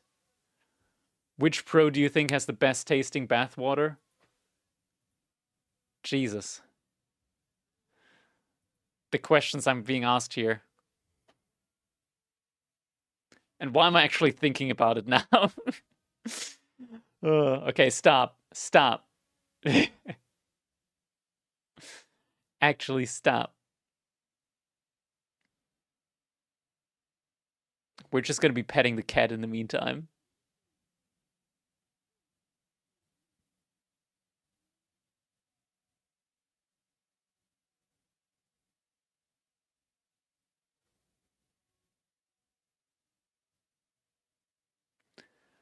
All right, we're just going to be ignoring chat and we're going to be turning up the music a bit.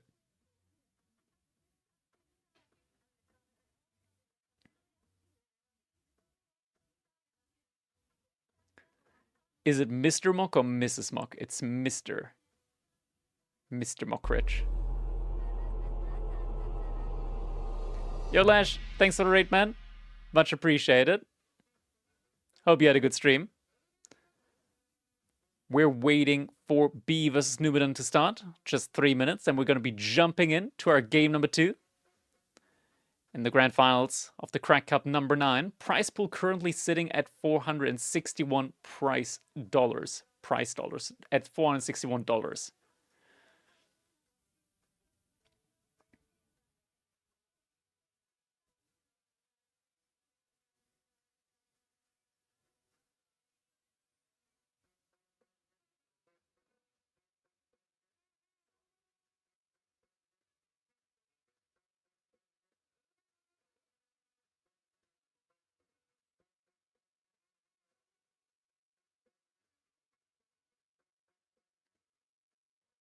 Do you see what I sent? I did not see it.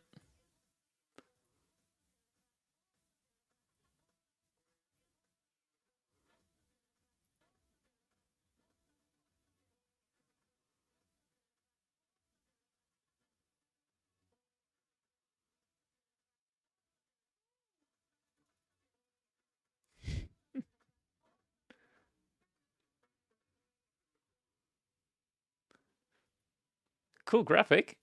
Looks pretty cool.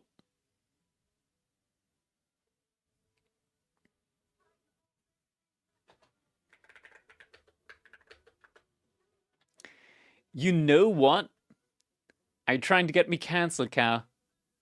Alright, I'm gonna do it, but I'm gonna do it to quote a grand person in the AV4 scene. You know what? Bolton sucks. Freaking love that quote.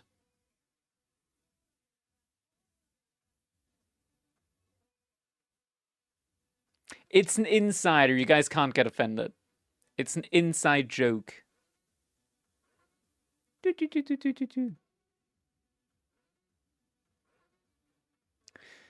damn it, I wanted to unbox my keyboard earlier on stream, and we completely forgot about it. It's just been lying here the entire time. Whoop. Oh, wrong way around. Whoop.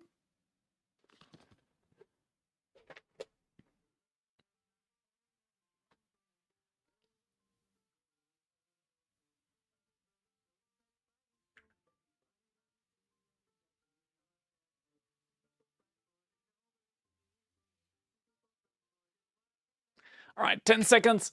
Time to get ready, everybody. We're about to be jumping into our game number 2. It is currently 1-0 on the scoreboard. Time to stop the music. And we'll be jumping on into our game number 2. There we go. All right. Spawning in the color green. We got 3DB, his opponent in the color red, Numidan, playing as the Byzantines, B playing as the Mongols here on Regions. That's right. It's been a while. It's been a while since we've last seen Regions in Age of Empires 4. And it's back. Regions, of course. A map with, well, few gold in your base. You get like 2 4K gold veins. After that, all the gold is in the middle. As in the middle, there are going to be 3 8K gold veins that players are going to have to fight over if they want to continually have access to gold. This is where it gets interesting, though. We got B playing as the Mongols here. Now, Mongols, their Imperial Age up, if it gets to Imperial Age, produces units constantly. Elite units the entire time throughout. And it's something that we typically actually have seen in the past on a map like this. Like a fast Imperial Age from the Mongols. Byzantines, though, especially in Castle Age, they do have the potential of flooding a lot of units out very, very early on. So in theory, Numidan, he might have the tools that he needs in order to, you know, put a lot of pressure up early against the Mongols. And look at what he's doing here with the Byzantines. Super early olive oil gathering. So maybe we'll be getting a Hippodrome play out from Numidan this one. I know you guys do want the Gamba going on right now. Don't you worry about that. We'll be moving on to add some gambling right now. Just a moment. There we go. You guys got 2 minutes to put your Poggy points on who you think is going to be winning this next one. It is going to be either B or Numidan. Villagers now from B moving out to the gold vein. What do we have here so far? An early pasture coming in from B, right on that ooh, so it's going to be benefiting from that reduced production time on the sheep. I want to have a 4v4 20-minute Peace Mountain Pass pro game. You might as well play Michi at that point. I do encourage you to check out Michi. It's a pretty interesting map for team games, but you will need a lot of time for that map.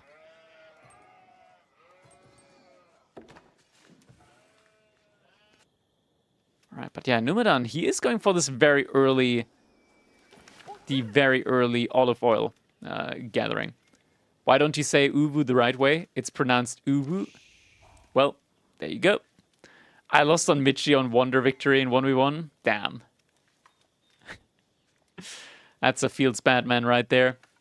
But yeah, Imperial Hippodrome is going to be the play here now from Numidan. So his idea or game plan idea is that he will want to go for a very quick mercenary timing alongside horsemen from the Imperial Hippodrome to immediately put up pressure against B. B, he's got a very good amount of food income at the moment, or rather, he's going to have a lot of food to be gathering from with the early pasture, but he is going to need production buildings. There is going to be a very strong timing here from Numidan when it comes to shutting B off of gold. So B, he's going to have to react to that appropriately in time and just be able to mass up enough units to be able to hold against that. Looking at the fog of war here at the moment. B, I'm not sure if he scouted the Hippodrome in time or whether he scouted that earlier but hasn't checked in since. But if he knows about the Hippodrome coming in, at the very least he knows that Numidan was gathering early on the olive oil, so he should know that something like this is going to be happening here in this game.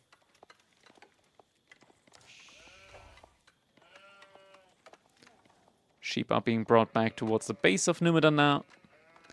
Something unique about this map as well is not only do you have the 3 large gold veins here in the middle of the map, also surrounded, of course, by the 2,400 stone outcropping on both sides, but you also have like individual or other unique resource on the left and right hand side. Left hand side typically has the deer, and the right hand side a lot of berries. Now, Byzantines, of course, they do love their berries, so as the game progresses, we most likely will be seeing Numidan move out to the berries here, just in order to be able to afford continuous mercenary production.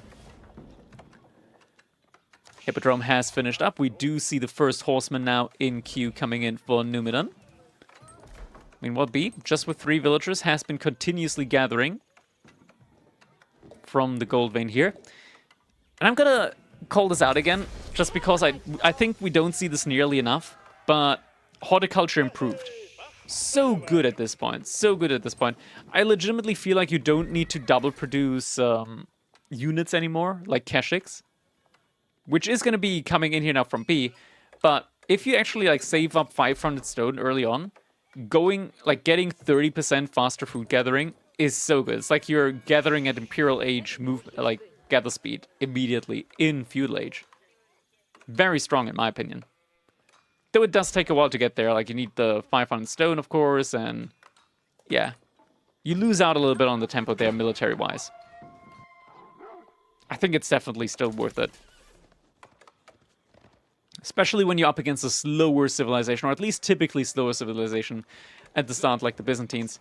But we are getting the mercenary timing in now with the longbowmen. At the same time, Numidan also sending 2 villagers out to the stone outcropping now, just to start getting in some more cisterns for that additional income. Yeah, it's going to be a very aggressive early timing coming in from Numidan here. B, he's answering with his own Keshiks and archers. Numidan now also adding in some Limitani. Look at this, B now just switching on over to the next gold vein. It's a bit closer to the TC. Yeah, we can switch the eye. Thank you, Cap. Gonna be switching over the score as well. I was thinking about doing it earlier, but then I just forgot doing it. So now we have B on the right-hand side in the overlay as well, and Numidan on the left-hand side. And Numidan going out to the next berry pack as well. Doesn't have wheelbarrow yet, so it's going to take a while for the villagers to get there. A little bit of additional idle time. At the same time, $39 donation coming in. Crack Cup prize pool. $500 achieved. Much appreciated. Who was it? Who was it? Let me give a shout out to PM303 with the $39 donation. Much appreciated, PM. An even $500.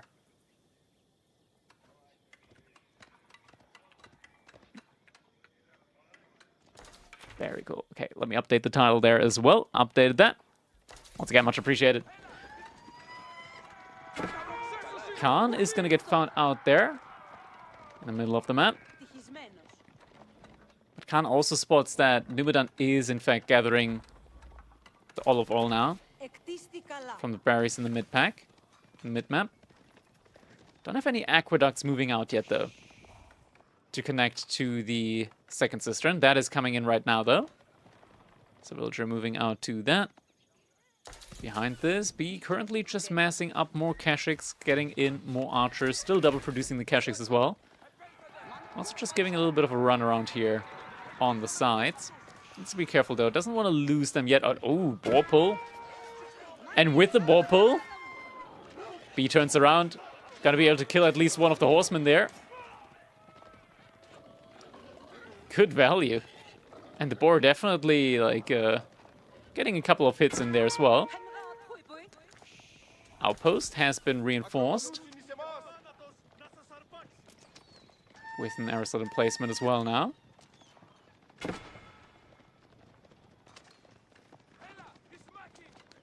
Khan still running away.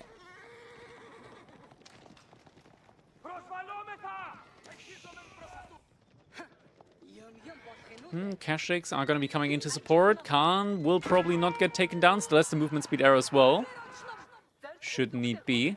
And the Kashyyyks distracting on one side, now moving in again on the other side. Cistern level 3 now on its way as well. Alongside a blacksmith. And Numidan being kept on his toes here by B.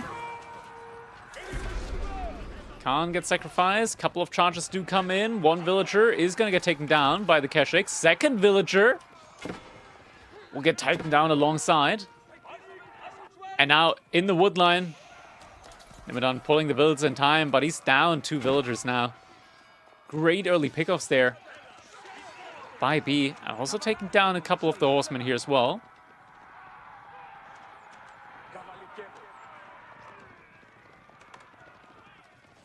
Almost circling around with the Kashyyyks now. So really good damage done. Blacksmith isn't up. Cistern, or rather Aqueduct, isn't connected yet. And B didn't really lose any of the Kashyyyks.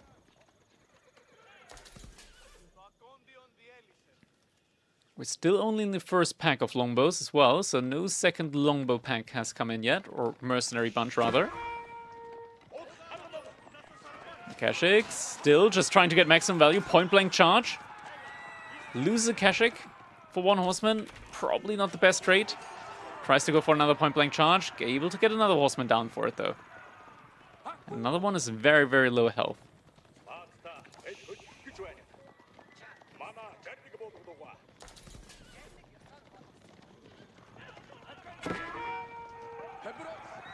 And Kashyyyks going for another charge. It's another dead horseman.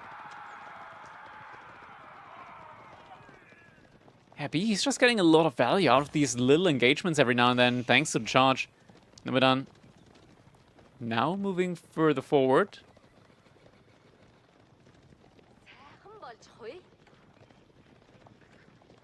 Still behind by 2 villagers.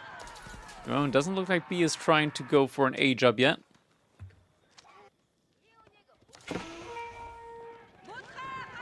Charge doesn't quite connect there. Yukon rises. So Khan back out on the field.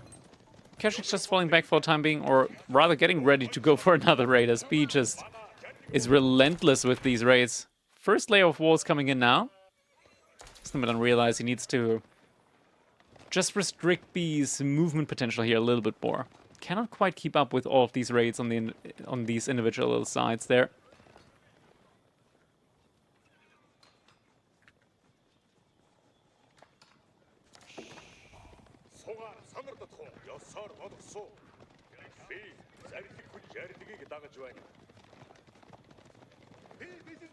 Now, Kashyyyks moving forward again, going for a charge.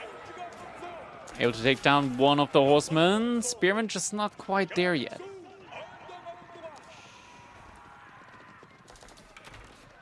But Numidan behind this, he's actually trying to go for an A job. Lots of villagers on the gold. B is now also moving forward with the archers, so it looks like he knows that something could be up here. The outpost. Not easy to defend that. Numidan, is he going to pull the villagers away? He's going to pull them inside of the outpost. Yeah, B, he was waiting for this. Now going to be charging on afterwards. Horsemen coming in alongside. All the other units coming in as well. Goldenhorn Tower on its way. And yeah, Numidan, he's got to forfeit that outpost. Outpost will be going down. Villagers will be going down. That's another -5 villagers now for Numidan. At the same time, just 2 Kashyyyks still like being annoying there.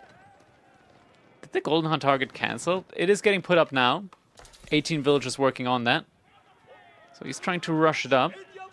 Cistern gonna get torched down. That means that Numidan might be losing out on a little bit of eco gather speed.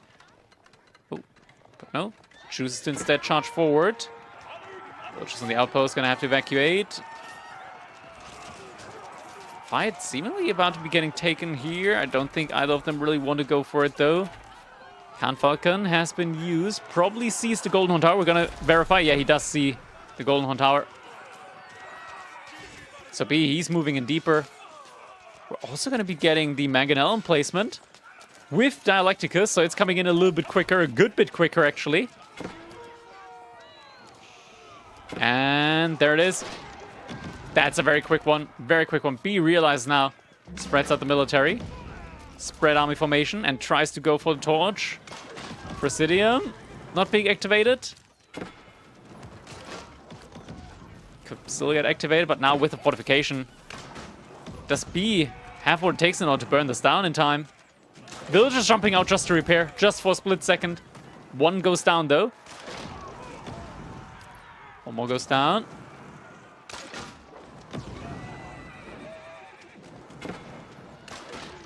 No villagers. Okay. The outpost is going to get taken down. Some losses, though, for B trying to get that. But Numidan, he barely has any units left. Just a couple of longbows. And he doesn't have any resource to gather from. There's nothing underneath his TC. He's trying to get an outpost up, trying to get a market up. Just to buy himself some resources now. But this is dire.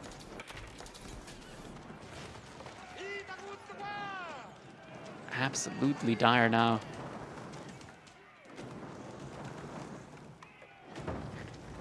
Archers moving to the wood line again. Second batch of longbows is in now. About 16 Keshiks out on the field for B.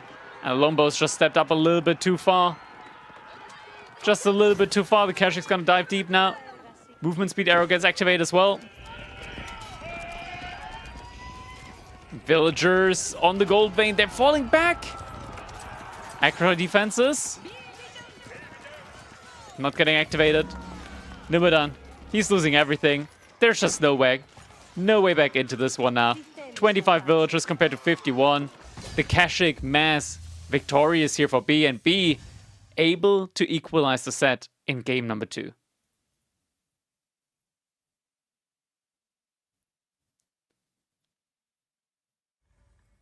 GG. All right, so not a stomp at all. We're getting an even opening here in the game number 2. This is how 50% of Byzantine games I watch go. Yeah, it do be like that. It do be like that.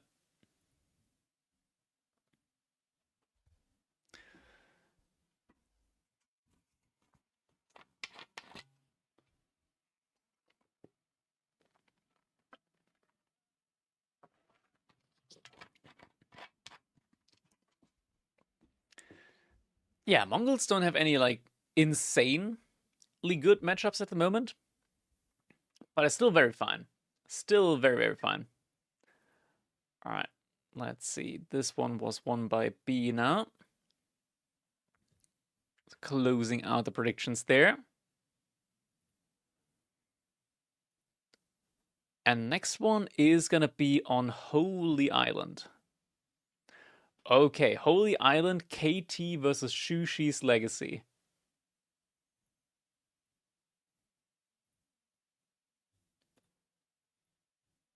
So let's get those civs in. There we go. That is going to be coming up next. And it looks like they already started, so we'll be getting in there shortly as well.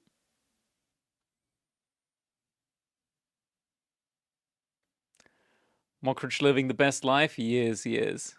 Getting the big stretch in. The biggest stretch.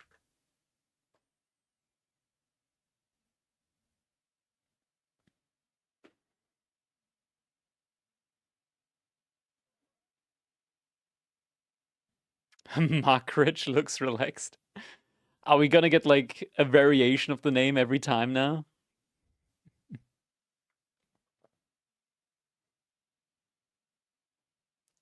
Shash and Blast and Wagons. Hope you have visited in Peter Man. 3DB the cat.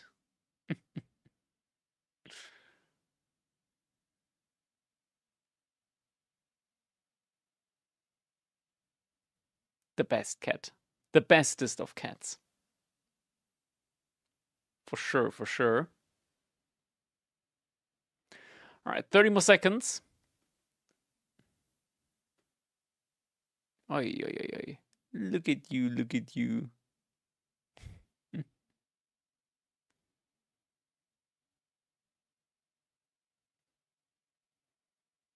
The cutest. Ah.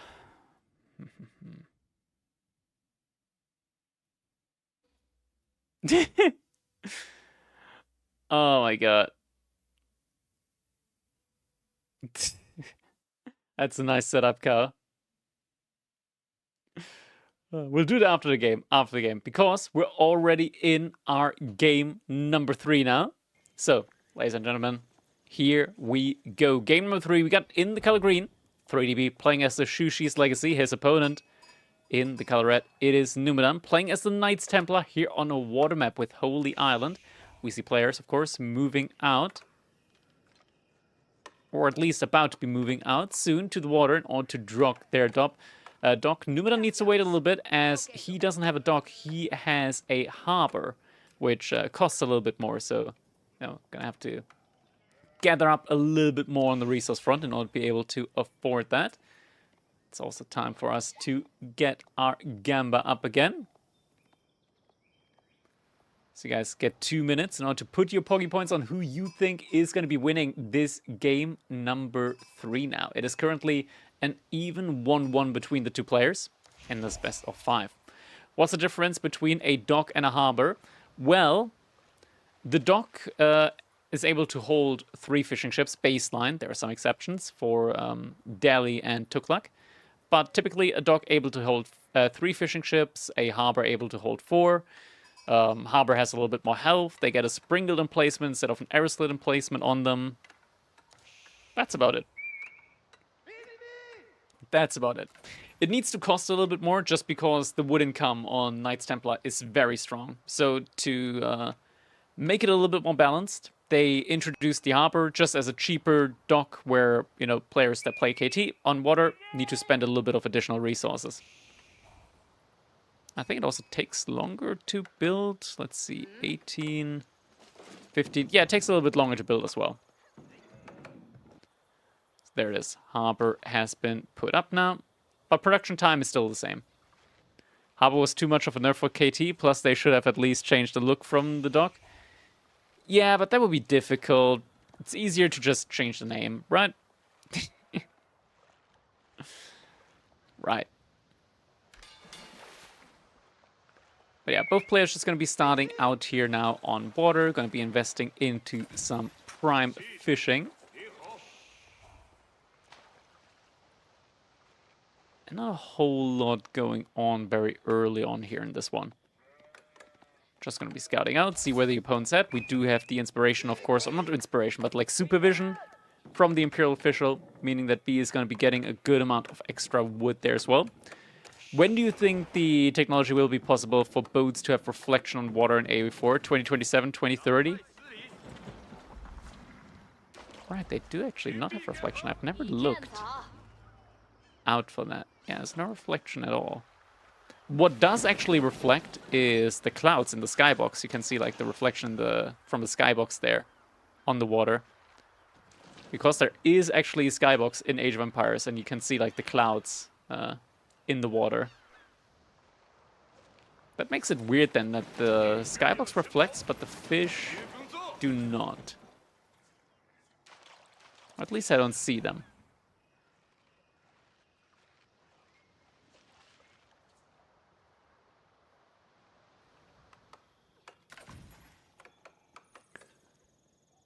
Alright, what do we have going on behind this? Age of Mythology Retold has awesome looking water. Yeah, but that's using the Bang engine. The developers actually know how to use that one, so it's not a fair comparison.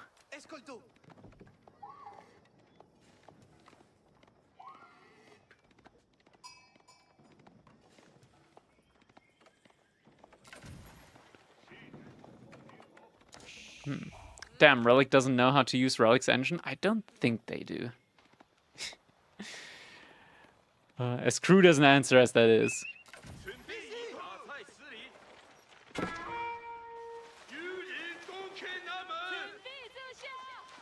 Scout, now harassing a villager here. out on the shoreline. Switches over to fishing ship. Never mind, stays on the villager. The thing, or rather the reason why you want to keep harassing the villager out here is that eventually this villager is going to want to put up like a second or a third dock. And you want to get him low enough to the point where he needs to get pulled back. It's just a lot of idle time. But B, he's got a scout nearby, still carrying a lot of sheep with him. He's going to be able to force Numidan's scout back now as well.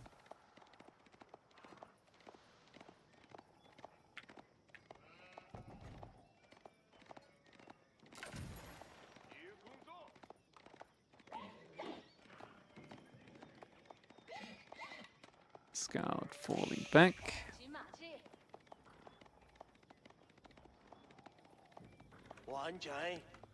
Meditation garden. Oh, that's a great meditation garden. Numidan's gonna see this now. Look at this meditation garden. It's a big berry patch, so it's 48 food there, 2 gold, so 50 gold, and the stone outcropping, as well as the woodline. We're looking at like 130 resource per minute meditation garden right here. That is a pretty big one. That is pretty big.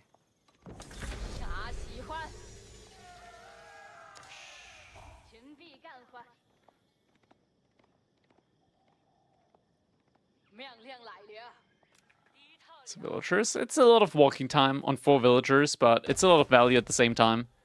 So you can kind of like stomach it for the most part. Age up has now been reached by Numidan as well, and he aged up with the French, with the... Oh, we can't see it anymore. We can't go back.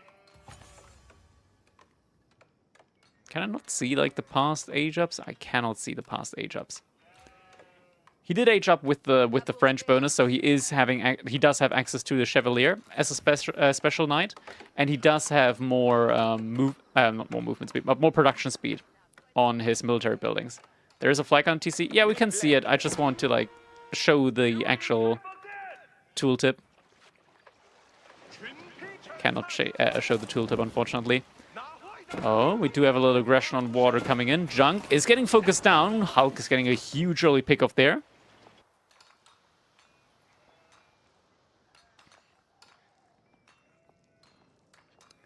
Crackety got the longest ads I've ever seen? Surely not, surely not. I know for a fact that mine are in the like medium to like low range when it comes to the ad density.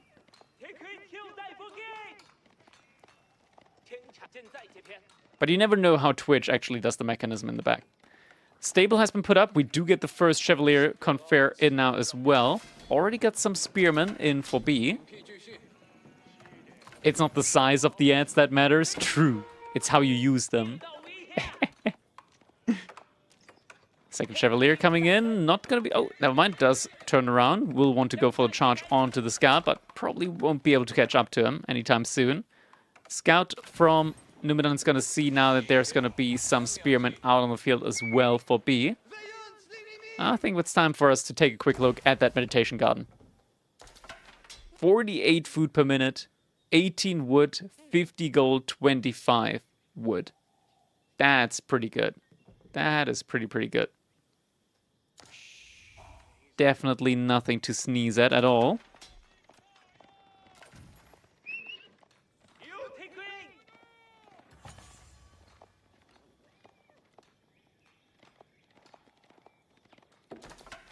Still more and more spearmen coming in here at the moment for B. We already have a switch up now into archers though from Numidan.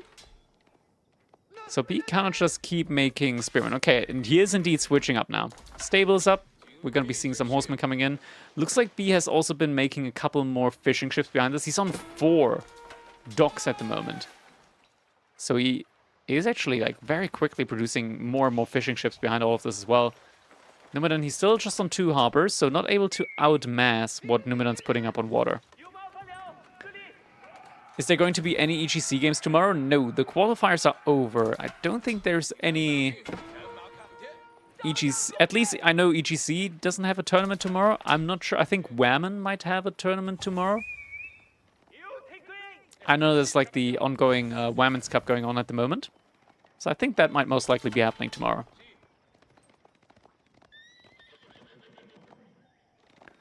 To 13 Spearmen now. Archer Mass is building up as well, though. no more EGC scheduled for the rest of 2026. Imagine it. That's not the case. That's not the case. Double Horseman coming in now. We don't have any inspirational supervision on the stable at the moment. Is there any S-tier tournament apart from Red Bull? There's a bunch more planned. Soon, TM.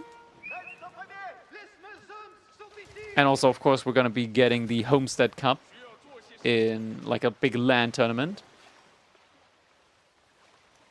in Nice in Serbia. Homestead Cup is A-tier, but top players. It is A-tier, but barely. It's almost S-tier. And if there's like contributions, it might still reach S-tier. It's almost S-tier, just barely still an A-tier.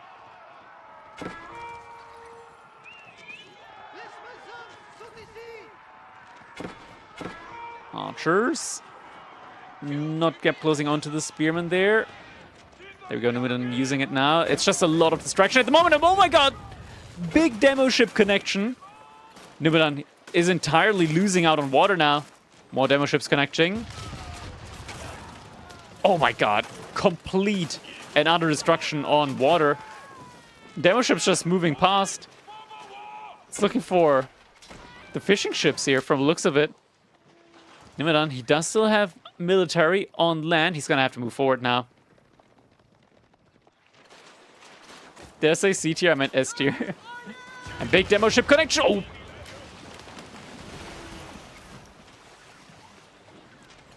All right. That is pretty rough. That is pretty rough. Okay, so basically,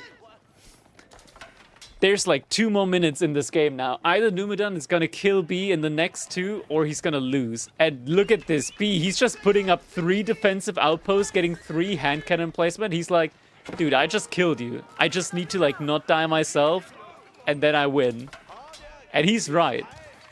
He's right. He just needs to not die to win. And Numidan, he's forced to go for the engagement. But that's the hand cannon placements coming in now. Number 1 is in. Number 2 and 3 coming in now as well. That's a Chevalier now also suffering heavily.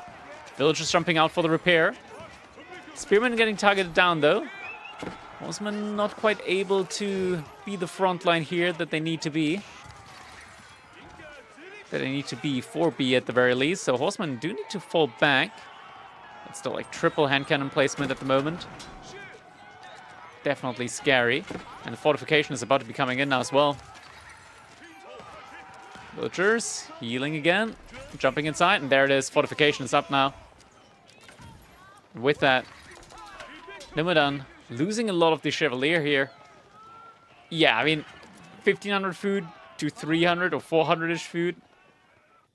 Numudan is getting the Pilgrims in, so a little bit of gold there. But gold, realistically, he can only use for the Chevalier, which don't really feel that strong at the moment up against the outpost emplacements. Still more and more Spearmen coming in now behind all of this.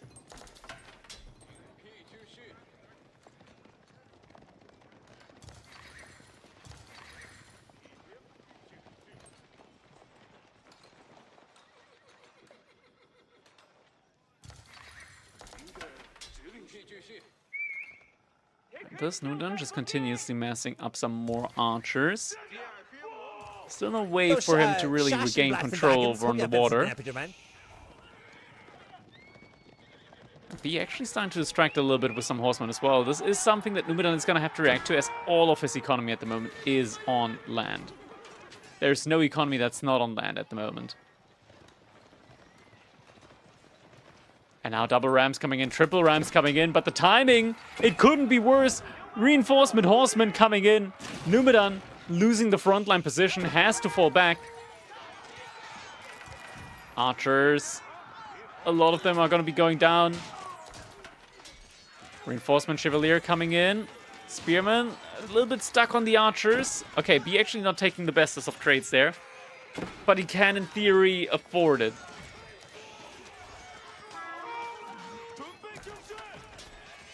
He's got a lot of income at the moment.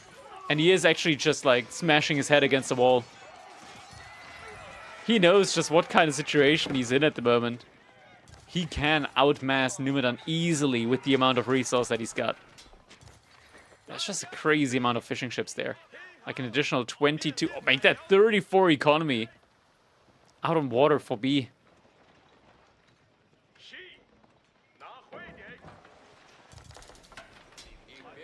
Now B. Even taking the army value lead. Granted, some of it, or rather a big part of the army, is out on water. As in terms of fishing ships. Or not fishing ships, but like military ships.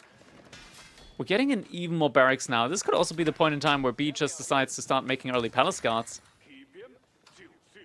As the Chevalier don't actually do any bonus damage to infantry or anything like that. And with 3 armor, the palace guards actually have more armor than the Chevalier there as well. Don't do as much damage as well, but they got pretty good health on them.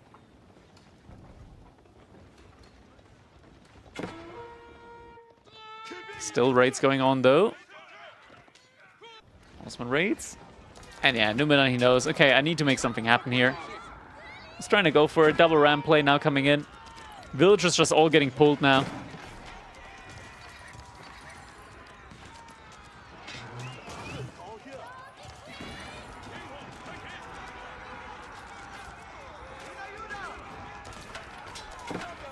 More horsemen coming in. Going for the complete surround. All of the rams getting taken down. Spearmen, not a lot of them remaining, but there's just so many more in queue, so many more coming in. And now the horsemen gonna be able to go for the complete surround, trying to get onto the archers. Even if they can't get the full gap close there on the archers, it's just more than enough units now with all the upgrades in order to be able to take down the Chevalier Confrere as well. And with that, Numudan, I know he's hopeful. I know he's gotten a really, really good win streak in today. Not just up against Beasty, but also leading earlier up against B. I don't think he's going to be able to build up on this win streak now. Republic of Genoa is going to be coming in. But B is right behind him when it comes to the age-up timing as well. And there it is. Mount Lu Academy. Getting put up now with 10 villagers. Is this going to finish before? This is going to finish before the Republic of Genoa even finishes. That is going to be slightly unfortunate now for Numidan. Not able to get the age up in time.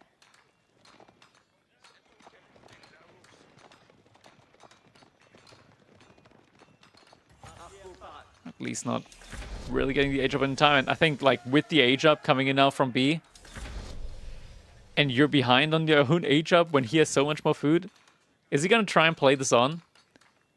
Yeah, I can show it again. It's 48 food, 18 wood, 50 gold, 25 stone. It's absurd. The amount of resources there.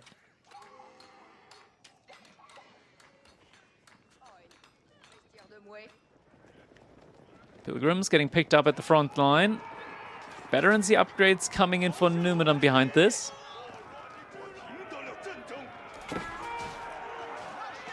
Now fights being taken. Horseman going for the full surround, even before the veterancy upgrade is in. It's a fight he can take. Veterancy is already in on the Chevalier, though. Doing a decent job here. Holding at the front side, but now follow-up knights are coming in. Upgrades coming in now as well. A little bit late, but better late than never. Gold vein fully depleted now. Just as the knights are arriving as well. Looks like he's not pushing further forward at the moment, though.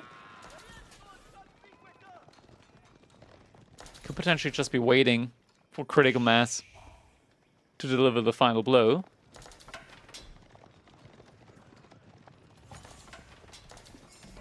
Outpost getting put up. First Templar Brother coming in as well behind this. But it just does not feel like it's going to be enough. Archers trying their best, focusing down the spearmen. But now it's knights against knights. 3 Templar Brothers, but up against 10 Lancers with 8 more in queue. Some crossbows in queue as well. But we're at the point now where you're just not able to come back against this overwhelming force from Numidan. Just non-stop streaming out there. Look at all the units coming in. Archer Mass was great. but has been heavily reduced now as well. Numidan still trying to just kite on back. Villagers' shifts are getting pulled now as well. More units coming in, but there's no more Templar Brothers in queue. Not enough gold income.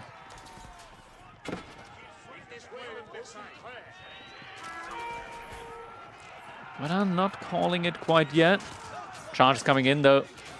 It's enough Lancers to just beat the entire army again. GG comes in. B able to take a lead now, 2-1. And with that, is going to be moving on to match point now. All right. So match point now for B.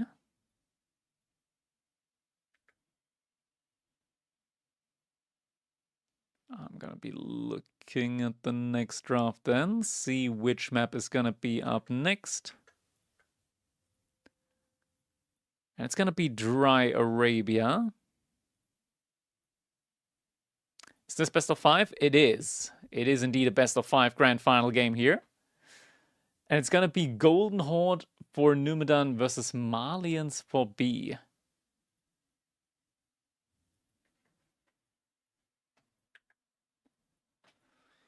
Interesting. Okay. Let's quickly resolve the Gamba now as well.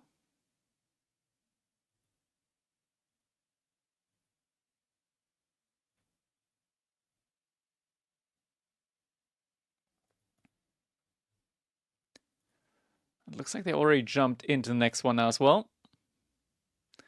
It's going to be Dry Arabia with Numidan on Golden Horde against B with the Malians.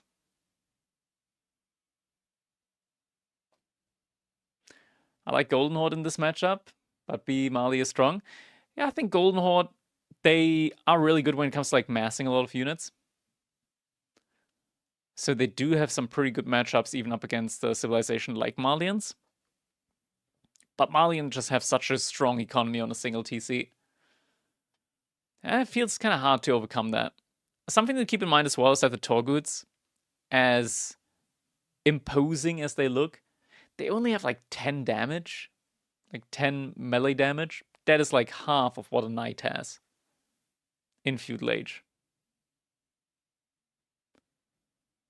It's, yeah. Kind of whack to say the least. They got a lot of help though. That's like the main benefit, right? Like being able to just act as a bodyguard, of course, for the Khan, for the Batu Khan.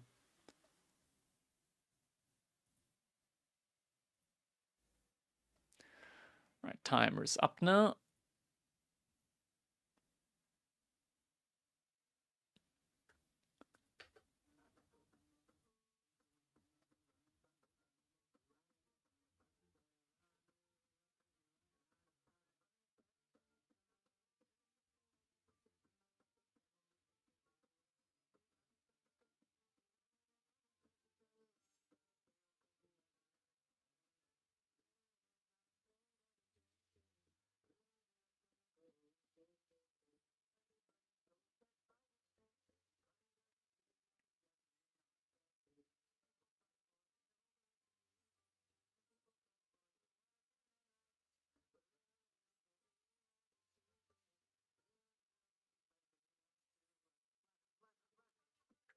All right. Timer's done. So we're going to be jumping in now, potentially the final game of this week's Crack Cup. Ladies and gentlemen, the score is flipped around at the moment. Give me just a moment. There we go. We got B, 3DB in the color green, playing as the Malians. His opponent, Numudan, playing as the Golden Horde here in the color red. We're on Dry Arabia. Classic map. For a potential match point now. For B, Numudan. He needs another victory in order to even out the set, and then another one to get the victory in over B. And this could be a pretty big one. The prize pool at the moment has increased to $500 for the Crack Cup. Definitely not just a little bit of money here. Makes a big difference whether you're first or second place. We're now going to be putting up the predictions. You guys get a 2-minute timer. So you can decide on who you think is going to be able to win this one. Numidan or B? Looking at B spawn here. Gold vein. First one, all the way in the back of the base. Very good spawn here so far. Has another gold in the back. Third one's forward. There's another one over here that you could sneak out towards. Overall, pretty balanced. And I do like the chances here for Malians overall. On the other hand side, for Numidan, similarly good spawn. Gold and stone in the back alike. Granted, the golds are all near each other. But just having the U in the back is pretty good. I hope B so I can go to bed. I don't want to be biased, but I'm also very sleepy at the moment. I've had a full day of work. I didn't sleep too well, but I would also like give it to Numidan, of course. Like this is, he's had an amazing performance here today. It has to be said. Like Numidan's been playing out of his mind here today. Able to win 2-0 up against the Beasty and then leading after the first game against B. B has been able to catch up, able to get a lead now with a 2-1 at the moment. So is, of course, on that match point in a best of 5. Don't need too many games in order to get the victory in. Granted, it's not as volatile as a best of 3, but still best of 5, like, can be happening relatively quick. Full day of work. You got soft hands, IT guy. You might be confusing me with a programmer. Cursing. I am a system integrator. I am hands-on. And yeah, soon I'll have to be like putting up 130 access points. So that's gonna be great as well. That's gonna be great as well. Do you lift routers? I don't just lift routers, I screw them into the wall as well. Or at the ceiling. I work from my desk at home all day, so feel free to shame me. I had no shame in being a home office worker. Definitely no shame. That's the dream at the end of the day, isn't it? Just being able to chill at home, work, and once you're done, you log off. You go from the bad screen to the good screen. Design, rack, and configure. Amen. Amen. But yeah, just a lot of projects at work at the moment. You know, we're getting 130 new access points. We're gonna have to run 130 new cables from our server rooms and network racks. What else? I have finally just about finished up the Windows 11 migration. Tomorrow, actually, I'm gonna be going back to work on a Saturday just to boot up some of the monitoring, or not monitoring, but like PowerPoint presentation TVs that we got going on, as they still need to be migrated to Windows 11. Don't tell Microsoft, okay? But they do not have a functioning TPM, and I'm gonna be using a workaround to have them upgrade to Windows 11 without TPM or secure boot. Because honestly, I can't be asked, like, just switching them out. They need no performance at all. They're fine. They're fine. Screw TPM. Sounds like you're lucky to make it home alive every day. Hope you have life insurance. Yeah, dude. It's rough. It's rough. It is rough out there. But I genuinely like my job, and I think that's the most important thing. That's the most important thing in life. If you do something that you enjoy, honestly, like, you need to do something that you enjoy at work. Because if you don't, you'll probably go insane. You'll probably go insane. Don't tell Microsoft about I absolutely hate Azure DevOps and I miss Jira with all my heart. Jira is a decent platform. Jira is a decent platform. And Microsoft, not so much. But have to change things that work, like Win 10. Some things just need to run. Yeah. Installing Windows 11 caused me to puke in my mouth, so I could feel it. It's annoying. It's just annoying. Like, it's so unnecessary. Why, like... I curse at my previous sysadmin that was there before me for buying devices with, like, 10th or 11th gen Intel processors that don't have a TPM. And it's from a manufacturer, like, Gigabyte or Zotac, where it's like, oh yeah, in Germany, like, Good luck getting like individual TPM modules that fit on the board of that like mini PC. That's not gonna happen. Or play here from Numudan with the Golden Horde. Warrior Scout being a little bit annoying there. Nothing too big though. Fortified Outpost is gonna be coming in. What the fuck is a TPM? Trusted Platform Module, TPM. It's a little chip on a mainboard that is a requirement to install Windows 11, officially at least, but there are workarounds. Greetings from a Microsoft employee. Denik, I hope you don't work on Windows 11, and if you do, I hope you don't AI code. I recently heard that they want to improve Explorer and want to get back to some of the fundamentals on Windows 11. I hope that that's actually true. Would be nice, would be nice. You work for GitHub and I work on Mac? That's the correct setup. That is the correct setup. Now that is a respectable workplace at Microsoft. A respectable working environment. I mean, I love my Windows PC. It's just, I enjoy a lot more content on my laptop as well. My laptop is a MacBook.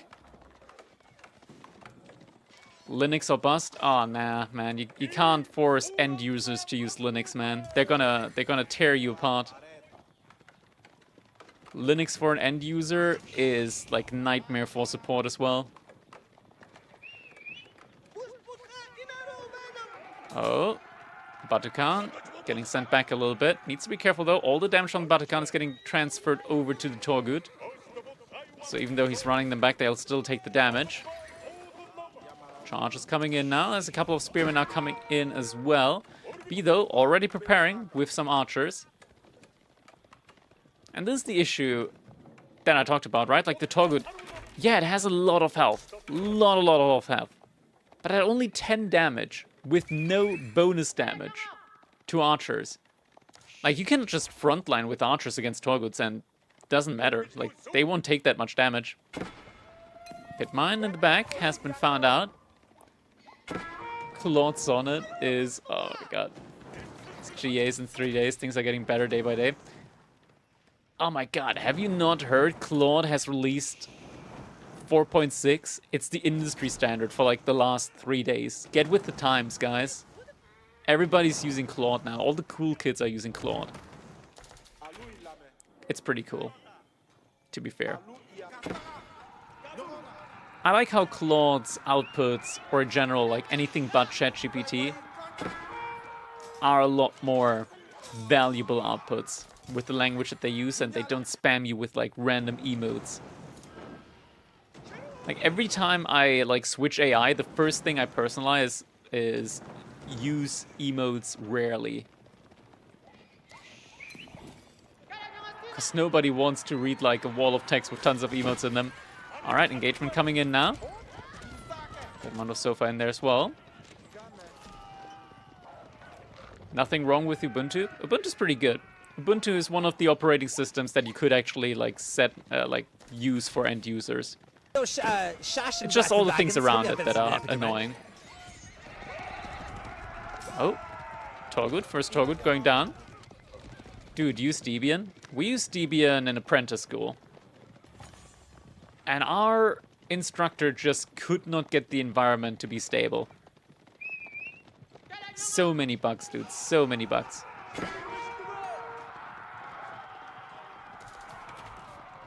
It's just mass sofas and archers at the moment. This is so difficult. I mean, I mentioned it earlier, right? 10 damage from the Torgut. It's just not a lot. It's just not. It's so difficult to like take any meaningful or good engagements. The charge does a little bit more damage, but at the end of the day, it's still not really substantial. Meaning that you don't, like with the Torgut, you don't really have a good counter to the archers. Now Sofa's going to be going for an engagement.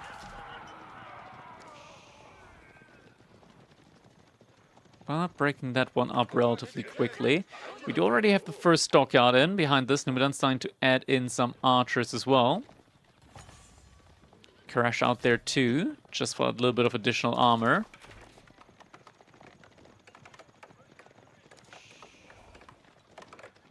Sofa's trying to go for a raid, potentially going for a wraparound on the wood line.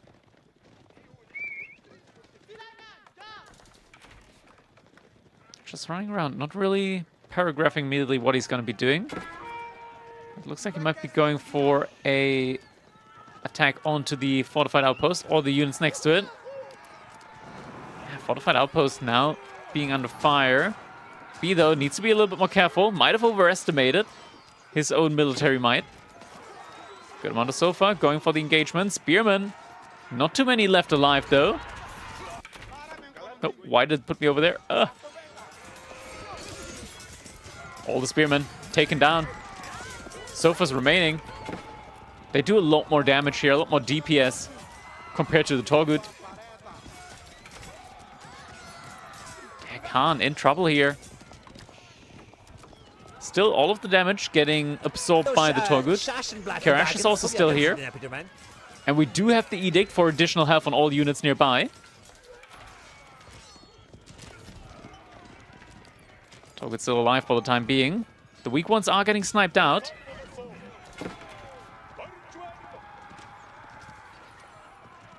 B still has a very, very solid mass of Sofa. Oh, Worlds Collide. Thanks for the comment. Appreciate you. And additional cattle coming in behind those cattle ranches. And B is actively eating from the cattle. So his food income at the moment is pretty insane. 1,000 food per minute at this point in the game. He's just massing up more and more Sofas now. Archers closing the gap as well. Last couple of Sofas, though, might be getting taken down now. At least here at the front side. Reinforcement Sofas coming in behind us, though. The archers just non-stop from B. Focusing down the opposing archers from Numidan. And now B, he's just ignoring the Torgut from Numidan. He realized they're not the real damage dealers. It is going to be much more efficient for him to just start taking down some of the archers, and that is what he's doing now. Archers now low in mass. Not going to be able to pick off the Sofas anymore. And Numidan, he just doesn't have any more military. Torgut going to be taking quite a while to come out now. A minute for the next two. And he's trickle losing these archers bit by bit. Villagers on the wood line. Be careful as well. Batukan likewise, and now wraparound from the other side as well. Sofas on one side, then next second, Sofas on the other side. Double villager kill here as well. And B, he's just running underneath the TC now. He's just killing villagers. Potentially getting another villager kill. No sniping archers next up. 5 villager kills already. And even while underneath the TC, he just doesn't stop. Oh, sniping down. Villagers on the stockyard. Everything getting taken down. Spearman at the front side. Trying to go for the Sofas there. Batukan, just 2 health remaining on that one. Torgut's coming in, but the Batukan will probably die before they connect with him. Oh, no, Batukan's in now. But the Sofa just taking down all of the villagers behind this. They're just not dying.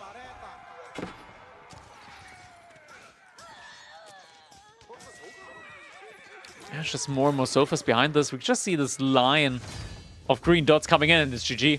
Numidan throws in the towel. GG comes in.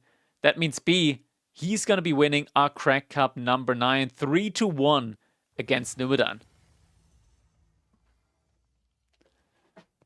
All right, GG. Marley Cockroach Civ, says Cow in the chat. Ain't that your main Civ, Cow? Am I misremembering something, or isn't that your main Civ? Aye. All right. GG's all around. Fellas, that is going to conclude our Crack Cup number 9 here for today. It's 11 p.m. I am tired. So I'm just going to be quickly wrapping things up here now for today. Thank you guys so much for watching. I'm going to be... Is Beasty still actively gaming? He is actively gaming, just 6 minutes into the game. So I'm going to be sending you guys over to Beasty. There we go. So hope you guys enjoyed the stream. If you did, make sure you do follow. That way you do get notified whenever we do go live here on Twitch or on YouTube. Thank you guys so much for watching. I hope I see you all in the next one. Until then, have a good one.